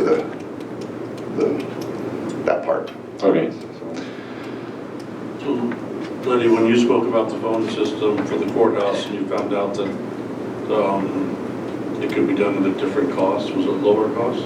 Yes, I mean, Significantly? my point was just basically that there could be other revenue sources that could support that cost, and it's something we can explore. So I just wanted to bring that up, that if there's a good possibility. Thank you. So, I'm sorry. Go ahead. So this talks about replace lost public sector revenue, using this funding to provide government services to the amount of revenue lost due to the pandemic. Do we have that number of the revenue lost? So when the final rule came out, we don't actually have to calculate how much we lost because the interim final rule required that we calculate a revenue loss number and then we could use our allocation up to that amount. When the final rule came out, the Department of Treasury changed that and they said all counties, states, tribal governments that are getting this money under that revenue loss section, they can claim up to $10 million in revenue loss without having to do a calculation and prove revenue loss. There's just a blanket assumption that counties have lost up to $10 million. So if our allocation was $12 million, we could claim without doing anything extra, 10 million in revenue loss, and then the other 2 would have to go into another category unless we did the revenue loss calculation and could prove more than the 10 million. But there's a blanket up to $10 million revenue loss, so we don't have to calculate and prove any revenue loss, we just get to claim it. So also in this, it talks about far-reaching public health economic impacts, where you can go to the health communities, which I think is a pretty sound ground, that households, small businesses, impacted industries, nonprofits, and the public sector. So we only took in consideration the county. We didn't set aside, where in previous monies we had set a percentage aside for businesses. Correct. Okay. Do you want to take that one? Well, as Susan was saying, this one has a little broader parameter of what we can use it for within the county, where the other one, they really wanted to push it out to the community. This one is a short-term windfall to kind of help ourselves, and that's what we're hoping to do is get some of these things that will not happen without this. The funding for the infrastructure, just we're not going to find that money. So we're trying to take advantage of this one-time windfall to do stuff that we've been trying to do and put off for quite a while. And so that's our recommendation is to use the money for those items. But again, it's just a recommendation. If the board would like us to do further consideration to spread the wealth, we're happy to do that.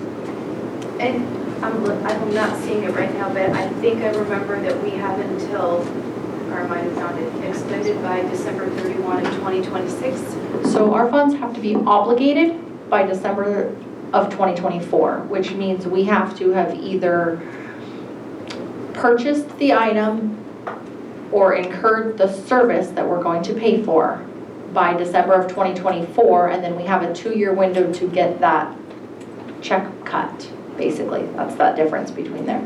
So I have to have ordered the product, and then I have a 2-year window to have actually paid for it. That's that expended by. So the money has to physically leave county treasury by the December of 26, but we have to have obligated and or incurred that cost by December of 2024. So essentially we have a year and a half to, just over a year and a half to incur those costs or services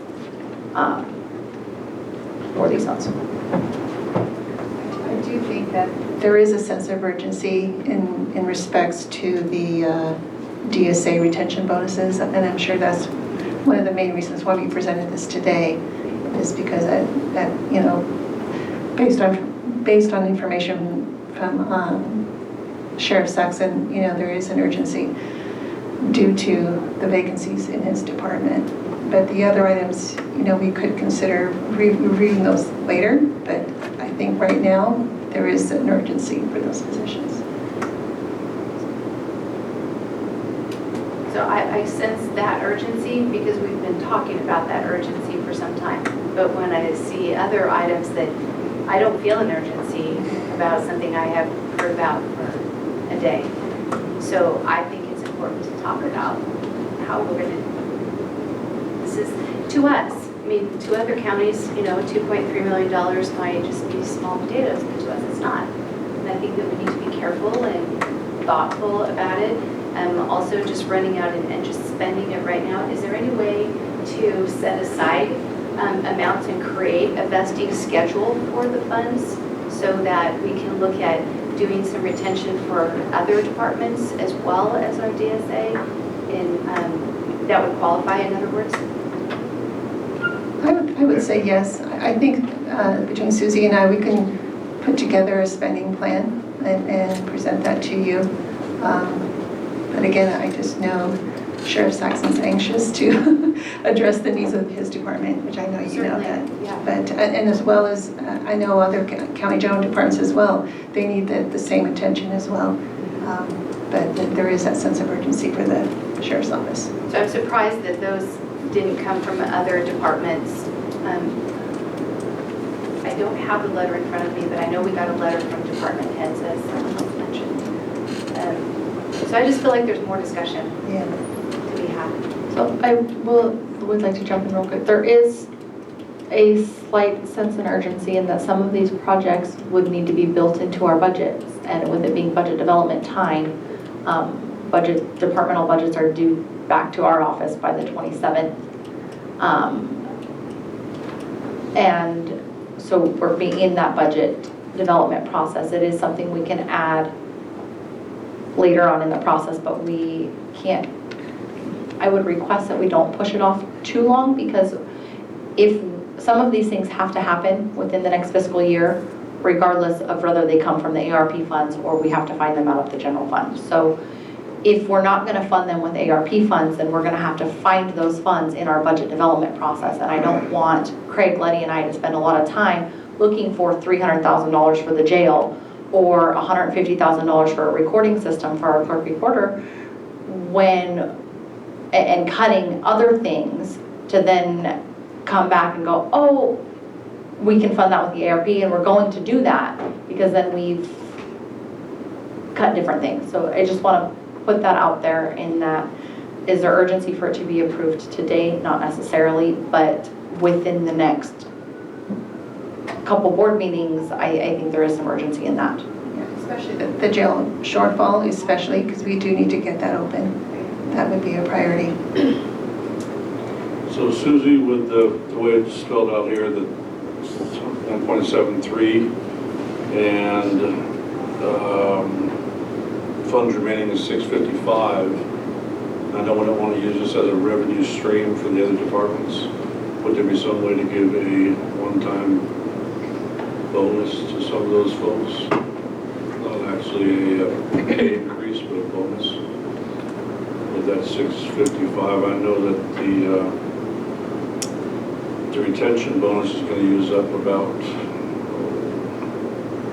we'll have 160 odd thousand, I guess, left after 485 on the 655. Well, there's two suggestions for the retention bonuses. One is from administration and one is from DSA. So there's two different ways of looking at it, and I'll also let DSA speak as to why they think theirs is better. And again, it's his board's discretion on how they do it. I did it from a fiscal standpoint. They're doing it from a retention standpoint, what would make a more significant impact. So both of them have validity. So at that point, again, I'll leave it up to the board. I'm not advocating for either one of them. I just want to make sure that we don't lose all our officers. So I am advocating for the retention bonuses for law enforcement. You folks can decide which manner in which you want, but I do think either way, it's pretty vital. And that's why we left this at the end. We left funding at the end, so if the board wants to take its time, work with department heads, and see if there is enough available funding to spread the wealth around all the departments, that's at the board's discretion. Well, should we open? I had one more question. One more question. Because I'm trying to figure out how this works. So it said, provide premium pay for essential workers and offering additional support to those who have and will bear the greatest health risk because of their services in critical sectors. Is there, whose definition of essential workers is that? Is anybody that we told that they had to work? No, in one of the documents, I believe it's the overview of the final rule. It might be the final rule. It defines who is considered an essential worker. And I don't recall that off the top of my head, but it's defined in the final rule from the Department of Treasury. The retention bonuses wouldn't be considered under that premium pay because that is an extra hourly wage above and beyond what their current hourly wage is. The retention bonus is just something that we would be doing under the revenue loss allowable function. So how's that not a gift of public funds, just to give people money?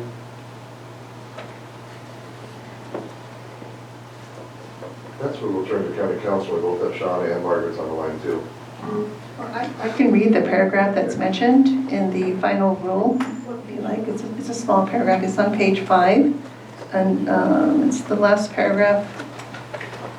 Well, it's the second paragraph on page 5. It just says, further, the final rule allows for a broader set of uses to restore and support government employment, including hiring above a recipient's pre-pandemic baseline, providing funds to employees that experienced pay cuts or furloughs, avoiding layoffs, and providing retention incentives. Okay, I'll have one better. So it is an allowable expense.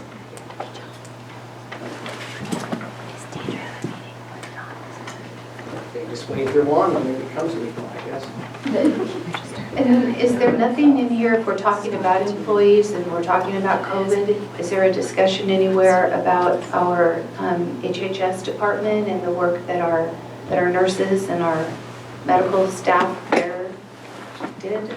The final rule does identify public safety and health and human services. It has its own section in the final rule. I want to say it's pages 14. Let's see, excuse me.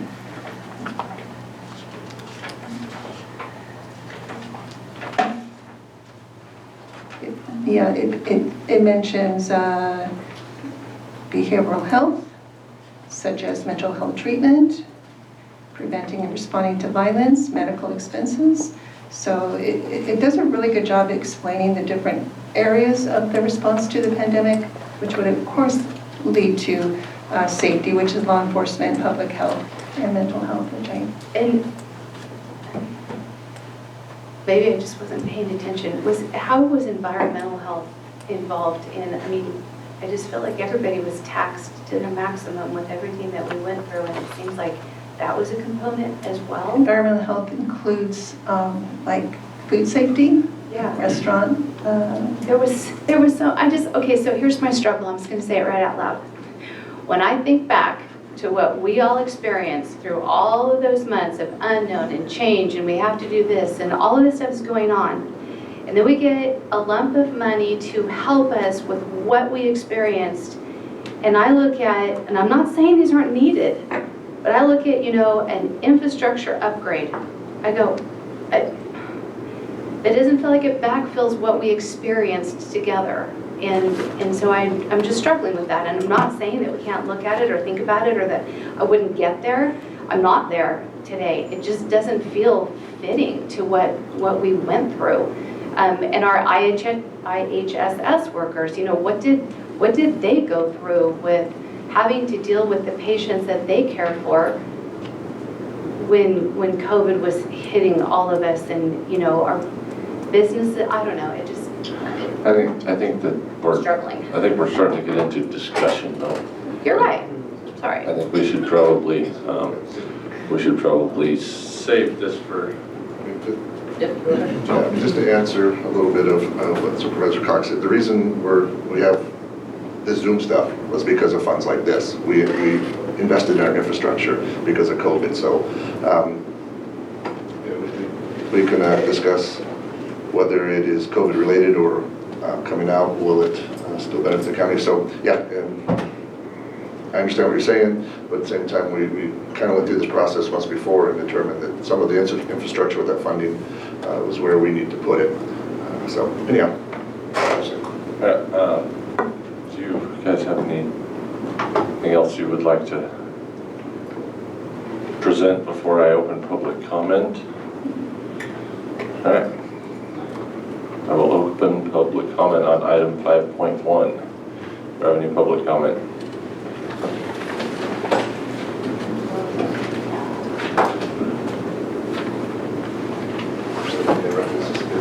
We're probably going to ask you to speak, but you'll have more time than 3 minutes if you like. Okay. You're going to be one of our expert witnesses. Good afternoon, Veronica Kelly-Albies from Douglas City. And I want to thank Supervisor Cox for bringing up the special districts because they were excluded from all federal, state, and local COVID funding.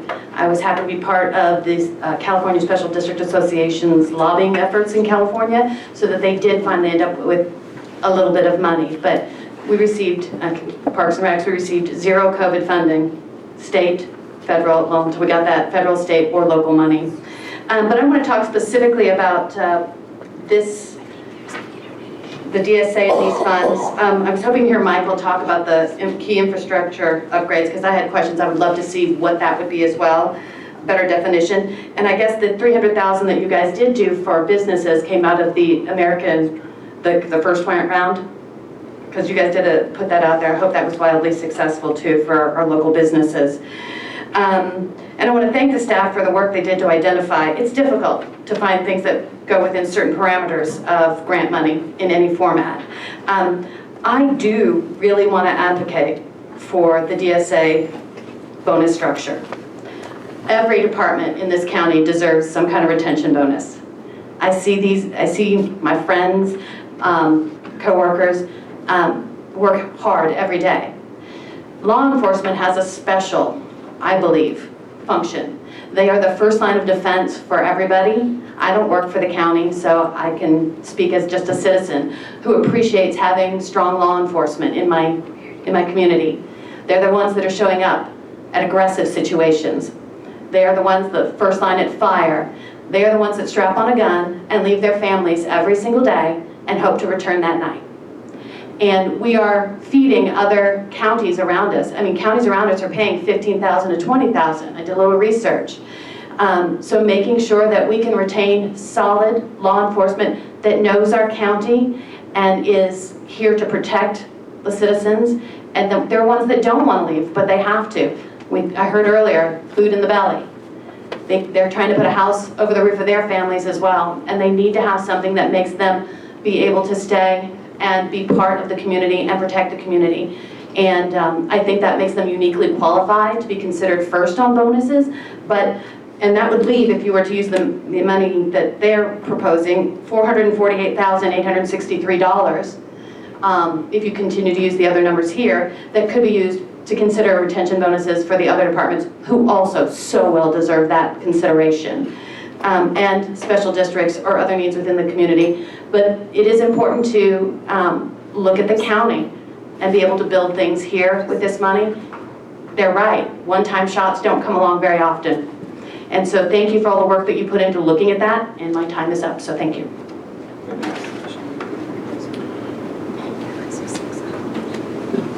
Can I ask if Kelly Sheen is online for the rest of the year? Yes?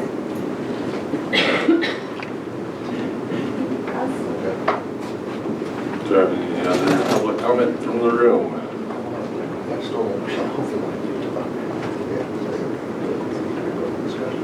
Good afternoon, Chairman Fraser, members of the board. I know there are several department heads that would actually like to speak today. I'm Liz Hamilton, Director of Health and Human Services and Office of Emergency Services.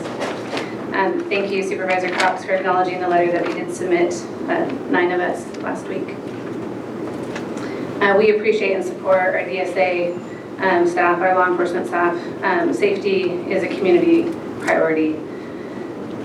And that's why we contribute greatly, generously out of our budget every year to support the work that they do. I'd like to invite a discussion about equity for other county staff, as we're all sworn to respond to disasters, and we do. And for the last 3 years, Health and Human Services alone has moved and reassigned 35 staff each year to disaster response. And that's in addition to other county departments helping and assisting. COVID, big thing. Our public health staff, our social services staff, every county department has lent their hand in helping with county response. Every single county department. I could go through and list names and thousands of hours that have been worked. From the initial drive-through testing sites that DOT staffed week after week after week, to our vaccine clinics and our outreach to remote areas. Retention is a curious topic. I'm not sure that one-time retention bonuses will actually cure retention, and we need to consider what is our plan beyond that. I know for us with our social services staff, we partner with Untitled funds, which is a federal program to retain our social work staff. For every year of school that they go to, they owe us not only years of service while in school, but if it's a 3-year program, they owe us post 3 years of service to our county. I'd love to see the Sheriff's Department be creative with what they can do in their post academies that they send staff to and pay for. On to some requests that I would have, and I hope that I'm allowed to go over on my time, is before a decision is made, that there be a fiscal analysis of retention bonuses equitably among all county staff. Public health staff and environmental staff have gone above and beyond the call of duty in the last 2 years, and I would hope that they would be recognized, as well as every county staff.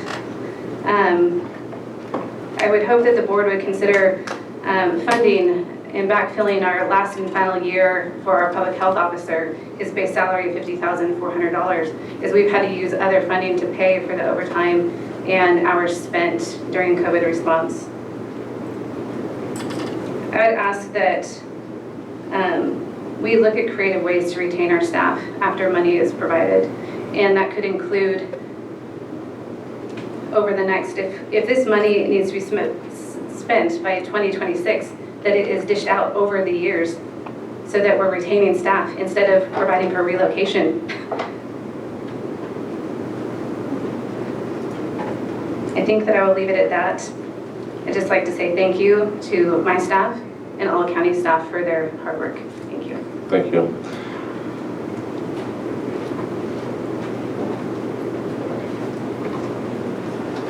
Hello. I wanted to kind of touch base and acknowledge the sheriff's department, you know, for all the public safety and everything that they perform daily. They assist me when I have to go out and do, you know, property visits, and I'm really grateful for that. But I also feel that we really need to acknowledge in particular, service departments. We're there, and there's a lot of departments like ours. We can't just do that from home. You can't deal with cash at home. You can't deal with checks at home. So we came in through all of that, and we were prevented from. We had people that were in that protected class, and they were out, and we couldn't hire other people because they were allowed to use all their vacation time. But in the meantime, we were still without, and so we had to get extremely creative.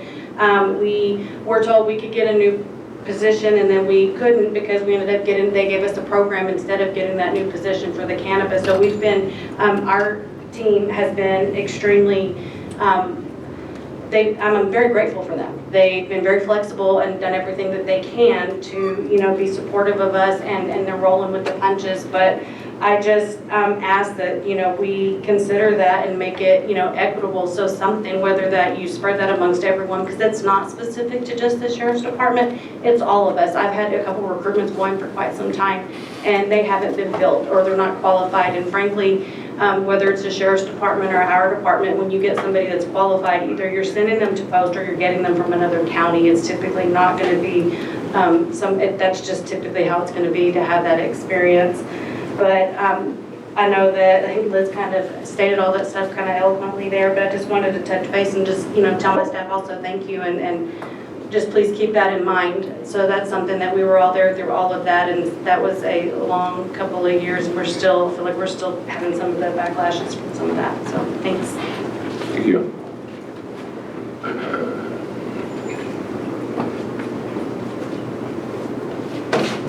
Good afternoon. We don't get money often, I realize that, and I don't envy the five of you because it will be a difficult decision to evaluate and decide how to disperse it and use it. I think it's important to benefit this entire county. If you're able to recognize county employees. I do know in the last several months, if we're addressing law enforcement from the HR perspective, competition has been at a new level we've never seen. We have neighboring counties and agencies that are offering insane hiring bonuses and stipends to their staff that we just couldn't even possibly compete with. So I understand that request coming from the sheriff and the DSA, and I respect that. I do value the employees in this county, and I know I'm echoing a lot of people already, but I don't know how this little bit amount of money can get spread out equally to everybody, but I think it's really important to also recognize your other employees in this county and these departments who you don't know how they've negatively been impacted, but we have continued showing up every day. So thank you. Thank you. Chair, Supervisors, David Colbeck, Trinity County Department of Transportation. I just wish to lend my voice to this discussion just briefly to advocate on behalf of DOT staff. And I hope to echo what previous speakers or commenters have mentioned, especially in support of the DSA and the Sheriff's Office in general. But I do wish to highlight for the supervisors a couple examples. One being our transit division. The fact that they had to operate buses throughout the entire pandemic, throughout the 299 corridor, Lewis and Hayfork, and with more than 10,000 riders that they provided service to. And many of those riders were needing to go get vaccinated or needing to go to Reading or the coast in order to get to hospital visits. They provide a crucial service. And they were even there and basically under direction to provide transportation to victims of COVID, should they need to be transported to hospitals in other areas. It's also worth noting that all of those drivers were in a protected class of 55 of age or older, so vulnerable themselves. Yet they provided that service throughout the pandemic on an almost daily basis with some homes. I also want to highlight for the supervisors the road crews. The fact that they also were out there having to work in close quarters with each other as they're commuting to all corners of the county to respond to every winter storm, every disaster, fire and flood throughout this entire time. They cannot work remotely, they cannot work from home, they had to be there on site every day throughout the entire time. And they are a group of individuals that we are desperate to keep and to retain and to get more of as we continue to look forward for DOT road improvements. And also the third group I want to highlight is our office staff. Not only just the engineering and operations department and needing to respond to all those disasters, to meet funding timelines, to get products out the door that cannot be on hold. While there was many shakeups with Zoom and remote meetings and shifting timelines, those responsibilities did not change, and that they had to step up. But our accounting staff and our front office staff, they, as was mentioned earlier, have to handle money, have to basically do the payroll for not only DOT but other departments as well. That responsibility lies on them. And to be able to answer phones and respond to emergencies and disasters and any call coming in, those are all people that need to be there every day as well. So again, I wish that this wasn't an either-or situation where we had to choose one over the other. I wish that we could find a way that we could all be recognized in this particular circumstance. If there's some creative solution of different tiers, perhaps based on frontline or backline, whatever you want to decide, but that is my request, is to try to recognize some of the hard work that these departments have done. Thank you. Thank you.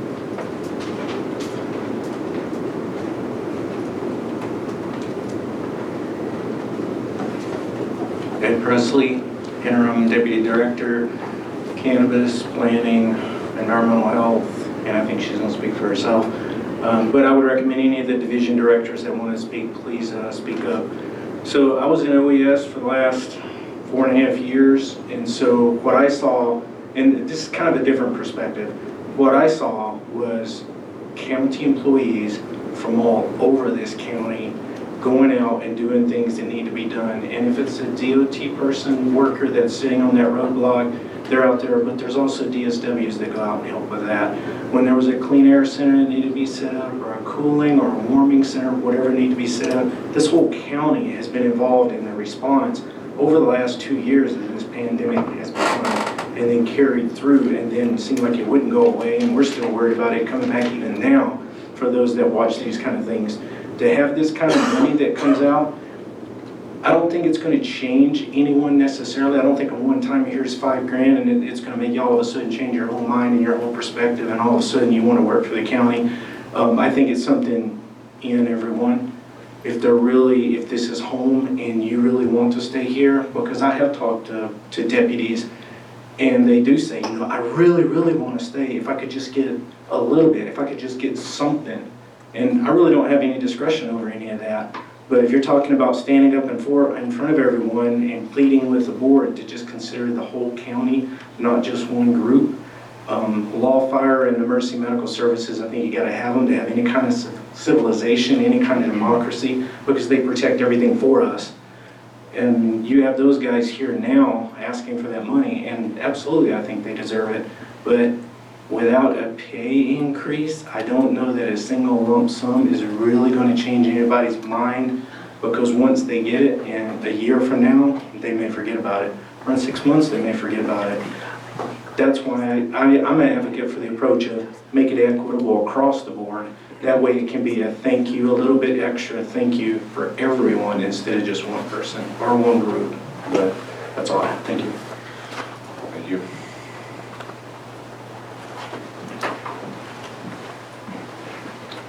Good afternoon, Christy Anderson, Trinity County Environmental Health Director.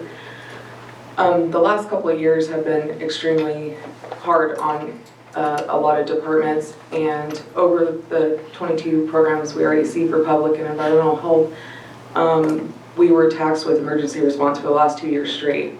Our emergency response did not end when the fire ended, and that drags out for years. We're still finishing up 2020 fires. My staff started days at 5 a.m. on the weekends, worked late nights, and continues to do so that everything functions correctly. 2 years straight of emergency response. I'm not sure if most know what that exactly looks like, but it's nonstop, checking your phone, checking your emails on the weekends, even when you think that things are have slowed down. So huge burden on my staff. And this year we're worried about additional firework, but with COVID, we helped with all the business outreach, all of, helping out with a lot of the public health needs as far as that goes, because we go hand in hand, public health and environmental health. So emergency staff all around the county, so many departments helped us when we needed it. We pulled DSWs, solid waste, from public health, from wherever we could. We're a team here, and I think that we all contribute extremely to these emergencies, and we have not had a slow day. So, thank you. Thank you. Do you have any other public comment from the room?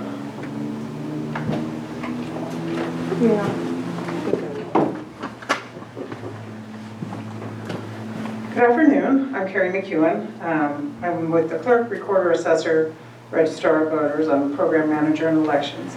So I don't have really a dog in the fight, if you will, right? Because I just started. But I was an essential worker for the last 2 years through COVID. And we all show up every day that we possibly can. And I know that the county workers did as well. Challenging times. Really challenging times for everybody. And it's challenging times to hire too. I know what it's like out there. We do need law enforcement. We need folks here that are going to take care of us. But what about the folks that are working the other offices? What about the folks in all of the departments? They're all really essential. Could you shut down any department and we would be okay without them? I don't think so. I really think we need each and every one of us. So I just want to kind of say that, man, I'm nervous. I'm not normally nervous talking to anybody. I'm talking huge crowds. But I guess you guys made me a little nervous here today for some reason. I appreciate, you thinking about us, considering this, and I think it probably does need more discussion because once the cat was out of the bag, everybody was interested, right? You know why? Because everybody wants to take care of their employees. I know that's why all the department heads got in on this, because they weren't concerned about themselves. They're concerned about their employees. And I think we need to be concerned about all the county's employees.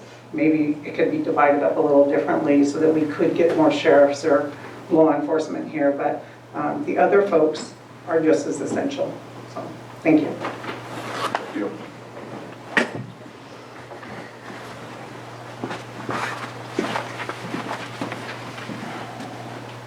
Joe Brower from Junction City, and boy, I don't envy you guys on these decisions.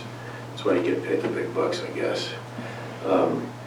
But just a gentle reminder, this is about $2.5 million we're talking about, a one-time chunk of money from the feds. It's free money.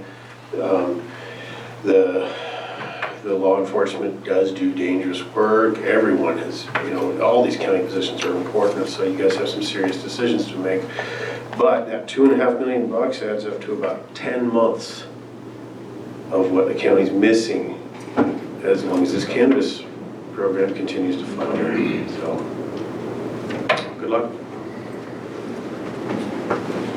One quick thing, your mic over, it's all yours.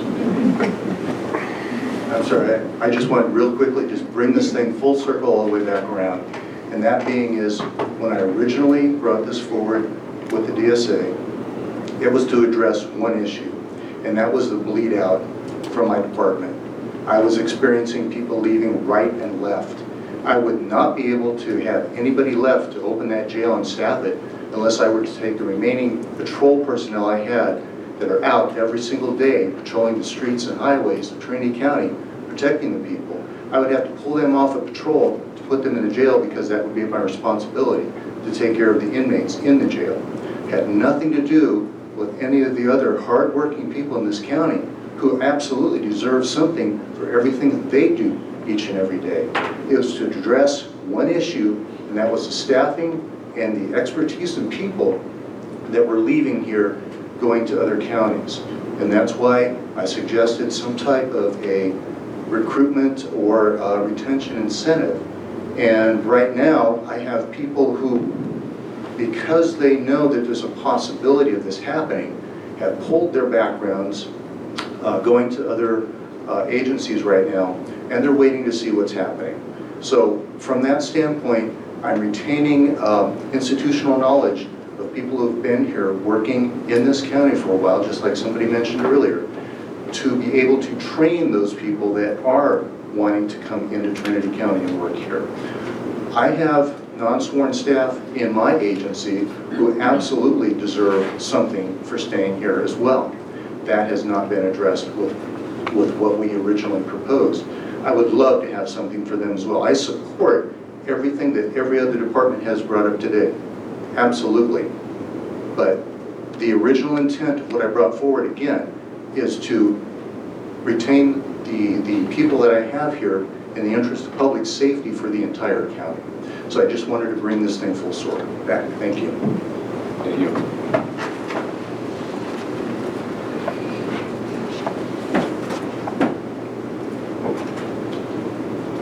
Hello, board. Put my glasses on for this one. It's going to be a little bit. It's about 8 or 9 minutes or so. I'm Michael from Trinity County Information Technology. The Trinity County Information Technology Department provides technology to services to the departments of Trinity County. The county has approximately 300 full-time employees. We support an infrastructure that connects nearly every county office in Weaverville and Hayfork, along with 46 servers, email, the county website, a server backup system, a myriad of applications, databases, cloud-based programs, security, phone systems, and remote clients. In the past and coming year, we have or will have added at least 3 county buildings to the computer infrastructure, with switches, computers, printers, etc. inclusive. However, many components of the county's infrastructure are aged in terms of the years of use and the technology. The backbone of the network is in dire need of a refresh of its equipment.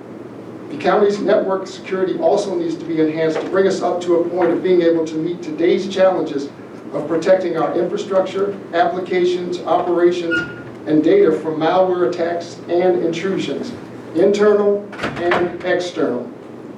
We need to make investments into our backup infrastructure and our ability to provide service continuity in the event of a disaster. The IT department has not increased its support personnel for the past 6 years, despite a discernible increase in equipment and services. A critical need of the Trinity County Information Technology Department is additional knowledgeable personnel. Currently, we sit at about a 75-to-1 ratio of FTEs to IT employees, where the mean for California counties, from which I was able to gather results, was 42.5-to-1. Through the revenue loss provision of the American Rescue Plan, the Information Technology Department is requesting funds to implement and support the following essential areas. 1, replace key components in the network infrastructure. Our network infrastructure is currently using backbone switches that are 8 to 12 years old. Replacing the current switches will give us another 8 to 10 years of a higher capacity backbone. 2, increase the number of personnel in the Information Technology Department. With an increased number of offices to support, along with a higher number of remote users, greatly escalated security requirements, and increased amount of data to store and protect, it has been impossible to provide the safeguards the staff knows is necessary to protect the county's data in today's environment. The goal is to create a security system administrator position. This position will be responsible for network and data security, compliance with HIPAA regulations where applicable, server installation and maintenance, patches and updates for all networking equipment, working with the CIO to create security procedures and policies, monitoring network objects and auditing network access, creating a Trinity County cloud presence and specific duties as assigned. This position can be funded through the ARC grant for 2 years as funding, quote, general government administration staff and administration facilities, unquote, is eligible under the ARC guidelines. 3, implement enhanced network security in the form of equipment, software policies, procedures, and practices. 4, create a 4-point backup infrastructure with data spread around the county. The courthouse, HHS, either probation, new jail, or solid waste, and one off-site storage location in case of a catastrophic local event. This implementation dramatically increases the chances of restoring data should the county face a disaster recovery scenario. Establish a cloud presence for the county website and county email. During emergencies, the website and email are two of the most used applications for inter-county and public communications. Moving these applications to the cloud assures continued access during emergencies. In addition, our current email software has until March of 2023 before it is no longer under vendor support, which means crucial security and functionality updates will not be provided by the vendor. That was number 5, if I didn't say this. And this is number 6. Increase redundancy in our virtual environment. We have 27 production servers in our virtual environment with our email, elections, networking, virus scanning, HHS intranet, SMTP, and VPN authentication servers among them. These servers are crucial to the county's operation. The goal is to have functional redundancy on this system. The proposed project is ambitious. There are many pieces of systemic equipment in this proposal, where each piece requires planning, configuring, testing, simulation, implementation, and documentation. It is an overhaul of the county network, virtual backup, and email systems while keeping the current systems running. It will be time-consuming and require a great deal of specific knowledge in networking, servers, data storage, and systems integration. The proposed systems and security administrative position outlined above is imperative in the implementation of this project. The proposal is designed to address many of the current issues and challenges faced by the Information Technology Department. Looking ahead, there would still be much to be resolved concerning business continuity and disaster recovery. We live in a community that is vulnerable to forest fires, power outages, and even a flood or two, all of which can affect the short-term or long-term availability of data. There's nothing that prevents Weaverville from suffering the same fate as Paradise or Greenville, California. Both towns were nearly completely destroyed by fire. All of Weaverville's data is currently stored locally. If we suffer a similar fate as Paradise or Greenville, it is possible that all the locally stored data could be destroyed. The thought of a disaster of that magnitude is harrowing. Though the local backups are stored in buildings that seem to be the most resistant to disaster, the sight of hollowed out buildings in Greenville and Paradise, with only the charred brick walls remaining, is sobering and chilling. The cost to store data off-site are ongoing, and as such, only the first year's cost is directly addressed in this proposal. But with the increasing risk of large destructive fires annually, and with the financial, legal, and safety implications of losing most county data, this is something we should prioritize on an ongoing basis. I believe this should be an all-county discussion. There are a number of options and a good bit of research would need to be done to arrive at our best solution for optimizing business continuity in the event of an area-wide disaster. Additionally, the annual county budget should reflect the value of the county's data along with the systems that operate to keep that data viable and accessible. And I would like to make a statement. You asked earlier about $300,000 for a phone system. And it's not just the phones themselves. It's also recabling the courthouse, which if we're going to get a modern phone system, we would need to do. And that's a fairly expensive proposition because we've got cabling there that's been there for, since I've gotten here, that's been close to 21 years. So anyway, just to kind of give a little bit of additional information on that. Hopefully no one's asleep right now. Does anyone have any, this is the question session, right? You can ask. We'll ask you later. This is still public comment, but we can tie into you later if we need to. Okay, thank you. Thank you, board, for your time. Any other? Do we have anybody on Zoom? We do. Shanna? Good afternoon, your board members and folks in the room. My name is Shannon White. I'm the clerk recorder, assessor, registrar of voters. And I kind of want to just discuss a few of the items that are on the recommendation from the CAO. There was comments made that, we don't feel that the phone system or the infrastructure is a priority right now. We use this system every day. Those are priorities. During elections time, if my phone doesn't work for that voter to contact me, you think that's going to make them very happy? It's not. If you are trying to use the phones and you can't leave a message for the office, or it rings busy all the time, that's going to make that voter or any customer from any department very frustrated. The recording system, that's also a priority. I had my recording system go down for 3 days last month due to a server. So that backs up Michael's need for that infrastructure money. I don't think the county's put money into IT's infrastructure in the years that I've been here. And I don't really know because I'm not part of that department, but I think that, we don't think those are priorities, but they really are, because we are the people who are dealing with those and using those systems every day.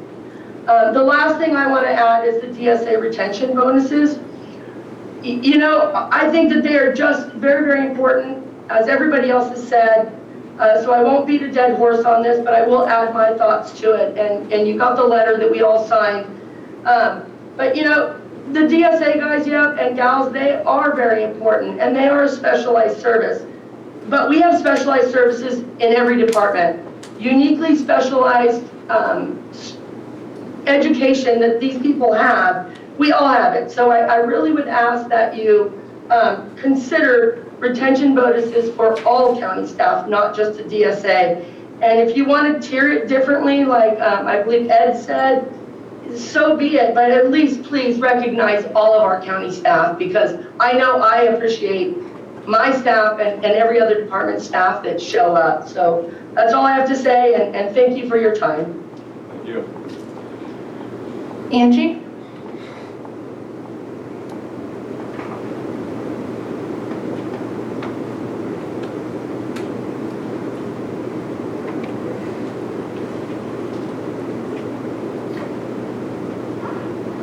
Angie, are you there?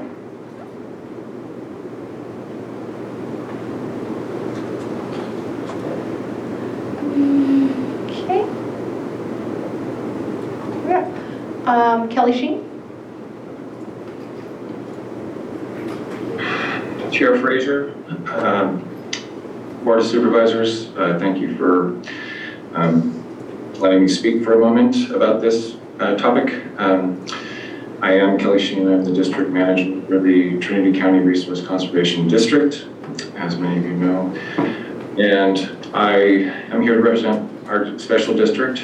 As Mrs. Albies spoke to earlier, special districts as a sanctioned body of the state, for whatever reason, got overlooked in both the CARES Act and up to now, the ARPA, as far as direct funding for COVID relief.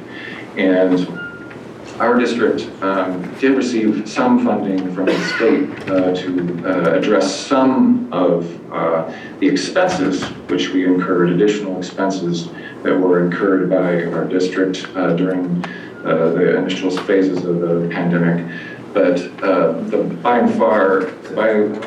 and large, the most impactful time frame of the pandemic where we were shorted about 3 months of implementation was at the very beginning of the pandemic, which was the first 3 months after the executive order from the state came down. And we were not able to begin operations, and we spend probably on average $200,000 to $250,000 a month doing implementation services, and particularly during that period of time, we became aware of the fact that we were considered essential workers for doing the fuels reduction work, particularly in our fuels program, doing fuels reduction work that we've been doing in the county for the past 20 some odd years. And that, having had to put off our implementation season for 3 months really did have a significant impact on the revenues that not only that we would have brought into the county and pumped into the economy by the local workforce that we employ, but the amount, the work itself, which I will, basically give you an example of the type of work that we do in that case. In 2019, we implemented about $250,000, $300,000 worth of work in Junction City, fuels reduction work along county roads and fuel breaks within that community, particularly in Red Hill and down into Dutch Creek. If that work hadn't been done, the impacts of the monument fire to that community would have been drastically more impactful. So with us not being able to get started that year, who knows what could have, happened with the past couple fire seasons. So I just wanted to point out that, although we were a special district, we are also doing the service work that protects our communities and has a fairly large impact on the economy in our local community. And so I would just implore, we understand retention, we understand the importance of retention, we understand the importance of infrastructure, but there is other needs that we will probably. That was 2 years ago, and it's still impacting our finances now and will continue to impact our finances for years to come without a little bit of assistance. So if you have any questions for me about that, I do appreciate the opportunity to speak with you and staff. Thank you for your time. Thank you. Okay, we're going to try Angie one more time.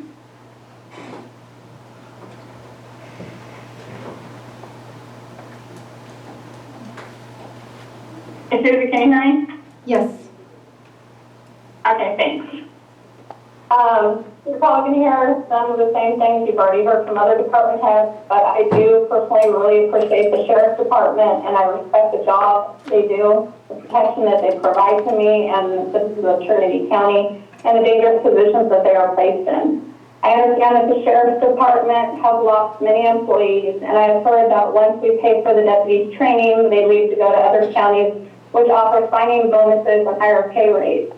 However, I've also heard that in other situations in other counties, they require a contract to be signed by those employees, which stipulates that once the county has paid for their training, they have to stay with the county for a specific period of time. So I'm wondering if there is some legality issue in which we cannot implement that for the Sheriff's Department to help try to keep their retention.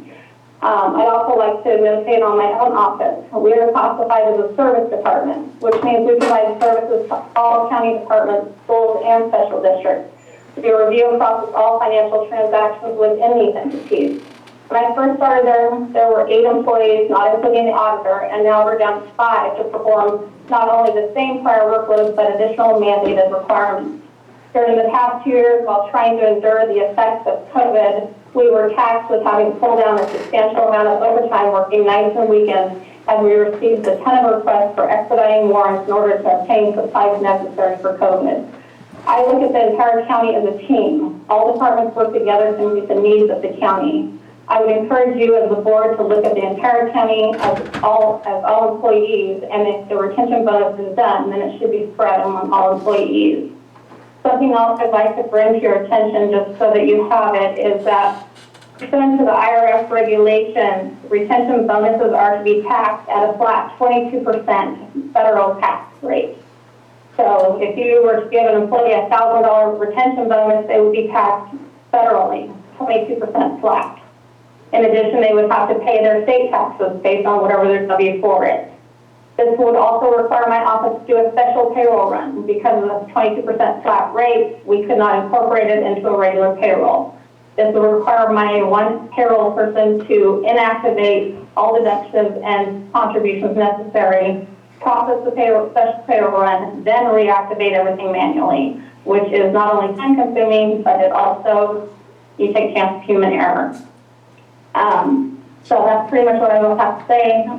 Again, I just hope that you as a board look highly and look at all of the hardworking, dedicated employees in the county, just in one department. Thanks.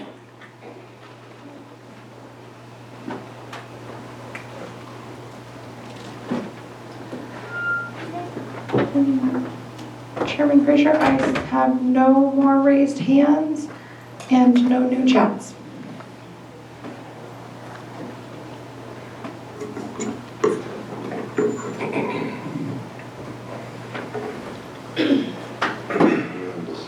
What's that? So, good afternoon, Board, Chair. You can see this is a very passionate debate. I will not stand up here and say that the rest of the county offices and departments do not deserve, because they do. That's obvious. However, our crisis started, well, basically when civilization started. And I'll tell you why. Since humankind, we have had two sides: chaos and civil society. Those are the two sides. We have always had this. It goes back to Babylon, and on. And society has decided to build walls, laws, to protect their communities. And upon these walls, they decided to put a select few people to guard against chaos. That is what this is about. That's what we are. We are the guard against chaos. And right now, in this day and age, chaos is winning. We can look at San Francisco, we can look at Los Angeles, we can look at Washington, D.C., we can look at all the different cities that are having major issues, and chaos is coming over the walls. Not only that, but the people that were selected to get on the wall and protect civility are being pulled down from behind. Our media, our politicians, our own communities, they're pulling us off the wall. Some people deserve to be pulled off the wall, but the majority of us, the 99.99%, we're up there because we feel committed to the community. But as that is started to falter, I have lost the ability to pull good candidates to Trinity County. $40,000 bonuses in other counties, $30,000 bonuses, 25% raises. We cannot sustain that in Trinity County, and we know that. I structured the DSA bonuses so that I could have breathing room. Okay, I structured them so that if you signed up to get the bonus, which you do not have to, then you have to stay for a certain amount of time. Until 2024. I need the breathing room. I need to rebuild. I have to open the new facility. And I cannot do it with 0 personnel. I'm on 112 hours right now in 8 days. I am filling in for every position: jail, transport, dispatch. Matter of fact, I would like to thank Sergeant Gavalli, Deputy Manfredonia, and Corporal Nick Martinelli for all coming to the office today and standing my watch so I could be here. All of them on overtime in order for me to be here. So, I need the breathing room. I do. All these people deserve something. They all went through the pandemic.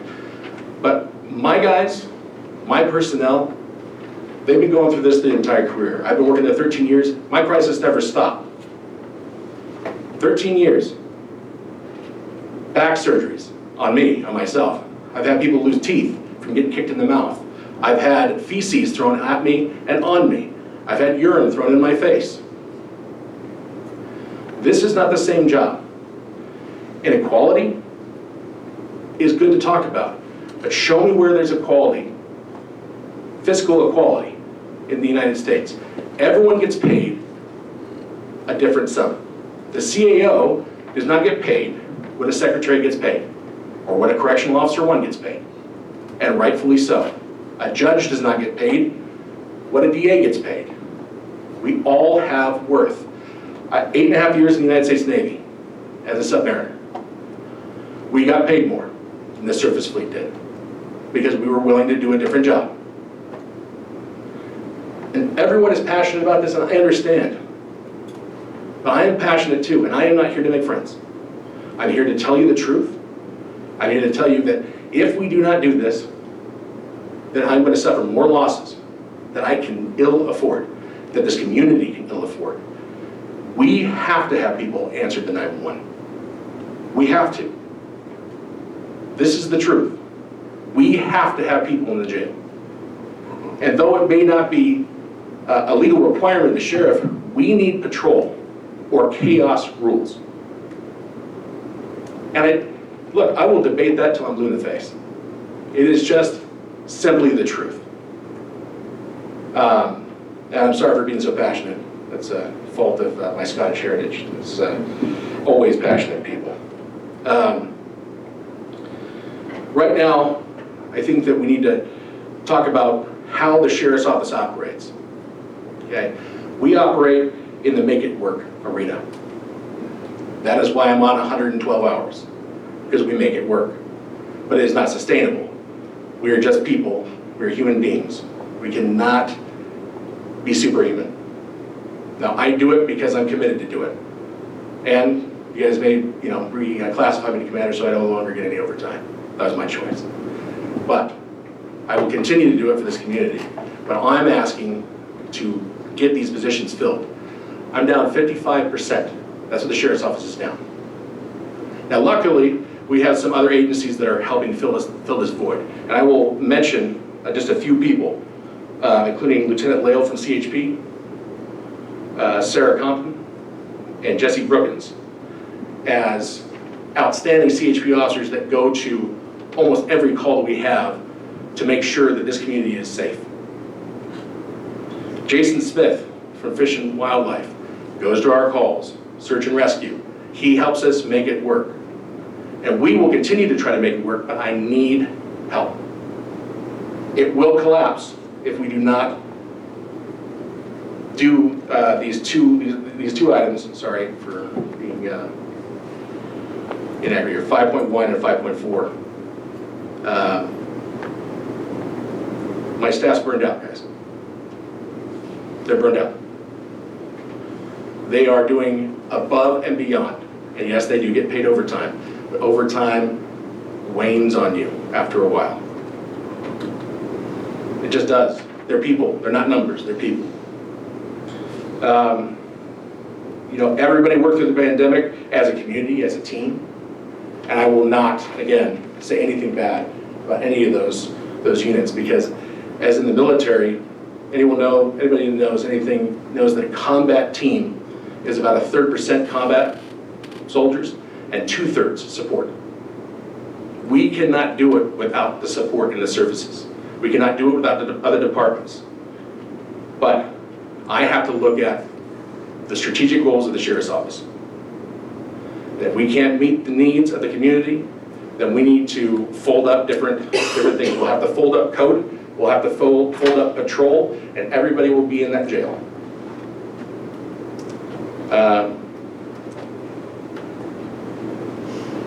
Even LAPD and CHP are having these issues. It is not just Trinity County Sheriff's Office. LAPD usually has about 60 people in every class. They now have 20 people in every class through their academy. There's nobody wants to be in law enforcement. It's an important, important job. And again, we cannot let chaos over those walls. You do not want to see that. If you want to see what can happen, look at Los Angeles. Look at what's going on there. We can't afford that here. So again, please consider the DSA's recommendation. Please consider 5.4 as well. Please, I'm begging you. Thank you. Thank you.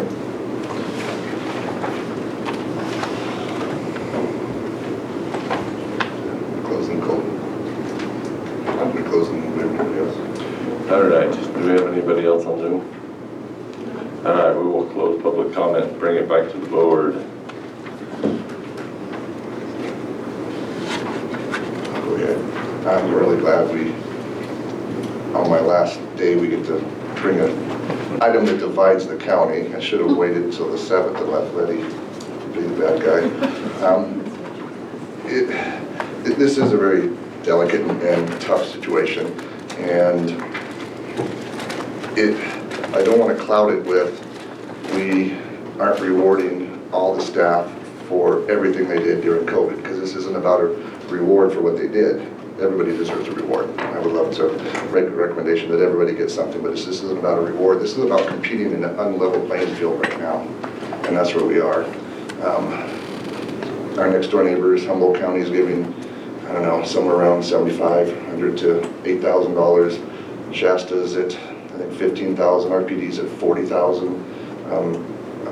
Anderson PD's giving something like 12.5% raises for the next 3 years. So it's about leveling the playing field more than anything else. And yes, we're a team, but we're also a family. And we know with family, sometimes we have to love our children differently from time to time. So it's not always fair. During our, and this is going to make some people mad, but during our class and comp, we weren't fair. Some employees got 80%, some only got 65%. So we've had to love our children differently from time to time, and that's really the kind of way I see it. It's difficult to say, well, let's just divide it by 328, and that's where it goes. That would be nice if we could, but we are in a law enforcement crisis right now, and my recommendation is to do what we can to retain the staff we have, because if we can't fill as fast as we're going to lose. So it's too bad that we have to be in this situation, because I don't want to feel like it's one side against another. I think everybody knows that everybody deserves something. It's just it's more of a necessity than a that's what I'm looking for, than a warrant as far as what they. So anyhow, that's where I'm coming from, and why the recommendation has been made to support the retention bonuses, because we are in a law enforcement crisis, and the playing field is unequal. As much as we're having a hard time hiring a planning director, other counties aren't offering bonuses to be a planning director. They're just offering a wage, and we're competitive at that, at that level. But I am happy that our department heads are passionate about this. I've said it 100 times, I'll say it 100 more. We have the best executive team that I've ever worked with, which demonstrate today, because they're out here advocating for their staff, as they should be, and I'm proud of them for doing that. I don't disagree with them. It's just sometimes you have to make a decision and make a recommendation. And some of the toughest things to do is to make a decision. So with that, I'll get off my soapbox. Well, I will say that we're going to get our money's worth out of your last meeting if we keep going at this rate.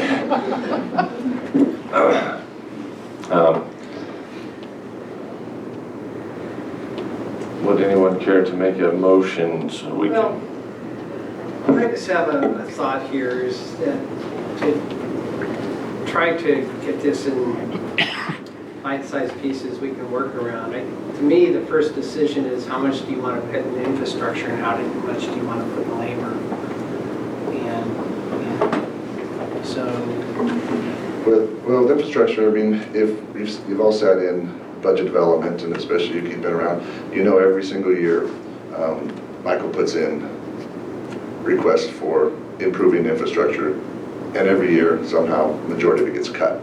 So when this came along, we did reach out to Michael and say, give us what you need to get us up to 2022 and maybe a few years beyond with our infrastructure. So I do think that has a pretty high importance, because we have been year after year after year cutting his requests. And if we're not going to allow him more staff, we need to allow him more automation. So his job, so this job for the few he has are easier because they're working with not some old antiquated system, they're working with a new system.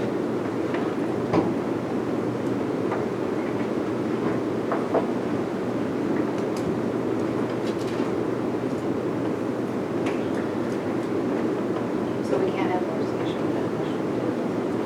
I think that would be the best way to move forward, is to have a motion before we have discussion. Do you have a question? If you have technical questions for staff. How much of the 702,000 for IT keeps us from, I mean, there's the risk management piece in here. What do we need to make sure we don't lose something if there were an unfortunate disaster? That's the portion where I said we were doing research and looking into alternatives for storing, at least having data stored off-site in case there is a disaster. And one of the quotes I got, I actually had a meeting with someone today on that, but this ran over further than I thought it was, so I'll meet with that person tomorrow. One of the things, for the amount of data we have, which is multiple terabytes of data, having backup as a service, he said for the amount of data you have, it's probably going to be $75,000 or $100,000 a year. That's the high end of it. That's probably the extreme high end for the amount of data we have. Now there are other alternatives. I can't give you a price right now on those, but I can get that to you fairly quickly, within several weeks or so. My guess is that we probably start in the neighborhood of $15K a year or so. And from there it goes up depending on which services you're talking about, how the data is distributed, how quickly you want to access it, and so forth. And as I say, I can get those prices to you within several weeks. At least get you options on that. So I'd throw a motion on the table if you're ready. Look at her, she's the one that's right now. Yeah, go ahead. I would move that for today, we fund the DSA retention bonuses and we fund the jail shortfall. These are needs that we have known about and we have no choice but to take care of our safety and our officers. And am in no way saying anything else is lesser in importance by that, so please don't misunderstand the motion. But I think that these things require thought and discussion, and we have an imminent need, and we have a little bit of time to talk about other things. So that's my motion, is to fund these two and consider the others. Which retention bonus plan are you looking at? Yeah, that was the 278,000 over 485,000. Well, for today, I was looking at the 278, and that doesn't mean that the other couldn't be looked at, but again, I just wonder if Keep it simple. to keep it simple for today, but also to allow the further discussion. It's just so hard in this environment. I want to make sure that we're being as creative as possible and getting as long of retention out of that money as possible. And that's not just a discussion that I can enter in right now. And so that's why. It's not that I don't think that that's important or that we couldn't go there in the future, but that's why the motion today. Okay.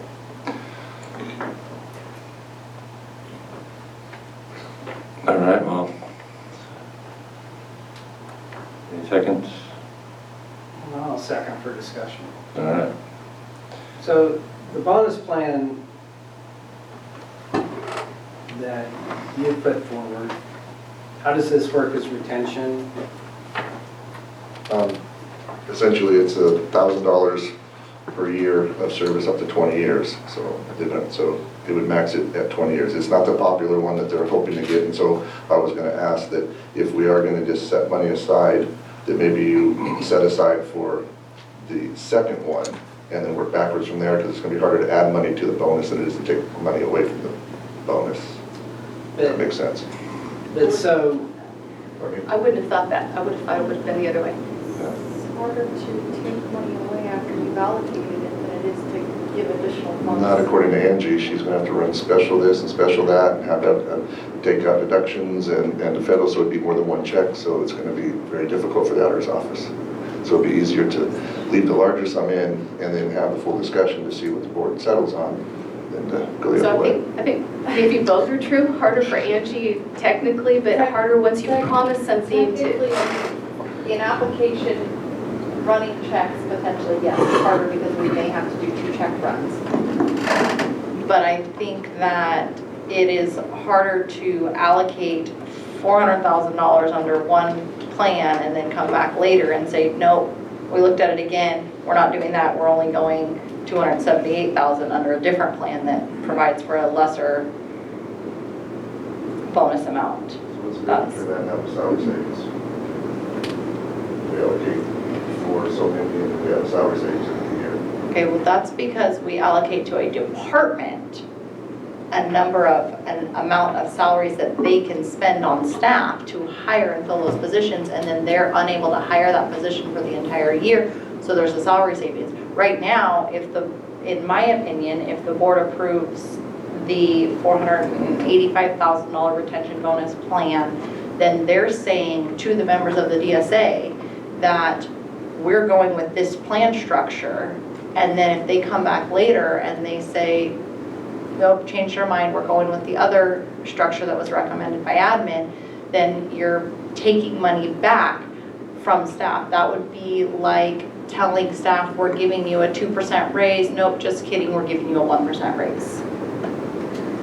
Because I'm a big year apparently, sorry, no, speak for the board, but.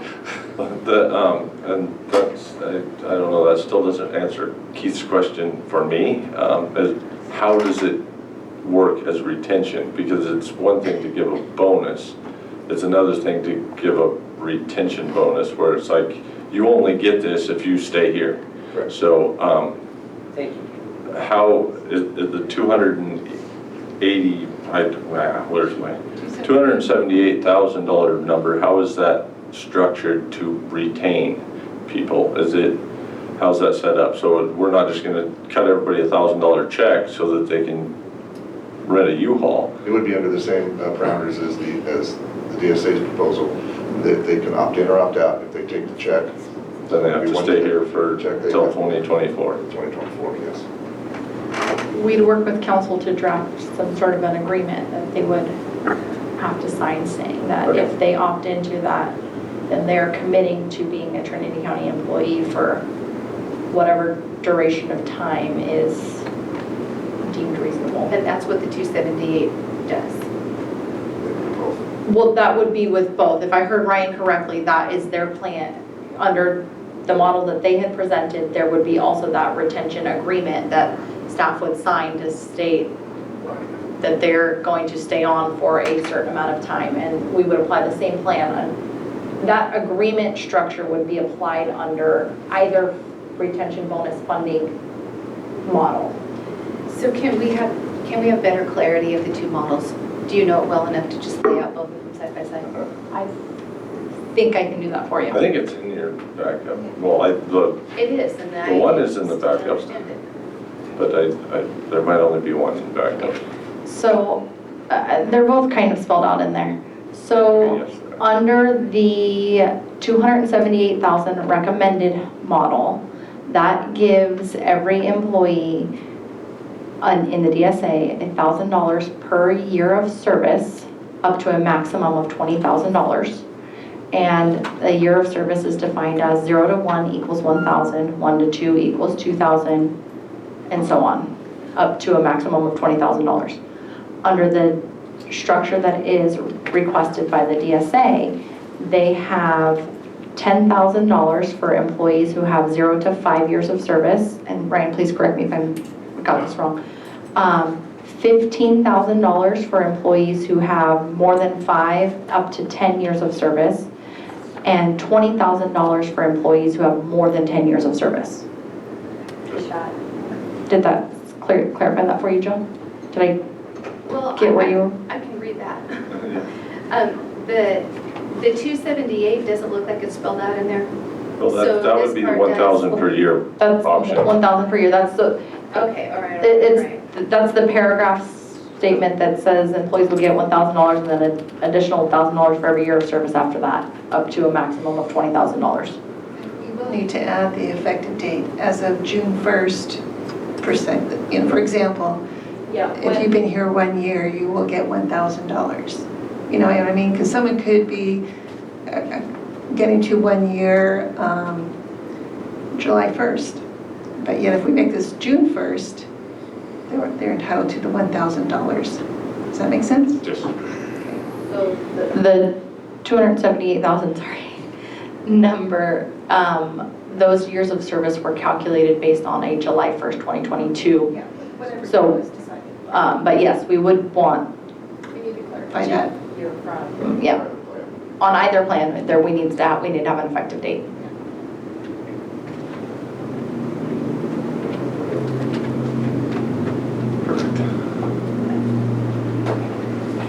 We're only trying to stick with allocating a hunk of money and then sending stuff back and then Having us figure it out. Figure it based out. on that number.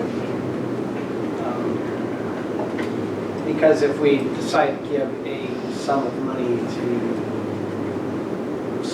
staff that was here, there's going to have to be some, unless you just give everybody $500 or something. There's going to have to be some proration. I think there needs to be a reason that we do what we do, and we don't just hand out pieces of money and then it's gone and we don't know why we did what we did. Whereas this today, we know why we're doing what we're doing. Okay. Sorry, I didn't get the answer probably heard enough for me today. So Dr. Coons and I spoke on the phone, and he had, obviously we had two different plans. His plan is great, and I think it's not a bad plan. I think what I structured this to keep people here till January of 2024 was, like I said, to give you some breathing room. But also, when you look at the structure of the 10, 15, and 20 versus the 1,000, the people at the bottom end, the people that cost me the most money, so I bring those people in, I have to send them to the academy and everything like that. There was other people that talked about, putting people under contract. I think it's somewhat difficult to do that and hold people to that when you're sending them to like a 6-week school for corrections. But that 0 to 5 area costs us between $40,000 and $70,000 to train those people from that 0 to 5.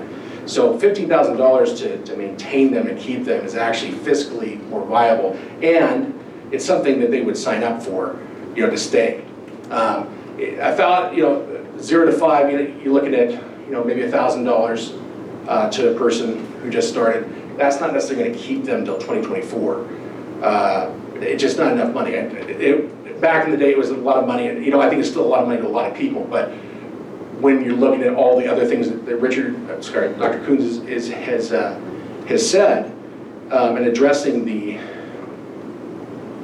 ability of the Sheriff's Office to compete with Shasta and Humboldt, and frankly, a lot of other agencies, that 15, the 10, the 15, and the 20 is to keep those people and not have to pay out large sums of money to retrain people and then lose the experience, which you can't put a price on the experience. That's why I structured it out that way. Try to give us till 2024 and on and so on and so on.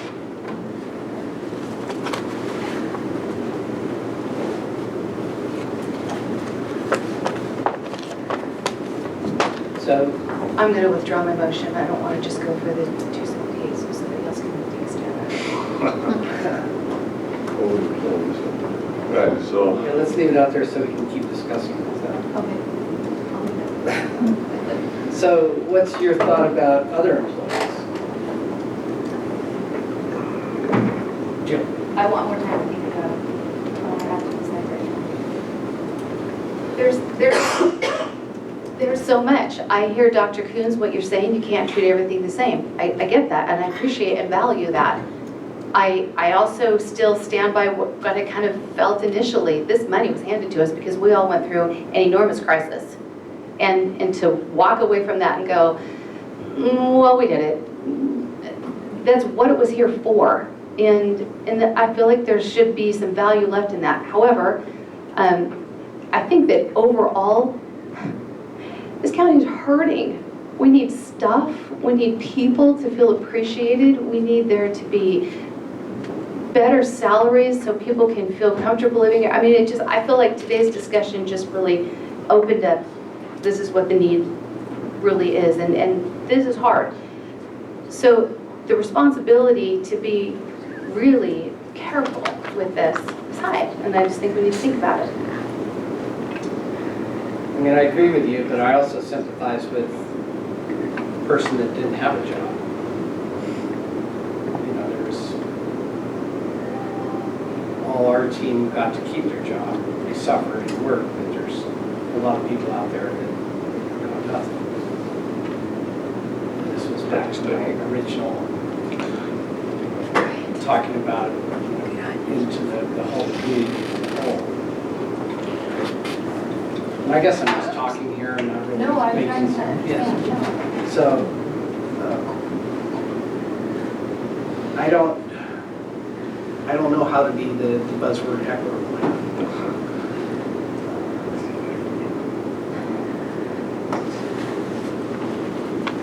Why did you want to withdraw that? Oh, because after further explanation of how he was going to use those bonuses, it makes sense to me to spend a little bit more money and make sure that we have officers securely through 2024. To me, that's just a better use of funds for just a little extra money.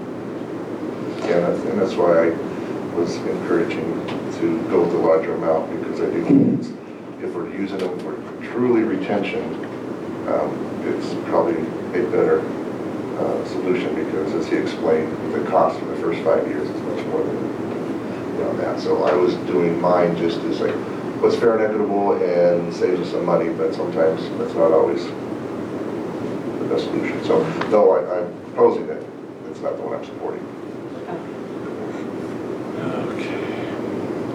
Now, And how long before we would get hard numbers on the infrastructure stuff? I mean, how comfortable are you with, I mean, is there going to be hundreds of thousands of dollars of potential savings or costs? Or are these within 5 or 10%? Which part are you specifically asking about? Well, you have the infrastructure, you've got the phone system. Well, we'll just talk about the phone system and the infrastructure. I mean, it's $1 million that you're. Oh, okay, for both things. For both things. Right. So we're going to put out an RFP, which is a request for proposal. There'll be a time period at which people can send in their proposals. We'll evaluate them. I'm imagining that the request process is probably 2 or 3 weeks out or so. It's usually another 2 or 3 weeks that you give people to get the requests in. This is specifically for the phone system. And then you evaluate it, probably another week or so, a couple of weeks before you make a decision. Now, there are 2 components to this. There's a phone system, and there's also a cabling system. As well, there are switches, there are something called patch cables, there are little connecting units for data to travel over fiber, there are bolts and other little things too. So there are a number of pieces to this proposal, to the phone proposal. It isn't just phones and it isn't just cabling, but those are the 2 major vendors that we need to reach out to get a proposal. The other things I can get fairly quickly. You know, they're small sort of supporting equipment. But like a lot of things today, you know, availability and pricing are not necessarily completely static. You know, you may have something one week, you go to, you know, you get a quote on, you go the next week, either the price has gone up or they don't have it. And so you're looking to go to another vendor. So we can get you as close as we can. Usually the bids are pretty solid. They give you 30 days, once they put a proposal in, they usually give you 30 days to act on it to lock the price in. The other supporting equipment, which isn't, that's sort of a minor part of this, probably 5 to 10% of this. Usually you can get fairly accurate, but prices do change.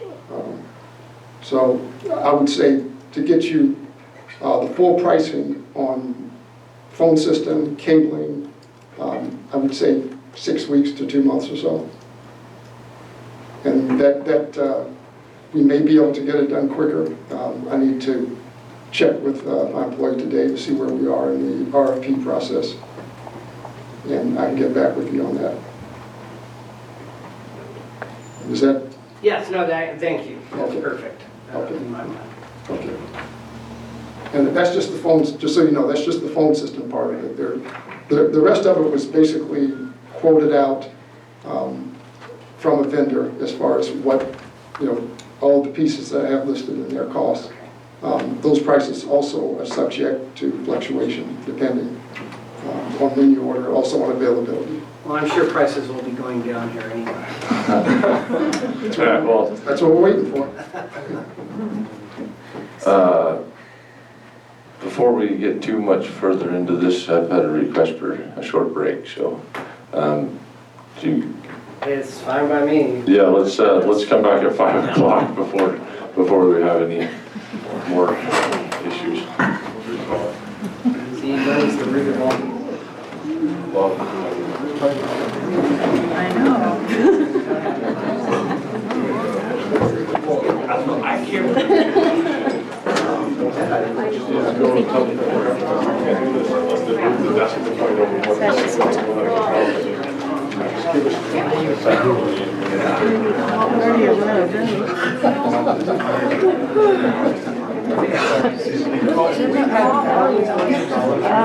We have one more and then us. And the next one is cannabis budget. But it doesn't look like it changes anything. Yeah, it doesn't. So hopefully it will be a big But I'm wondering impact. why everybody's saying that. Well, I'm assuming for a couple of hours. That one's always very, yeah, that's like, I want to never reach it. I feel like that's one of the things. Yeah. We walk over to Oh, yeah, no, sorry. I did, I get my card, you get my here. It's over, I just went over and walked in. You know what I mean? Like midnight. Yeah. Oh.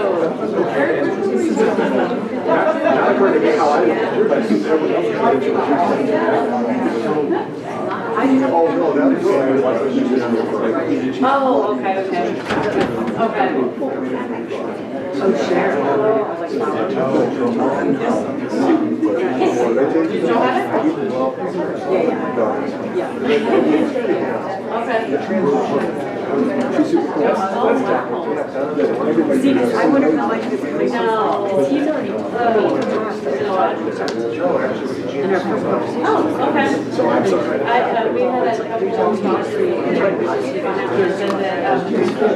Yeah, I think we're gonna have to. I like that's a good idea.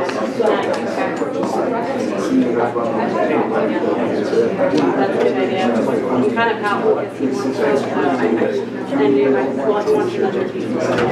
I'm just kind of hanging on to it.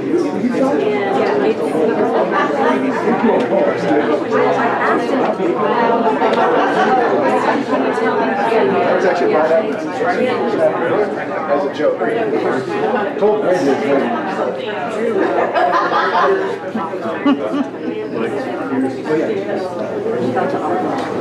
Anyway, but so now, I'm like, but just like him first. Is that why you do exactly? So how do I know? Just like you. We're both writing on the back.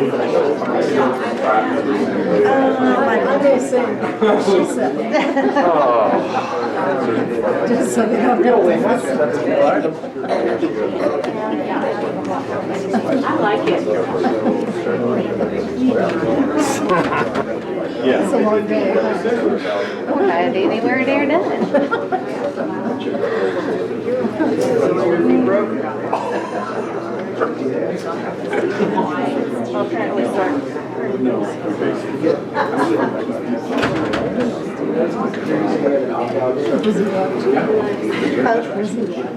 I don't know. I heard other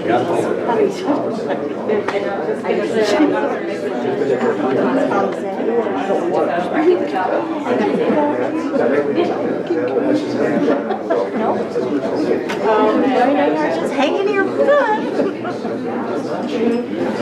Not our company. Just something for 3 minutes. Go to a meeting for 5 hours.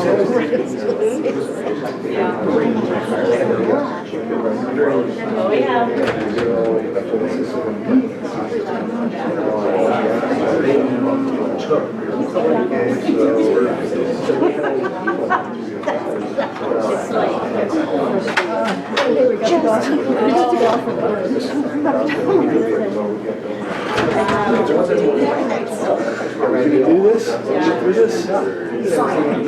Here pretty quick, I'll get into planning commissioner mode where you go from 11 to 10. Right, so we're just going to pretend the meeting's starting over. Yeah, We're just opening up now.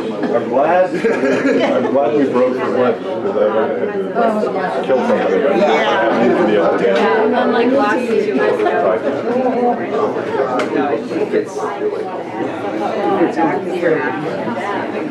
This is harder than working. I feel better if I was rototilling or something. I know, I've been eating for the last few days and then sitting like this. I know. I started doing that yesterday. Yeah, we got an electric meeting.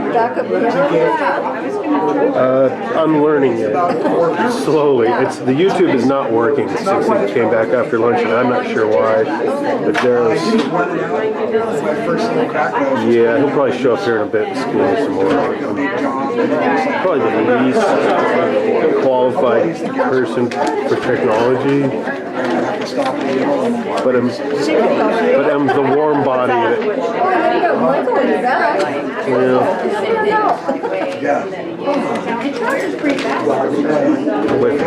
Everybody gives Daryl a fuzzy.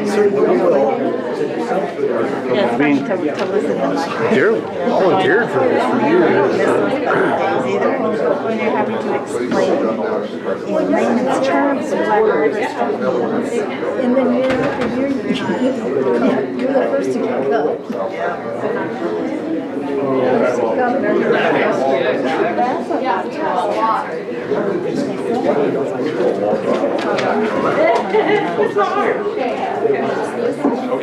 Dan, you ready? Liam, are you ready to go?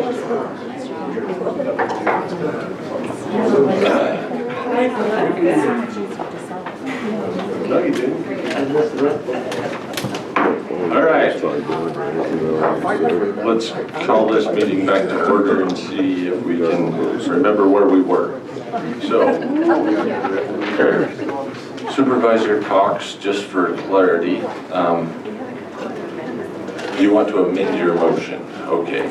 So I was just wanting to make sure we had a motion still on the table. All right. So, if you want to amend your motion. Yeah, I would like to move to the greater request from the DSA so that they get that larger retention to take us to 2024. And that we would then revisit the other items with some more thought. And also a request to bring back a specific proposal. That'll change.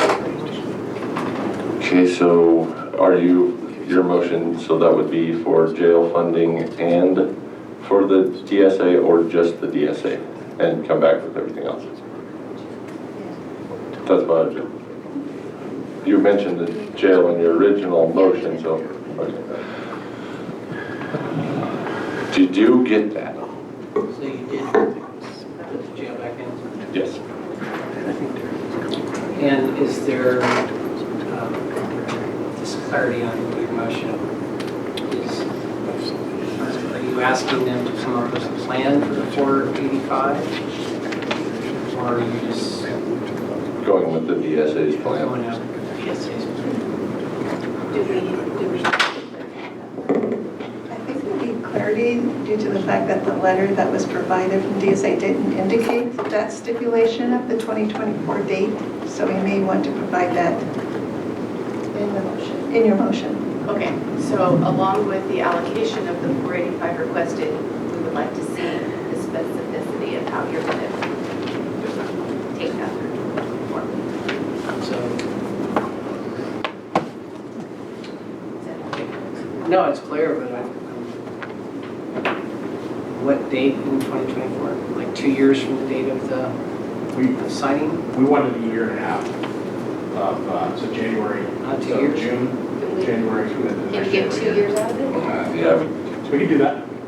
BSA is amenable to that. So June of 2024. A little clarity for staff too, so they don't have to redo the recommendation. Is there the remaining items? Are they something the board would like the staff to prioritize or have the board prioritize, and they can come back to see if there's funding, additional funding available for those, or is it a clean slate and you're just going to come back and start all over again? We can do this as 2 separate motions, can't we? Because we're only dealing with parts of it. Where's Margaret? Margaret? Margaret's on the line. Margaret should be on Zoom. They cannot leave us unattended.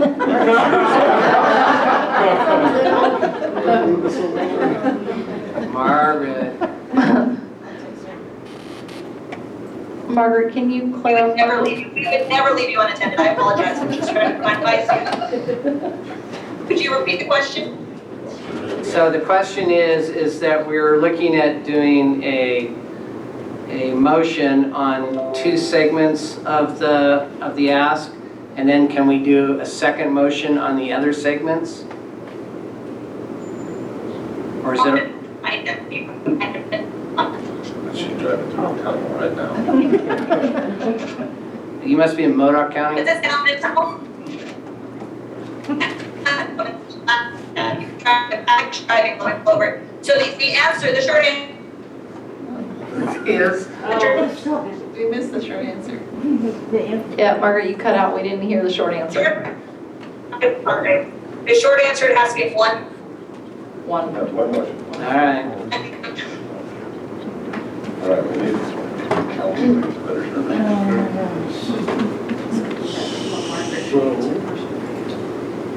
motion. We don't have a second. Well, we have an amended We're still motion. working on that amended motion. Yeah, we're still waiting to clarify if the second So Amends his motion. we've got the 486, we've got the 300,000, and we've got 2 years. We got that part. It's what do we want to do with the balance of the infrastructure? Or how do we want to direct staff? What do we want them to bring back to us next? Well, I would say that we need the RFP he was going to put out for the infrastructure upgrades. There was some uncertainty as to whether another funding source could help with the phone system. So we need clarity on that. And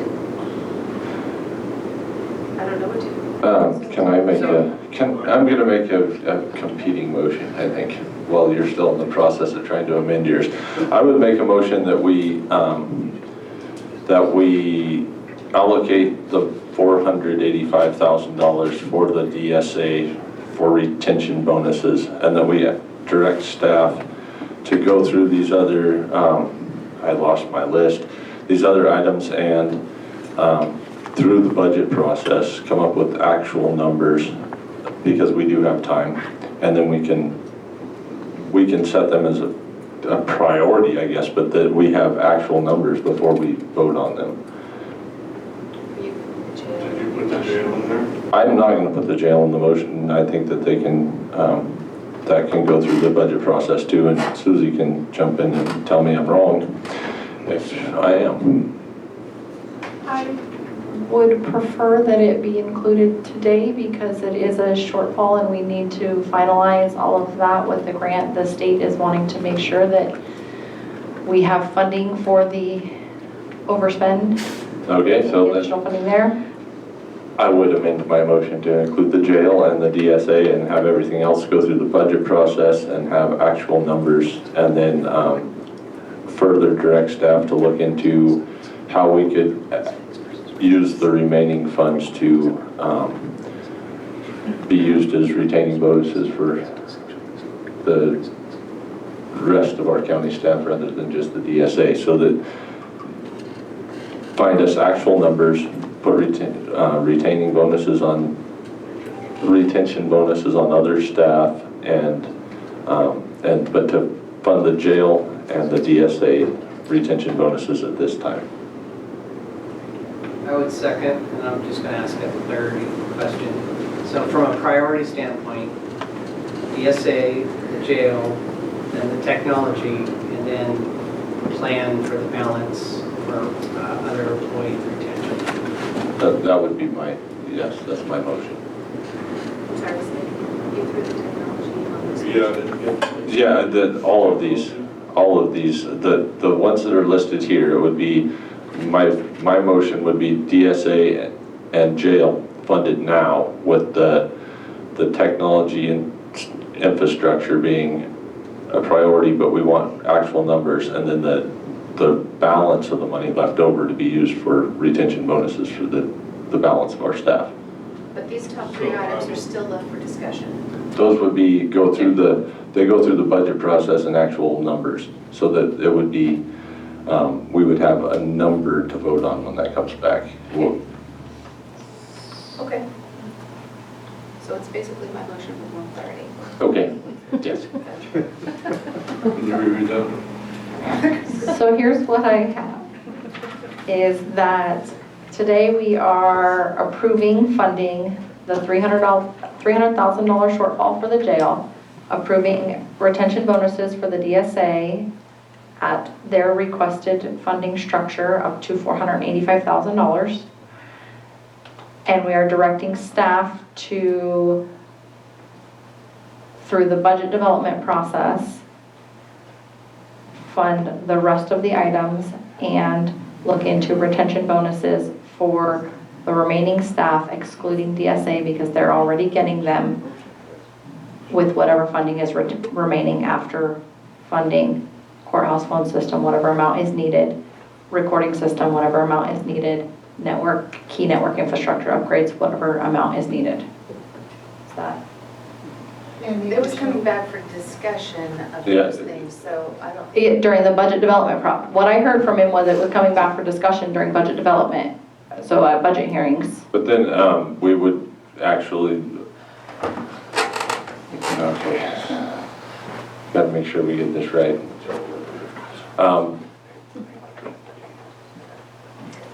You want an agenda item prior to budget development? Oh, I want an agenda item once we have numbers. So I thought that once you go through budget, well, I guess it would have to be before you approved your budget, you would want us to approve this.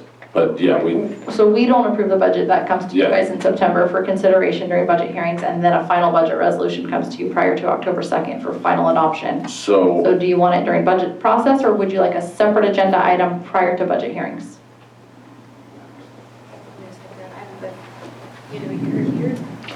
I'm trying, this is a convoluted mess of emotion. Yeah. I would prefer to come up with a separate item, because then we have the ability to look at the balance of that. Yes. And Clear, and unless this is some sort of. I didn't mention the dates. I would like that in there also. The 2 year. Okay. 2 year. Let me take one more crack at this then. Yeah, good luck with it. Who seconded that? Supervisor Groves seconded that. For discussion. For discussion. Now, let's make sure I've got this clear and our second agrees, and we're approving funding the $300,000 shortfall for the jail. We're approving funding, allocating $485,000 for DSA retention bonuses using their requested bonus structure. With that, there will be a 2-year agreement from those employees who opt into that retention bonus. They will stay for 2 years. And you are directing staff to consider the other items once we have more actual solid numbers as opposed to estimates. And we are bringing an agenda item back to you after we have that information. And then in that agenda item, we'll use the remaining funds that are left to propose retention bonuses for all other county staff excluding DSA members. That sounds. Does that sound like what you seconded, Supervisor Groves? Yes, but I just want to be clear that you guys bring a plan. Correct. So, Directed staff to do so. we will do that. A little more discussion, because in that you are already deciding that by virtue of the way the motion is made, you've already decided what's going to happen with the balance of that. And I feel like all of that just still needs to be on the table for more discussion. We had special districts that said something, they had COVID shortfall, and I just feel like it's too specific with the balance to bring it back for more discussion.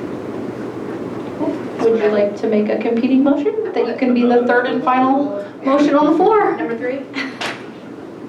Or she could amend her first one. Or don't try. Start. Good, then we'll be moving for another one. Leave the beginning of Dan's motion the way that he had it, with $485,000 to the DSA with a 2-year plan, $300,000 for the jail. Direct staff to bring more specificity back through the budget process on these remaining items with possible additional funding from another source. And leave the balance of what's there open for further consideration and discussion. I want to see if we can make those dollars stretch further by how we use them more creatively. Okay, so your motion does not include consideration of staff bringing back a plan for retention bonuses for other staff. Is that your intention? They can create a plan if they want for consideration, but I don't want it to be like it's already decided. This is all for consideration. Yes. So. Not specific enough? No, that was my understanding of Supervisor. Yeah, well, what she's wondering, she doesn't want us to spend all of the money in one spot. So if there's, you can bring back a consideration for retention bonuses for the rest of the staff, but not necessarily to use all of the funds for a consideration for signing bonuses. My motion includes some consideration of how we get creative with that money to make it last longer. So if it can get tucked away and we need to read this document further and we can have some interest over a longer period of time, or I just think it's too soon to make such hard decisions right now. We don't have a second, and I have a comment.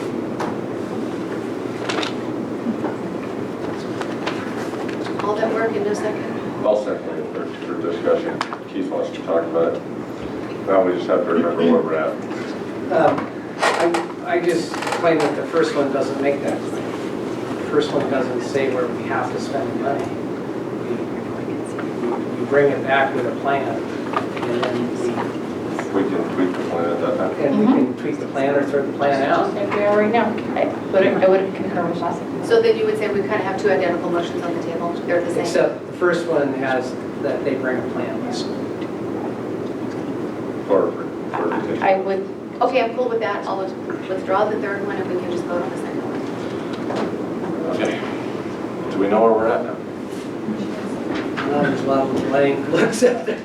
Well, it's been a full day now, so. I think staff would just like clarification that there is the intent to look into the countywide staff retention. Yes, there is. We want to plan, but we don't want to be locked into anything until we see what this plan is. Right, and I'd like to just, when working with Susie, we can provide you some proposals of how that could be carved out, along with other proposals from other special districts or whatever, so we can definitely work with that. All right. Okay, so here's the motion that I have that I believe we are voting on if we're ready to vote. We are allocating today $300,000 for the jail shortfall. We are allocating today $485,000 for DSA retention bonuses, so long as those employees are willing to sign the 2-year agreement that they will remain with the county. We are then directing staff to get more firm numbers on the other items that are presented and recommended for funding, including adding in a funding plan for retention bonuses for other county staff excluding members of the DSA, and we are bringing that back to the board at a later date and time once staff has that plan developed. Is that the motion that was intended? Yes. Is that the motion that the second intended second? Are we ready to vote, or do you have Do we have any discussion? further discussion? All right, we're ready to vote. Supervisor Gross. Chairman Frazier. Aye. Supervisor Fox. Supervisor Gogan. Thank you so much. Okay. Moving on. We only have 7 more items. Remainder of the consent calendar. All right. Cannabis. It's already 5 o'clock and we just got cannabis. So this could approve a budget adjustment for fiscal year 21-22 for item 5.2. Approve a budget adjustment for fiscal year 21-22 for Cannabis Department 8239, increasing transfers in and other charges by $338,831, and approve a budget adjustment for fiscal year 21-22 for contributions to other funds, Department 1990, increasing transfers out by $338,831, and approve a budget adjustment for fiscal year 21-22 for general fund contingency, decreasing provisions for contingency by $338,831. Fiscal impact, increase in general fund appropriations in the amount of $338,831. Current contingency balance is $495,139. And this is to make the payment for the settlement as directed by the board, that it wouldn't be taken out of cannabis fees. So what we're doing is we're transferring this money to the cannabis program so they can pay the settlement. General fund is what you meant. Cannabis fees or fines? So it's not, we're not paying the settlement out of cannabis fees. So we're not paying. Right. Yeah. But you're transferring this money from the general fund to cannabis and paying it there? Yes. Why doesn't it just get paid straight out of the general fund? Because you said no. Because it's a cannabis expense that needs to show up as an expense in the cannabis department's budget, but since it is not an eligible expense, well, since it was deemed that the cannabis fees should not be used to cover it and that general fund is needing to cover, there needs to be a transfer of general fund dollars to the cannabis department to cover that expense. It's similar to any other expense that a department incurs that isn't funded by one of their grants. We do a general fund contribution to that department to cover those expenses, but they still show up in that grant department. So it's more like that other department. It's just formalities for accounting, yeah. All right. Any other questions of staff before we open public comment? All right, seeing none, we will open public comment on item 5.2. Now we don't have them tired enough yet. John Barr from Junction City. I've spoken many times on this subject. I'm supportive of this budget adjustment. It's unfortunate county chose to settle and weren't able to live up to their end of the bargain. Yeah, I'm supportive of this. Please approve. Thank you.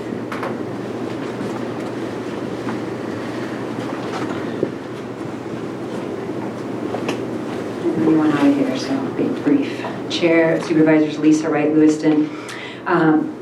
I think it's a little bit backwards to put it into the cannabis fund and make the fee payers pay for something that they shouldn't be paying for. So it's a little bit kind of nonsensical of it. There's other ways you should pay for an obligation that was incurred by the county administration, not by the fee payers. Certainly if you are required to do that because it says cannabis, that you have to use 8239, then so be it. I don't think that's an accurate way to be doing it. But the premise that cannabis fees should not be used for anything that doesn't benefit the fee payer is well established in law, Prop 26, right? You cannot use fees paid for a non-beneficial use. Certainly, the cannabis farmers did not want you to settle. We should not have to pay for the legal fees, not only the TEAA legal fees, nor should we be paying for the county council legal fees in this matter. Those are non-appropriate uses of cannabis fees. There are a variety of others that have clearly come out in deposition as well, but focusing on this today, this is the first step that's very positive. So I do encourage you to pay those legal fees out of the general fund. I don't think it should come to the cannabis fund to be done, but apparently that's the only way it can be done. But broaden that, where's the $95,000 that was paid? That should come back. All the lawyer fees associated with litigation that applies to basically administrative decisions, not in any benefit to the cannabis fee payer. The original settlement agreement was opposed. SB 94 was upheld by the court. That's what the farmers agreed, and county council did not agree with the farmers, did not support the farmers' position. So you're doing the right thing and reimbursing this, but there's more. There's more that you should be reimbursing. So thank you for taking this action. If you do approve that today, I do encourage you to, but there's a broader picture here that needs to come out and be uncovered and addressed as well. Thank you. Thank you. Any other public comment? Do we have any public comment on Zoom? I have no raised hands and no new chats. All right, we'll close public comment, bring it back to the board. I'll move to adopt 5.2 as presented. Second for discussion. Susie, I just want to ask you one more time. If this is for tracking purposes, and if at some point in the future somebody looks back, could they mistakenly think that the funds were paid out of cannabis, or will it be clear that no, those were general fund dollars, you just wanted under that umbrella for whatever reason? So the cannabis fund is not, the department number that we use for cannabis is not specific for only receiving cannabis fee revenue. It is specific to receive any revenue related to the cannabis department, and it is specific to pay for any expenses from the cannabis department. So it's the same as any other county department, grant fund, everything that relates to that department or that grant or whatever is tracked in its own budget unit or department number. And that's why we're doing the transfer into that fund. We're transferring the general fund dollars into that budget tracking unit to show that that expense is being paid for, is being offset by the general fund.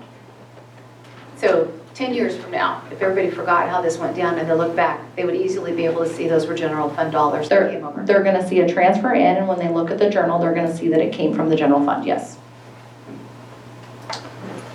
All right, we have a motion and a second. Any further discussion? I apologize, Chair, I missed who the second was. It was Jill, before she asked you that question. She said, I second for, because she wanted to discuss. That's why I missed it, because I didn't listen to your question. I apologize, thank you. No worries. Are you ready for me to pull? Yes. Supervisor Cox? Aye. Supervisor Groves? Aye. Supervisor Gogan? Aye. Chairman Frazier? Aye. Thank you so much. All right. Item 5.3. Take the following actions regarding the creation of the Rush Creek Estates and Lewiston expansion opt-out areas. Adopt a CEQA determination finding that the adoption of the proposed ordinance falls within the scope of the Trinity County Cannabis Program EIR, and no further environmental review is required. Waive the reading of and enact an ordinance amending various sections of the Title 17 of Trinity County Code to create the Rush Creek Estates and Lewiston expansion cannabis opt-out areas, and direct staff to file a CEQA notice of a determination within 5 days of this action by the Board of Supervisors. No fiscal impact. Thank you, Mr. Chair. This is Heidi Chuden. I'll be presenting this item, if that's all right. Go ahead. Thank you very much. Chair Frazier, members of the board, thank you for allowing me to present. At your May 3rd meeting, the board by unanimous vote directed several things: that the draft guidelines for establishment of commercial cannabis opt-out areas be remanded back to the Planning Commission for further consideration, that the creation of a cannabis exclusion overlay zone also be remanded back to the Planning Commission for further consideration. The board directed staff and the Planning Commission that the reconsideration of those two items is second in priority to processing of pending cannabis license applications. Your board introduced and waived the first reading of an ordinance that would permanently adopt the Rush Creek Estates and Lewiston Extension cannabis opt-out areas. And your board found that adoption of that revised ordinance would fall within the scope of the Cannabis Program EIR. Since that time, at the direction of your board, we've made some modifications to the ordinance to reflect that direction, and you may recall that during that meeting on May 3rd, we actually walked through many of these changes with the ordinance up on the screen. I'm just going to summarize for you the extent of those changes. One of them included limiting the ordinance solely to adopting the Rush Creek Estates and Lewiston expansion opt-out areas. Previously, you may recall the ordinance included creation of the cannabis exclusion overlay zone and the application of that overlay zone to all opt-out areas identified in the county's commercial cannabis ordinances. So the ordinance was narrowed to just the adoption of the two opt-out areas. In addition, we have added definitions for the terms active, compliant, and in good standing. And we also clarified the meaning of footprint. We clarified the ordinance to exclude all new commercial cannabis activities, not just cultivation, from the two opt-out areas. It provides protections for operations that predate the original urgency ordinance creation for each of the opt-out areas. And finally, it reformats the prior version, so there's no longer an attachment. It removes attachment A, and all of the necessary language to effectuate these changes is included within the body of the ordinance. So with that, we do recommend that you take the actions that were just outlined by the chair in introducing this item. I'm happy to answer any questions and recommend you open it up for public comment. Thank you. Does anyone have any technical questions for Heidi before I open the public comment? Seeing none? My eyes are tired or something. I'm missing the part where we talk about how we interpret grandfathering. Which line is that? Would that be in good standing under definitions? Yeah.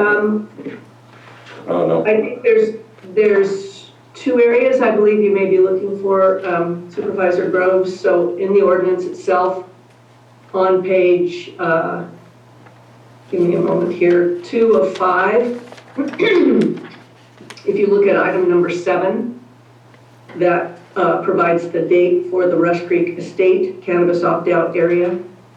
And then similarly, if you look at the ordinance on page 3 of 5 and look at item 8, that provides the date for the Lewiston expansion. Is that what you were looking for, sir? Yes, thank you. All right, any other technical questions? Seeing none, we will open public comment on item 5.3.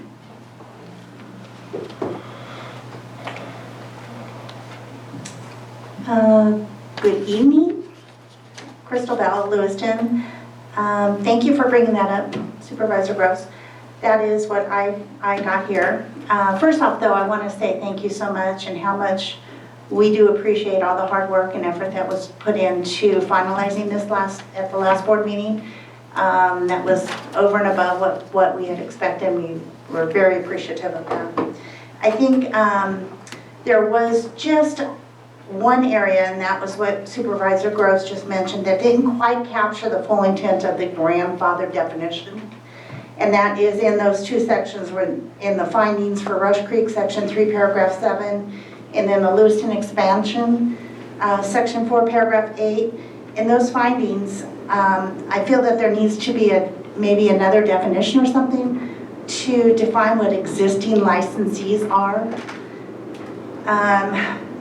Basically, something to the effect that they're the holder of an approved cultivation license on property that was located within the opt-out, that is compliant, active, and in good standing at the date specified for those two different areas. I think that would clarify, I think ultimately, really, I kind of go back to thinking that in the effort to eliminate error on interpretation of the language, I'm not clear as to why we don't just include the CCL numbers in this ordinance, because that is not a changing fact. There were CCLs that deemed to be grandfathered in at the time that those ordinances passed. And I think if we just listed those CCLs, that would basically eliminate that interpretation element. But ultimately, of course, it's up to you guys. Anyways, I'd like to see that just further defined in there so we can hopefully eliminate any problems in the future. Thank you. Thank you.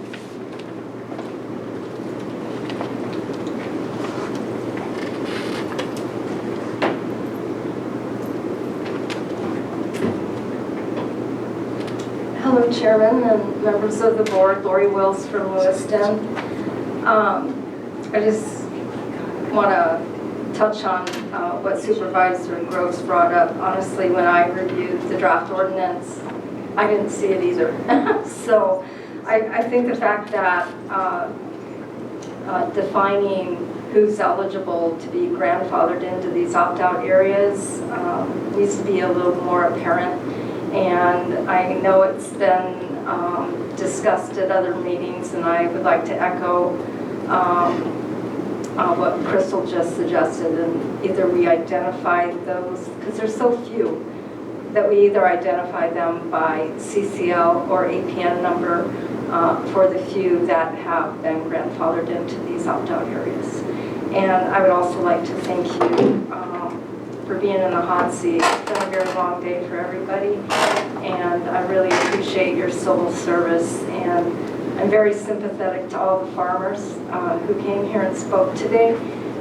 So again, I want to thank you for having to make the tough decisions that you have to make. Thank you.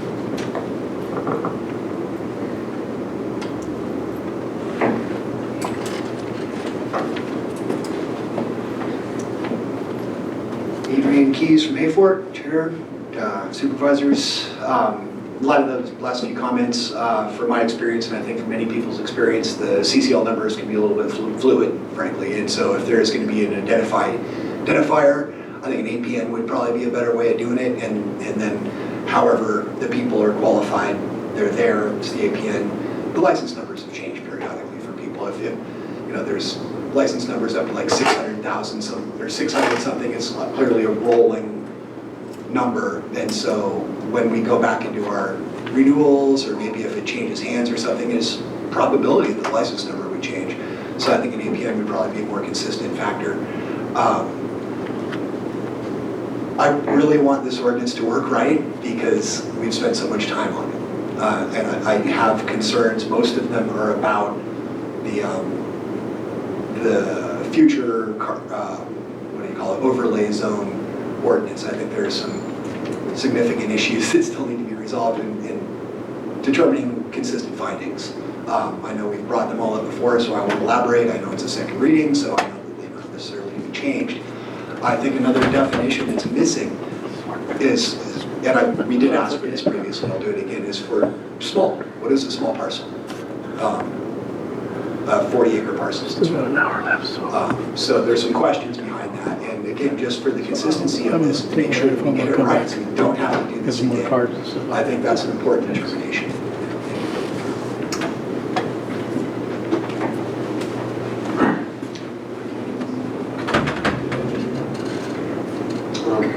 I agree with Mr. Key's, APN's probably more logical way to define the grandfathered parcels. But this is an opportunity to clean up the other messiness in here. The environmental reasons for creation of these opt-out zones have zero supporting data or evidence. So they're no different than anywhere else in the county.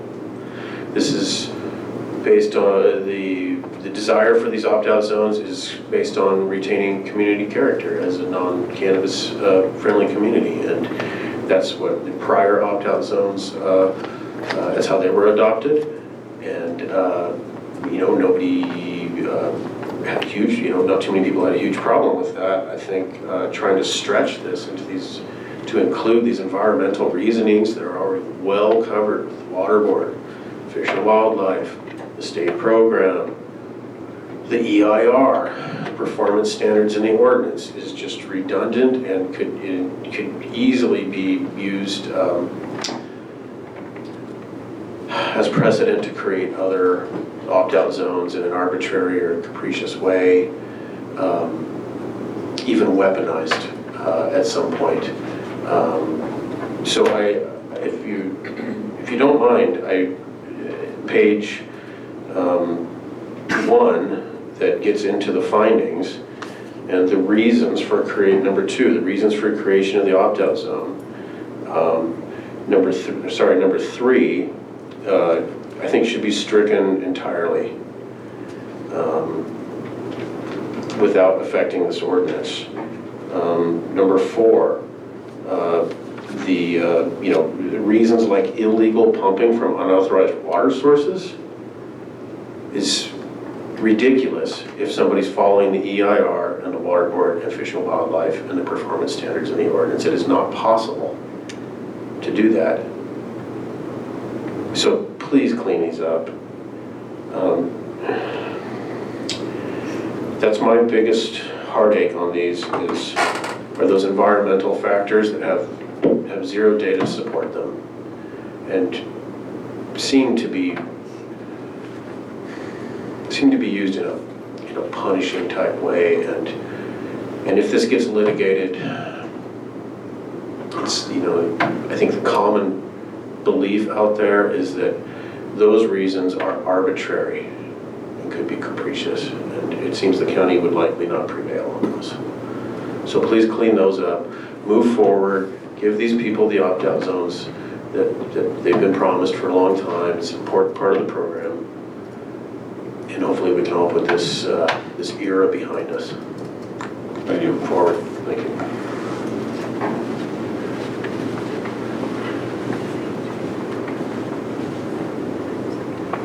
Any other comment?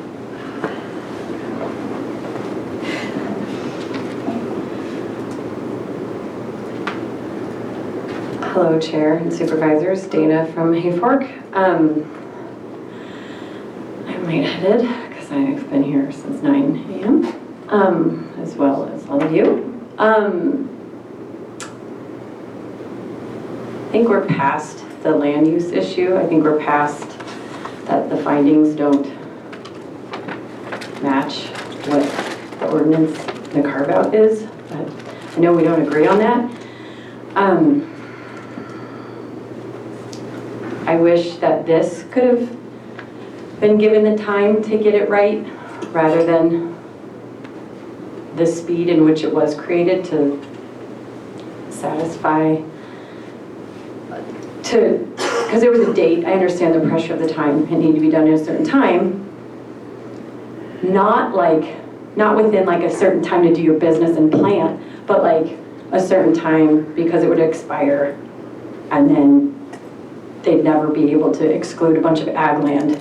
I get it. But your priorities are misplaced.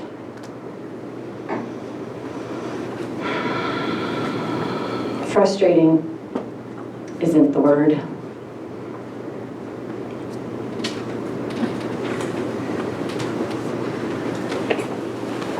Is this, grapes?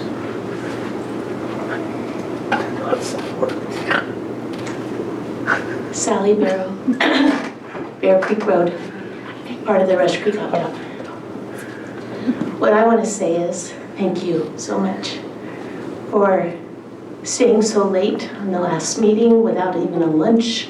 Thank you for all your patience today.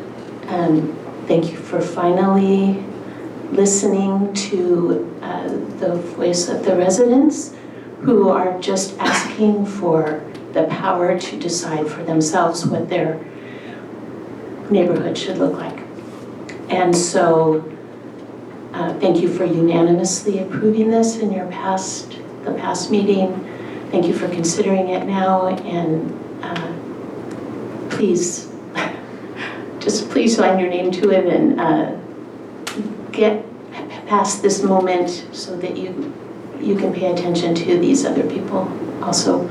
But we really, it's just, we deserve it too. We deserve to be able to live our life too. So thanks again. Love all you guys.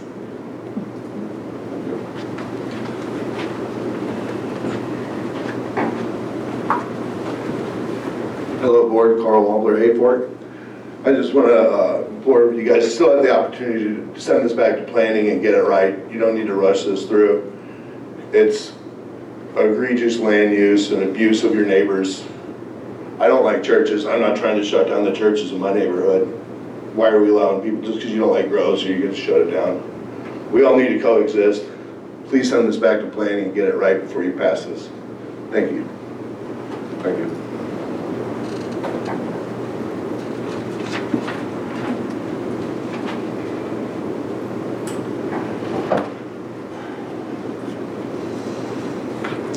Chair Supervisors, Lisa Wright from Lewiston. It's really sad to me that people have so much hate in their heart for a plant and the people associated with it. But here we are. There are some issues with, the technical issues with the ordinance as presented to you. First off, this really needs to go back to the Planning Commission. You have added some additional prohibition on license types that were never previously considered by the Commission. Government Code Section 65857 requires that any modification of the proposed ordinance or amendment by the legislative body not previously considered by the Planning Commission during its hearing shall first be referred to the Planning Commission for report and recommendation. That's not being done. It needs to be done. It needs to go back to the Planning Commission. The Planning Commission still has 2 outstanding FPPC investigations. They were checked on yesterday, and FPPC has asked for more time. So I don't think they're buying the 33%. Ideally, when you have an action before you that presents the potential for a conflict of interest, you take that action to the FPPC and get an advice letter.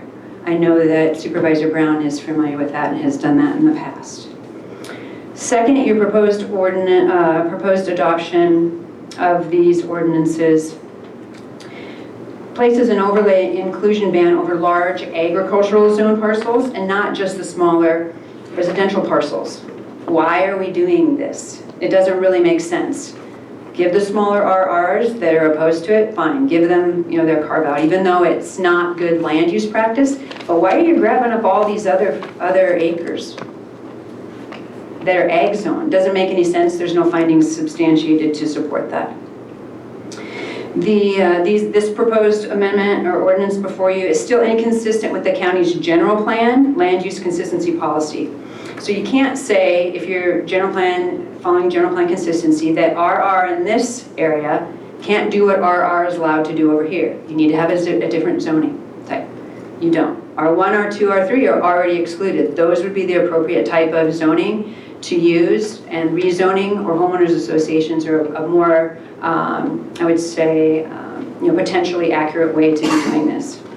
So those are really the 3 final things. You guys did do a lot of cleanup from the concerns of the legal review in the past, but there are still these 3 outstanding issues that could present a problem down the road. So I do ask you to remand this back to the Planning Commission as required by state government code. Thank you.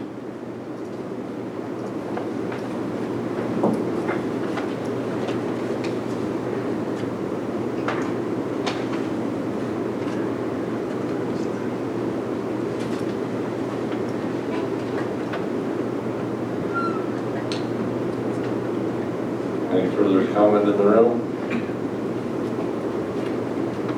We have Carla Avila. Hello, Carla Avila from High Palm. Thank you, Chair. Thank you, Supervisors. On behalf of Trinity County Agricultural Alliance, I would like to just express a few items for consideration. And the first is that I think ideally we believe that in the future it would be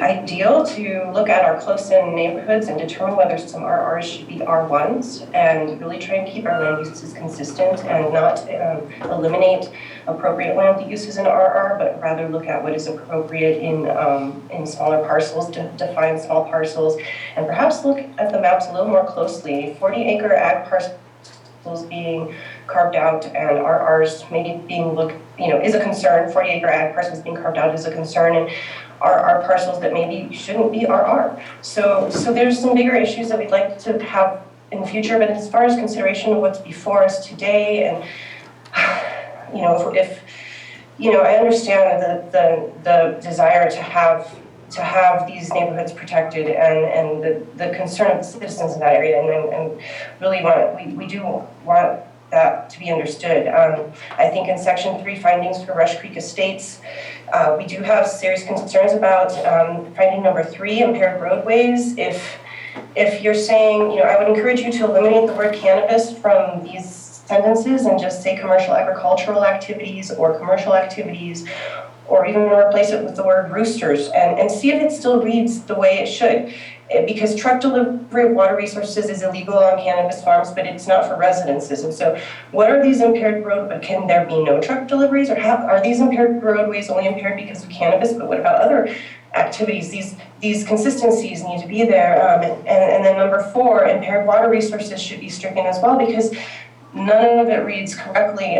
We do have an FEIR. We do identify all of this. If a farm is having full rainwater catchment and doing all the mitigation measures, those are things that are already in the regulation, and I'm concerned about illegal pumping being included in the finding for licensed farms that can't do these activities and who have to be accountable for their water and be forbearing from hydrological resources. So these findings should not be included, and I think maybe I don't know, but could they be stricken? And you have your other findings. Community character is one of them. I think some of these other things should not be in here for precedent and for the sake of consistency and for just making sure we're setting a good precedent for the future and not mixing and muddling those things together. Thank you. Thank you. Next we have Rhoda.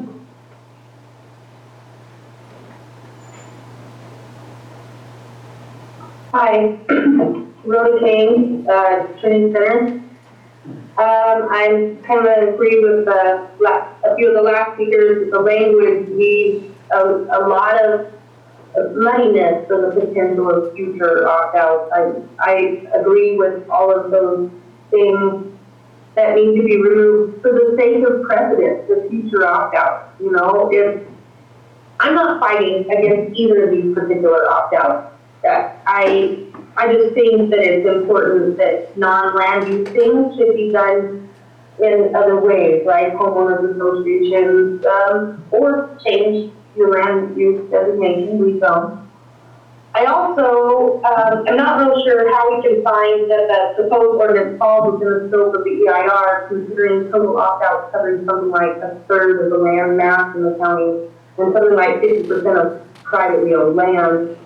Seems we're getting big dangerously close to creating an unsafe in other areas of the county. But maybe the FEMA consultants might be able to help us with this sort of determination. Yeah, I'm saying is we just need to kind of clean up the language and because this is going to set precedent for the future. Thank you. Next, we have Hayes Family Farm. Hi, this is Steve Lyon, Junction City. I want to not just keep echoing the same speakers, but they're making some good points. John Brower specifically pointed out, the illegal water use. Those are just inappropriate definitions. I think there's consensus that those the Lewiston and Rush Creek areas are good areas for the opt-outs, and it seems the findings are where the flaws are, and we're obviously concerned about this being weaponized in the future. It seems like the do it right but not fast isn't applying to opt-outs as they are getting ready to get a notice of determination before any cannabis licensing notice of determinations. I think in the future, going forward, HOAs are clearly a better option for this. Take this out of county government, take it out of jamming up the planning commission and jamming up the board of supervisors, and put it into the responsibility of HOAs. Cooper's Bar here in Junction City has a no cannabis ordinance in their HOA, and they've had no problems with it. This is mostly, quite obviously, a community character issue, and which is a totally valid issue. Downtown Lewiston, the community character of downtown Lewiston is not appropriate for commercial cultivation. So using these other findings is going to set a really bad precedent for the future. I don't know if there's a way to extend the urgency opt-out and help these folks create an HOA. That seems a much more appropriate community level decision that takes it out of the hands of government, takes it out of the planning department, out of the planning commission, off the board of supervisors, and allows us to get back to more important business. Thank you so much. Thank you. Next, we have Tony Miller.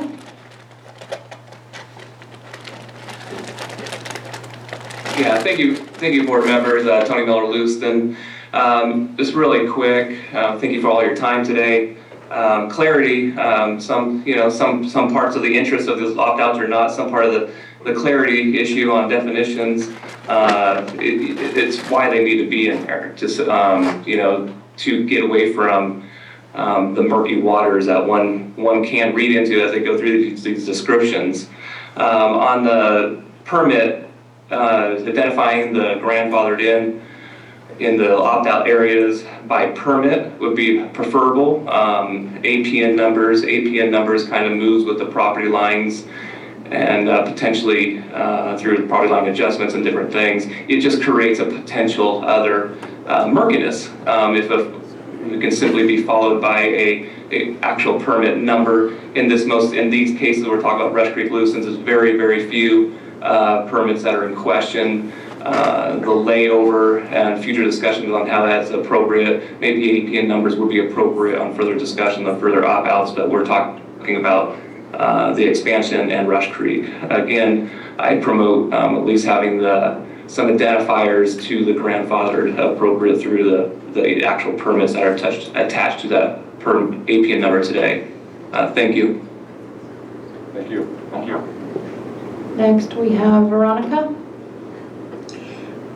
Hi, me again, Veronica Kelly-Alves, Douglas City. I just want to speak to some of the comments that have occurred today and that have occurred at other meetings about how quickly this has been. This has actually been ongoing for these groups for anywhere from 3 to 5 years in starting this out. So this is not something that has come up all of a sudden and got fast-tracked. People that aren't intimately involved in it aren't necessarily going to know the details of how long it took, such as we don't know some of that. So, I recommend taking a look at some of the things that have been pointed out today. I'm in favor of these opt-outs and for the reasons that have been put forth.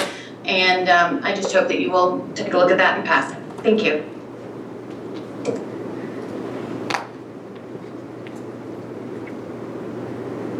And Chairman, I have no more raised hands and no new chats. All right, we'll close public comment and bring it back to the board.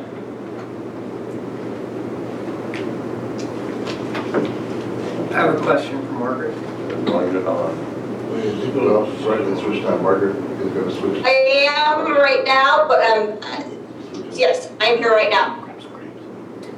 So And you can hear me. the comment came up about, so we said no cannabis activities in our last one. Explain to why it doesn't have to go back to the Planning Commission. Absolutely, and we've actually litigated this in 2 cases, and both times the court has agreed with us.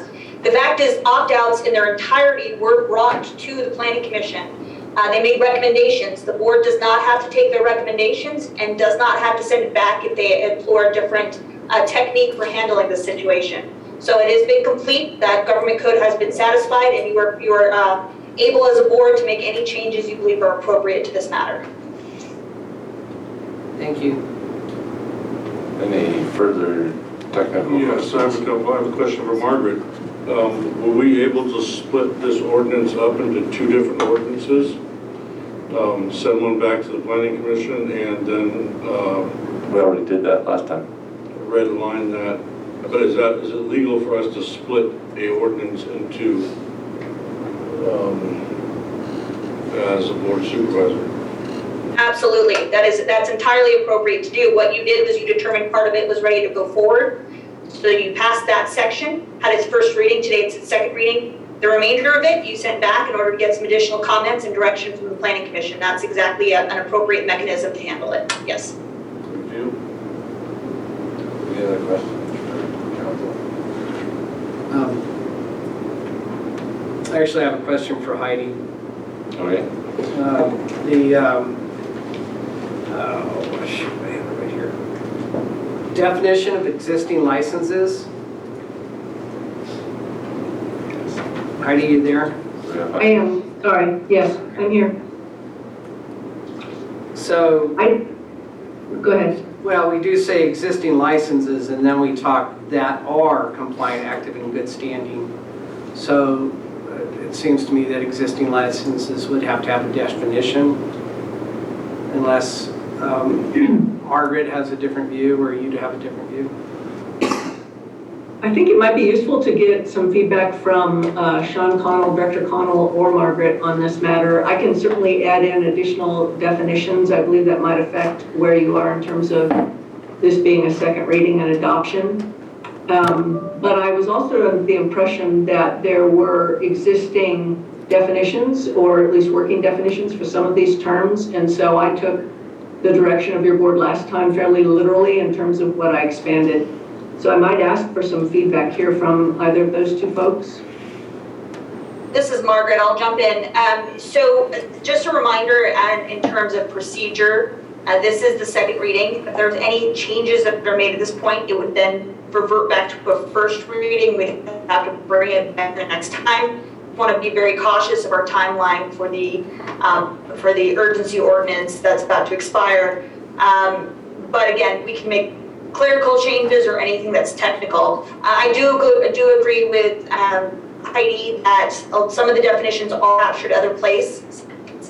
Again, if those are done so, we can incorporate those in. I don't have a lot of concern about that, but I would ask Director Connell to also voice this. No, I'm still here. Chair Frazier, Sean Connell, Director, Cannabis Department. I think we're splitting hairs between existing and what we've been calling grandfathered licenses. I think it's just a nomenclature change. I think that this is really addressing the grandfather licenses, and existing licenses is much more of a standard planning. You hear legal non-conforming use over grandfathering, but at the direction of this board, we can define just about any word in the English language, I would imagine, at this point in time.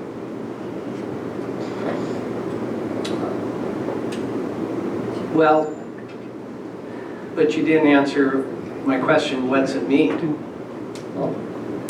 lieu of no licenses, right? I mean,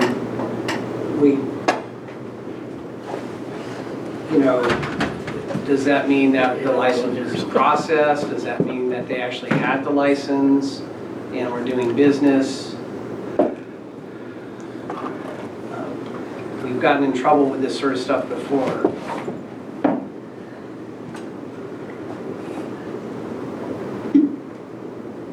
Or is this defined in other codes that we can transfer over? I hear you, Supervisor. Give me 1 second. Let me just look through 1743 and what's written here, and let me double check, please. 1 second. Okay.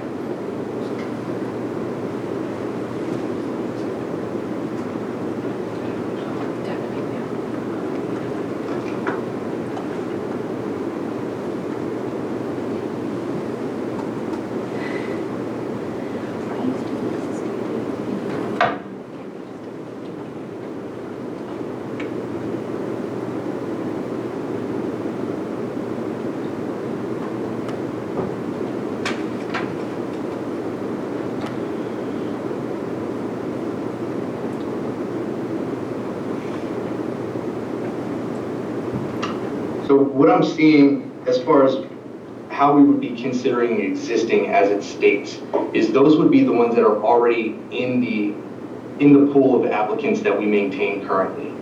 In our code in 1743, there are additional dates that if a potential applicant has an enrollment prior to X date, depending on where their location falls in this county, they would be allowed to apply based on the way our ordinance is written. For existing, that would mean that they are currently have applied and have maintained their application status with the county from the initial date to where we find ourselves today. And in 30 days, if you were to approve this action, when it would become actual ordinance, they would be actively seeking the county licenses, which we've been pulling apart here for the last couple of weeks. And I feel like those have been defined pretty clearly. So if we need to go back and define the existing license with a codified date, I think that we would be able to do that with the help of County Council and Heidi. Well, I think that's actually, it's August 18th in Rush Creek and of 2020 and June 15th of 2021 in Lewiston is the dates that are in this ordinance. So they had to have been actively seeking a license at that time, which active is defined so, and I think I'm starting to get into discussion here. So, sorry. Okay. Any further questions? Yeah, question. So in section 3, number 3, it says truck deliveries of water resources from outside the area. I think that pertains to the opt-out of legal cannabis, since there would not be any truck delivery from outside the area. And then in number 4, I see the area experiences illegal pumping from unauthorized water sources. I think this should be dealing with legal issues, not the illegal pumping of things, and lack of water cultivation and dust control. So that's kind of muddy for me. I don't know how we get around that, but I'd like to see that changed. And who are you directing that question to? Is that for Director Connell or for County Council? We'll go with County Council on that.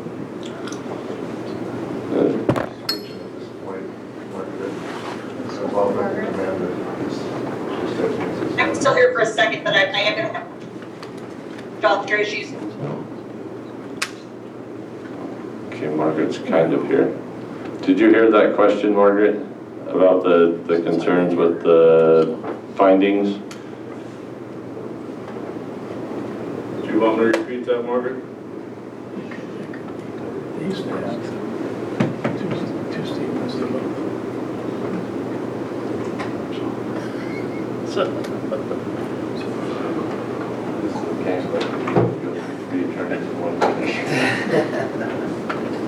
Well, on the first one, you can use delivery truck water systems during the state of emergencies.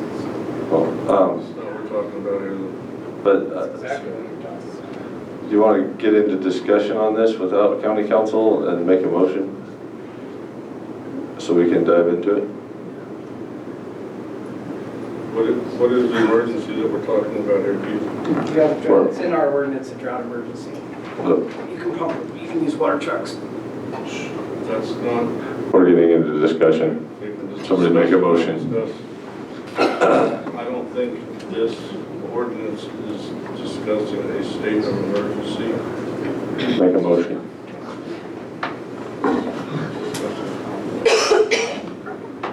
And us considering illegal pumping from unauthorized water sources and lack of water. All right, I'll take it upon myself. I'll make a motion to approve item 5.3 as presented.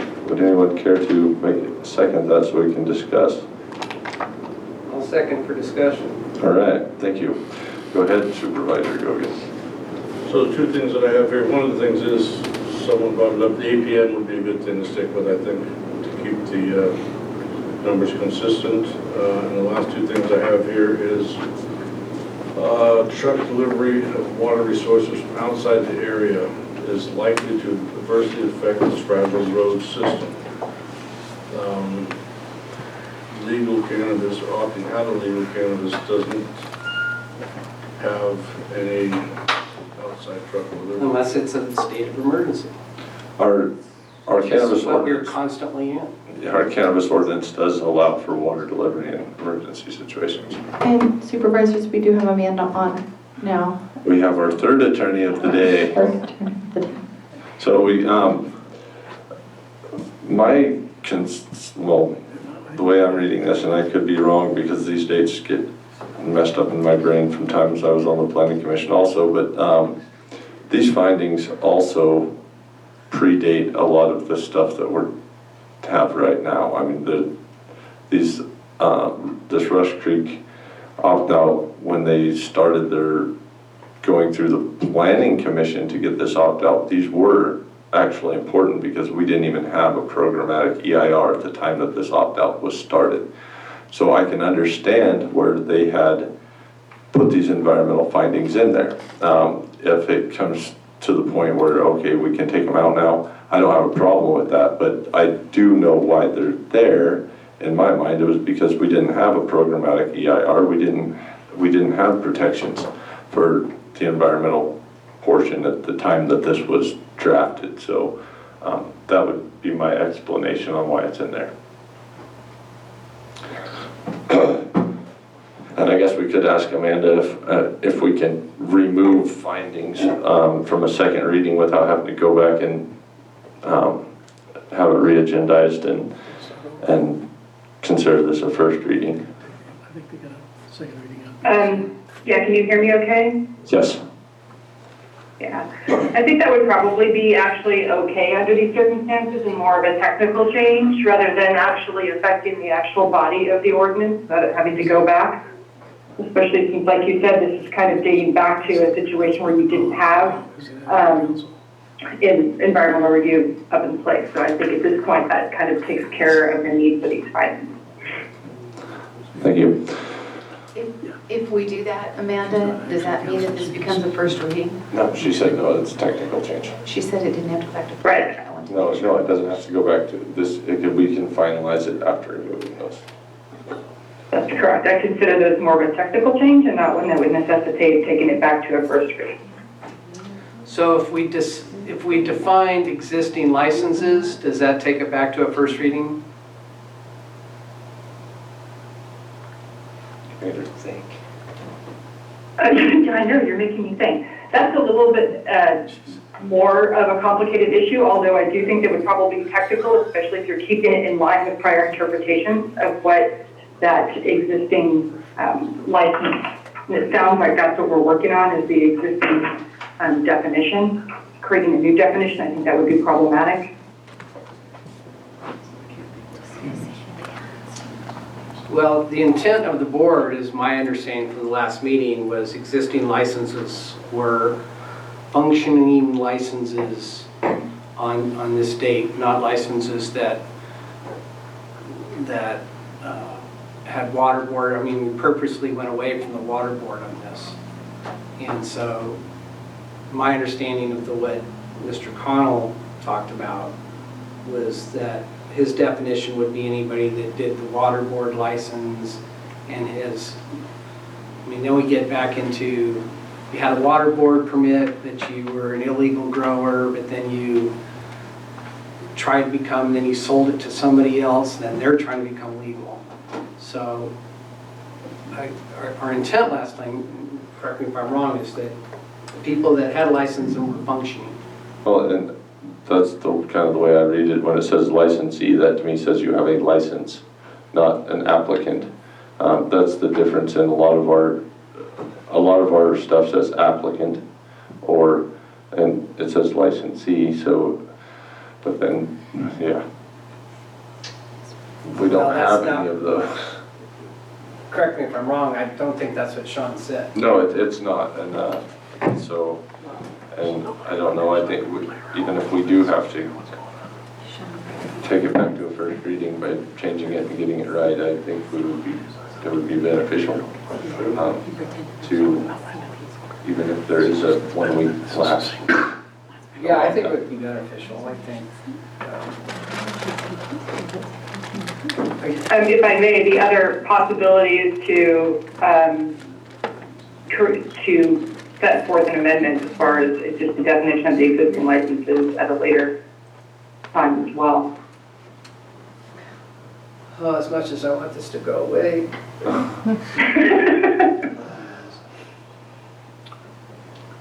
Once you get it right.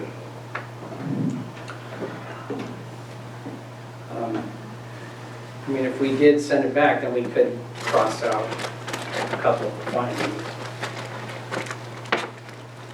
I don't know.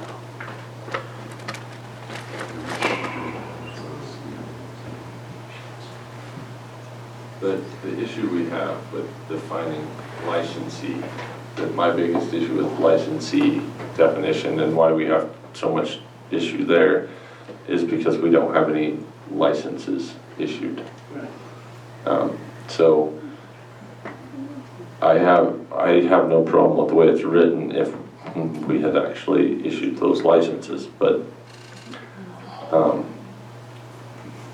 we have to figure out how to walk that tightrope. Well, we can do the APN number. There's 2 of them, I think, and there's 3 total. I believe that's the correct number. Maybe there's 4.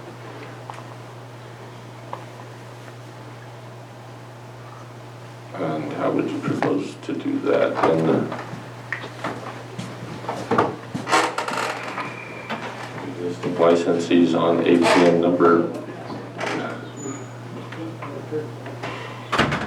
You wouldn't even have to say existence license number. You could say APN ... within the Lewiston expansion as of, well, you'd change that whole structure. I don't know, I like just putting a definition for existing licenses as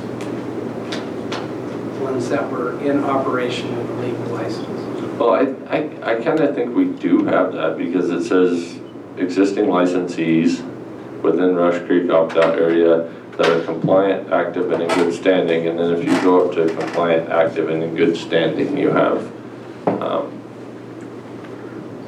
they've timely submitted forms, required documentation, payment,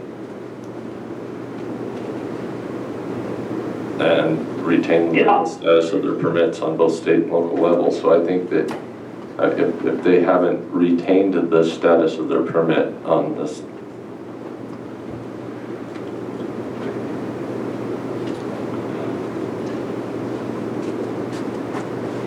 Could I ask a question, Mr. Chair? yes, go ahead. It would be helpful, I think maybe both now and if you send this back, for me to understand if there's an element to being an existing licensee that is not captured in the three words there: active, compliant, and in good standing.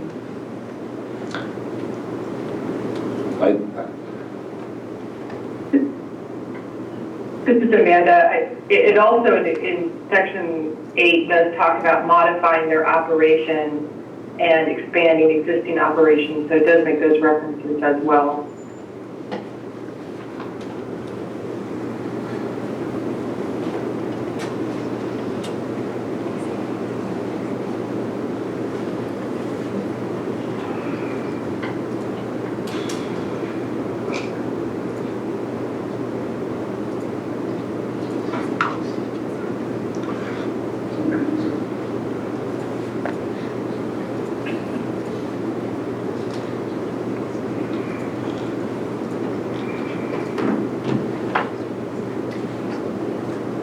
Come on, solve our problem for us. So Heidi, when this came, I think it was, Sean was here, and this is number 8. He kind of explained it to us as this: a square could be a circle, but that wouldn't be a physical impact. If you had a garden that was rectangular one year and then a circle the next year, that would be considered no or minimal impact. Is that, how hard is that to define? Well, Sean said there could be changes in the footprint. Well, the footprint is the size.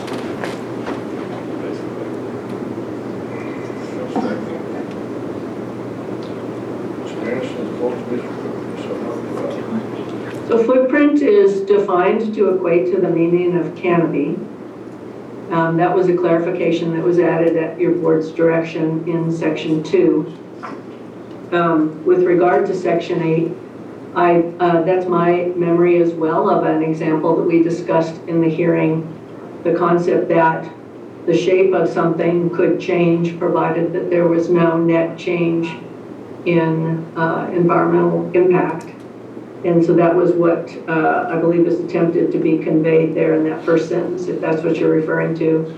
Existing licensees shall be allowed to modify their operation with proper approvals if it does not increase the intensity or cultivation footprint of the operations, and shall only be allowed when it can be demonstrated that there would be no or minimal physical impact. Your board spent quite a bit of time actually on that paragraph there, and I think landed where we have reflected the language here, as I recall. That was the intent. Amanda, where we're looking at these two existing licenses within Rush Creek, and we give the date, August 18 of 21, and existing licenses within Rush Creek, the date, August 18 of 2020. Is there a problem with the fact that when this was written, that made sense, those licenses were active at that time, the dates were given, but now that we've had our little snafu and we're waiting for licenses to be reissued, is there a problem just that they're not issued on this date? I think that's why we put the definition of active in the. Just want to hear what she says. Okay.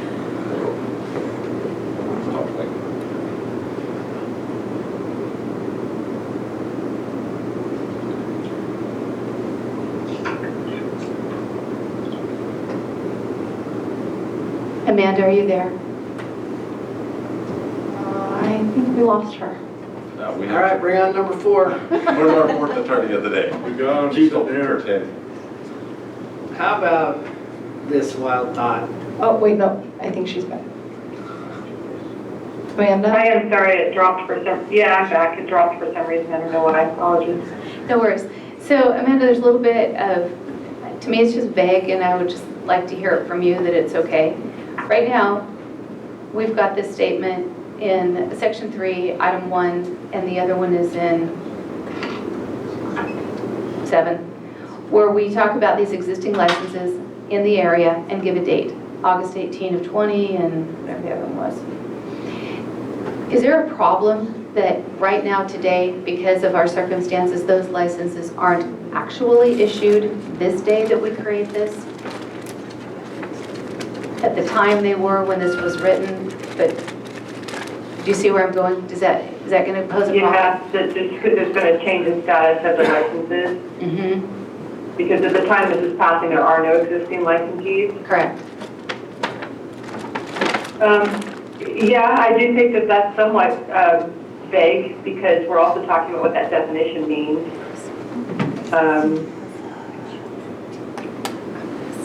But if we say those licenses that were, but it's as of that date, so that's the cutoff date. So if there were existing licensees as of August 18th, 2020, Then that are compliant, active, and good standing, then that should be fine. If we had them at that time. and because we do define what active, compliant, and good standing are, I think that we captured the idea of what we wanted to do there. The ones that are there and playing by the rules are going to be allowed and no one else. Yeah, as of those dates, correct? Yes. so we understand that, we're all good with it, but I just want to hear from you that that's solid. Yes. Okay. That's clear to me. Okay, and then the other piece I would like clarity from you is, at the time this was written, there was no EIR. And so when these findings were written, they made sense. Now that we have an EIR, it feels uncomfortable to some people. And what's your take on that?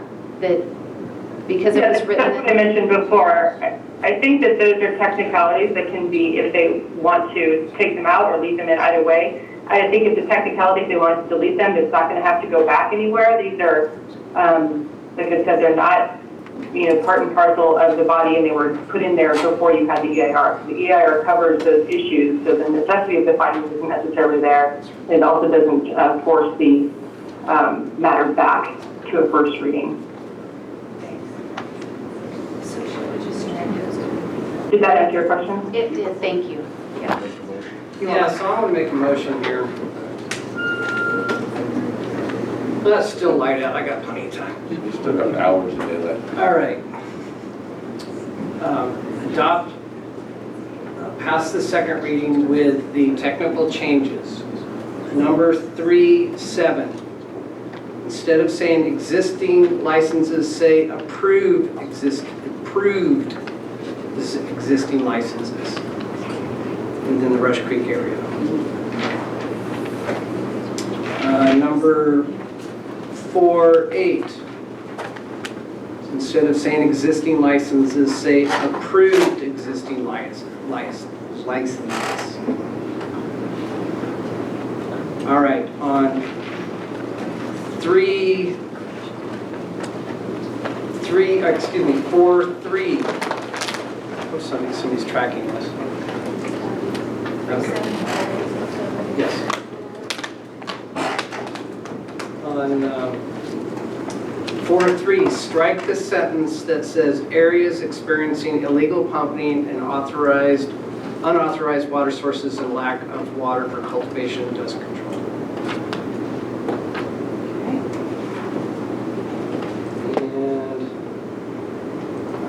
And that's all I would change?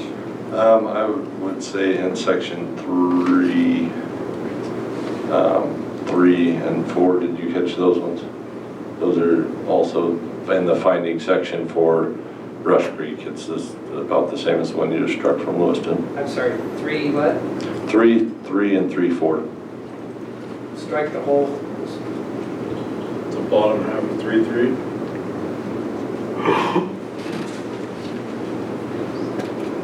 Well, 3.3. Truck delivery of water sources? 3.3 is all accurate information. So 3.4. Does that one have 3.4 has the same sentence that you struck. it has illegal pumping and stuff in it too. So would you like to strike that? Yes, portion? please. I'm sorry, yes. 3.4, So that would be under number 3.4, strike the area experiences illegal pumping from unauthorized water sources and lack of water for cultivation and dust control.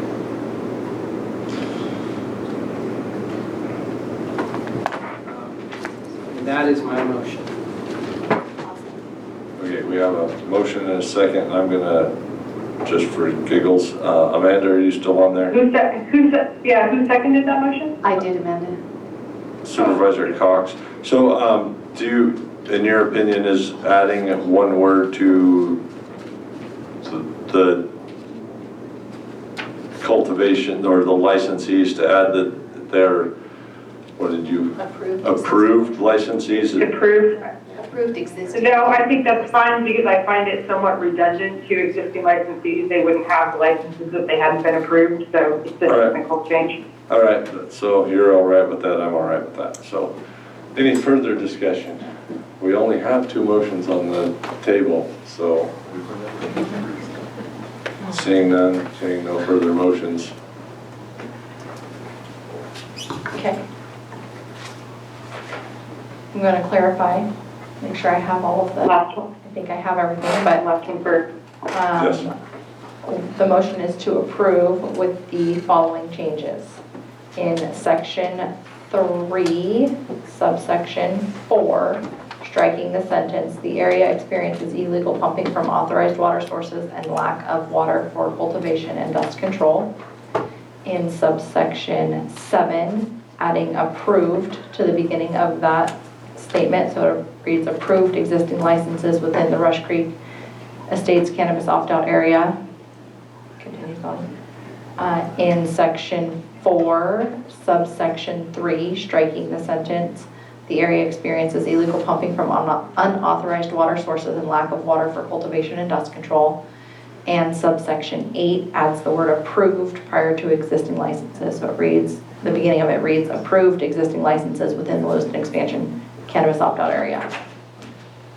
Okay, Supervisor Cox. So you struck 2 the areas and you added 2 words approved. Correct. Aye. Supervisor Gross. Aye. Supervisor Gogan. Aye. Chairman Frazier. Thank you. Okay. Thank you. Thank you. Okay, so it's 6:30. Does anyone need to take a break before we plow through? Because we got to hurry up and try to get this done. All right. Human resources. You have had a long day, Shelley.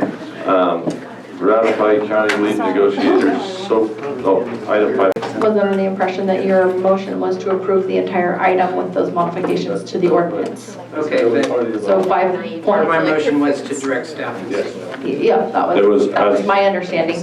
That was my Okay, too. thank you, just for clarification. Sorry for that No problem. interruption.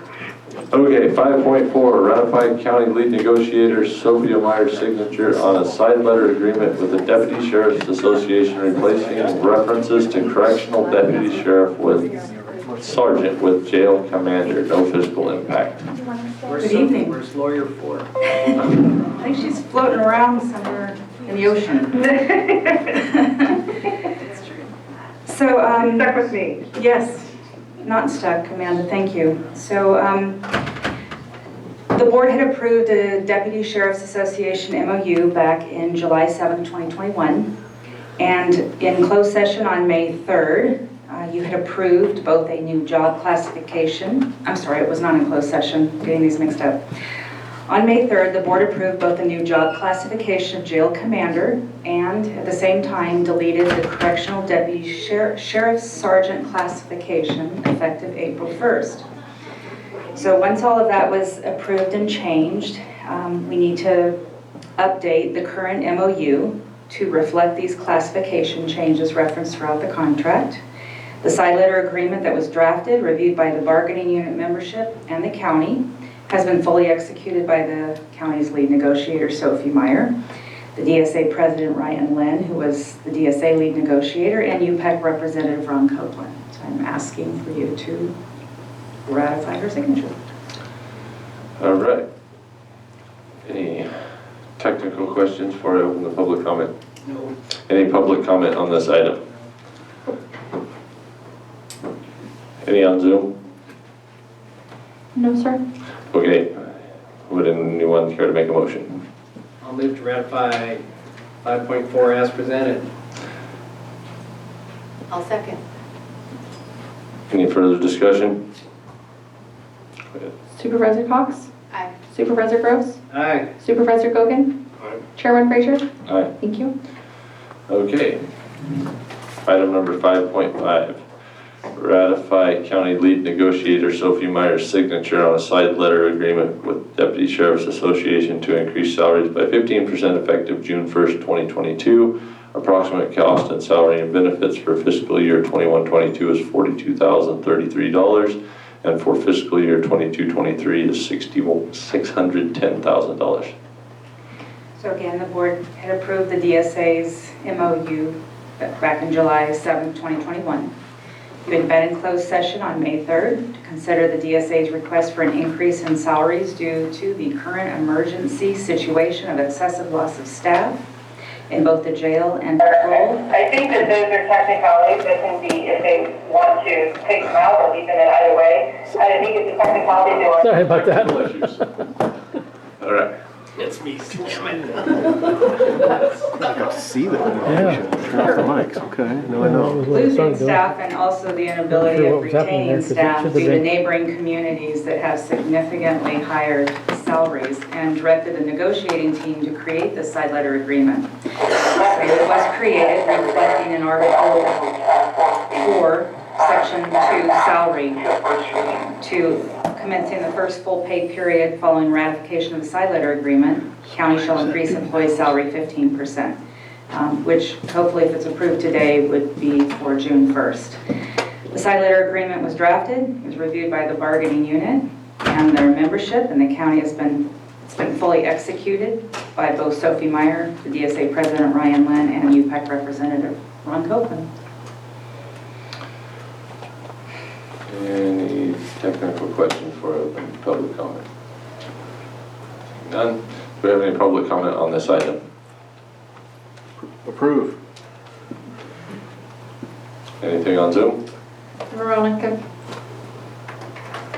Veronica Kelly Albies, Douglas City. I didn't feel it right not to say one more thing before the day ended. I just want to congratulate Shelley and the team and the Sheriff's Department on coming to something that could really help support your team. And I want to thank the Board of Supervisors for supporting your staff members in this way. And I encourage you to keep doing so as best we can with the money we have. Thank you. Thank you. That is all I have on Zoom. All right, with that, we'll close public comment. Move to approve 5.5 as presented. Second. I have a motion and a second. Any further discussion? All right. Supervisor Cox? Aye. Supervisor Groves? Aye. Supervisor Gogan? Aye. Chairman Frazier? All Thank you. right. Okay, 5.6. Take the following actions regarding the Deputy Director of Solid Waste Classification. Approve a side letter agreement with the Management and Confidential Unit modifying spreadsheet A of the MOU regarding the Deputy Director of Solid Waste Classification. And 2, authorize the Director of Human Resources to modify the alphabetical listing of classification changes, changing the ranges for Deputy Director of Solid Waste to M265 retroactively effective July 1st, 2021. Okay.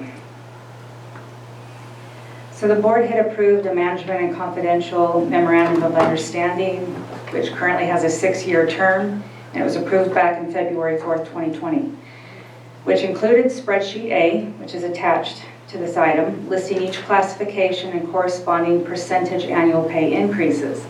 These negotiated annual pay increases took into account both the class and compensation recommendations, as well as meeting the minimum wage increase requirements.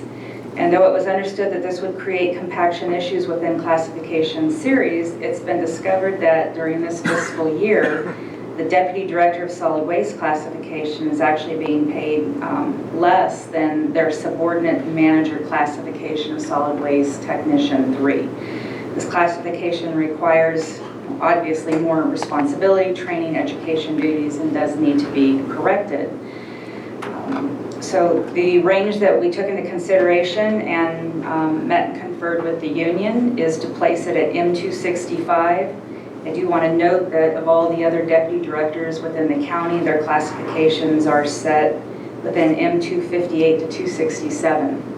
And then there are no more class and comp increases for both of these classifications. So we felt this would be, to bring it to the correct equal level, and then it would be set for the remainder of this MOU. And then if that is approved, if the side letter agreement, which was drafted, reviewed by the bargaining unit, membership and the county has been fully executed by our lead negotiator and UPEC representative Ron Copeland. So we're asking you to approve that side letter agreement, as well as then direct the Human Resources Director, myself, to reflect the salary change on the alphabetical listing of classifications for Trinity County employees. And we do need to retro it back to July 1st of 2021 for this fiscal year when the change occurred. All right. Any technical questions? Yeah, one. So the base salary is going to go from 85 to 114. Is that correct? Say that again? The base salary here is going from 85,000 to 114. Just let me pull up the fiscal form just a second.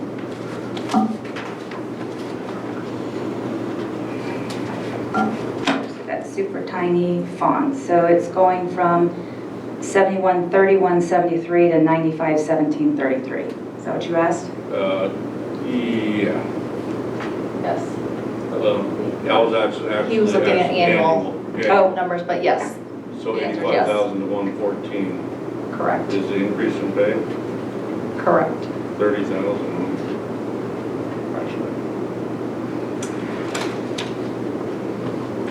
Does that take in the retro part of it, that 30,000? Yes. It does. It's unfortunate we didn't catch it at the beginning of the fiscal year. Better late than never. Thank you. Any other technical questions? All right, I'll open this item up to public comment. Is there any public comment on item 5.6? Seeing none, I have no raised hands and no new chats. I'll close public comment, bring it back to the board. I'll move to approve. Second. Motion and a second, any further discussion? Yeah, I just want to point out to our interim CAO that we have, or I have asked for us to look at solid waste to do better performance. We run really cheap, but we don't have good service, and that's a big complaint. I know that it's a lack of money, but I personally, the board hasn't taken this by personally, to see if It's better actually. we have better service, which is kind of not perfect. All right, it's been that kind of day. All right, any other further discussion? Seeing none? Supervisor Cox? Aye. Supervisor Groves? Aye. Supervisor Goget? Aye. Chairman Frazier? Aye. Thank you. Thank you. All right. Continuing right along, planning and zoning. Item 5.7, introduce, waive the reading of, and enact an urgency ordinance establishing temporary guidelines for temporary occupancy and reconstruction on private property that suffers damage due to the 2021 lightning fires, loss of revenue in an unknown amount. Hi, Chairman Frazier, Christy Anderson, Trinity County Environmental Health Director. This is exactly like the waiver or the urgency ordinance for the 2020 wildfires. If you have any questions, please let me know. Anybody have any questions for Director Anderson? So is this,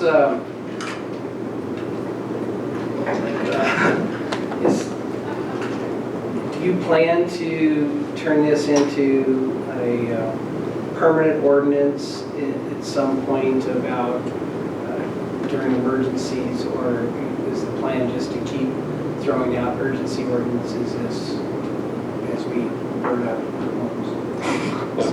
So the planning department is working on something permanent.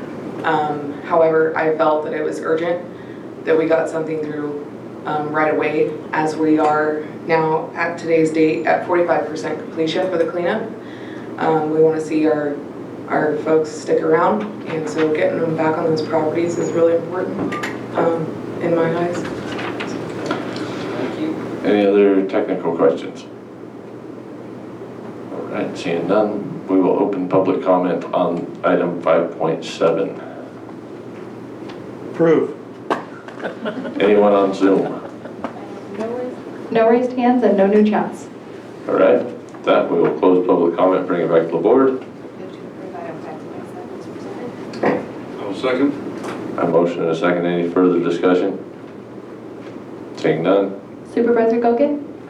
Aye. Supervisor Cox? Aye. Supervisor Go? Thank you. Aye. Chairman Fraser, thank you. All right. That was speech 4, right? Where are we at now? What was that, Amanda? But that was at least 4, correct? That was all of us, yep. Yes, that was a unanimous 4-0. All right, probation, item 5.8, approve a budget adjustment for fiscal year 21-22 for probation department 2400, increasing service and supplies by $52,040, and approve a budget adjustment for fiscal year 21-22 for general fund contingency department 9901, decreasing provisions for contingency by $52,040, increase in general fund appropriations in the amount of, fiscal impact, increase in general fund appropriations in the amount of $52,040. Current contingency balance is $156,308. Go ahead. Chairman, Brown, members of the board, Ruby Fierro, Chief Probation Officer. So this comes out of an overpayment that was received to the probation department. We have targeted case management that we receive funds for. And so those monies are based on prior years. So the money that was received was based on 2018-19 contacts that probation had with our population. It's also on a variable rate. And so then in 1920, we received $128,000. And then in 2022, they did an audit on that year and required the repayment of that amount of just over 52. All right, any technical questions? Any public comment on this item?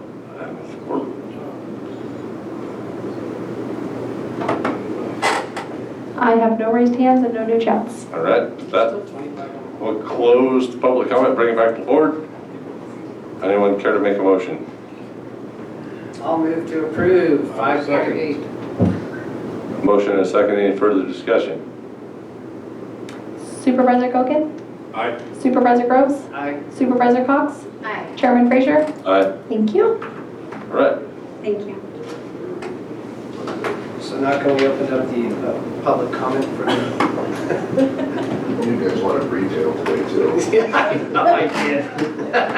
All right. I'll admit I'm wrong. That was a good call, Chief. Well, that concludes our regular meeting, and now closed session.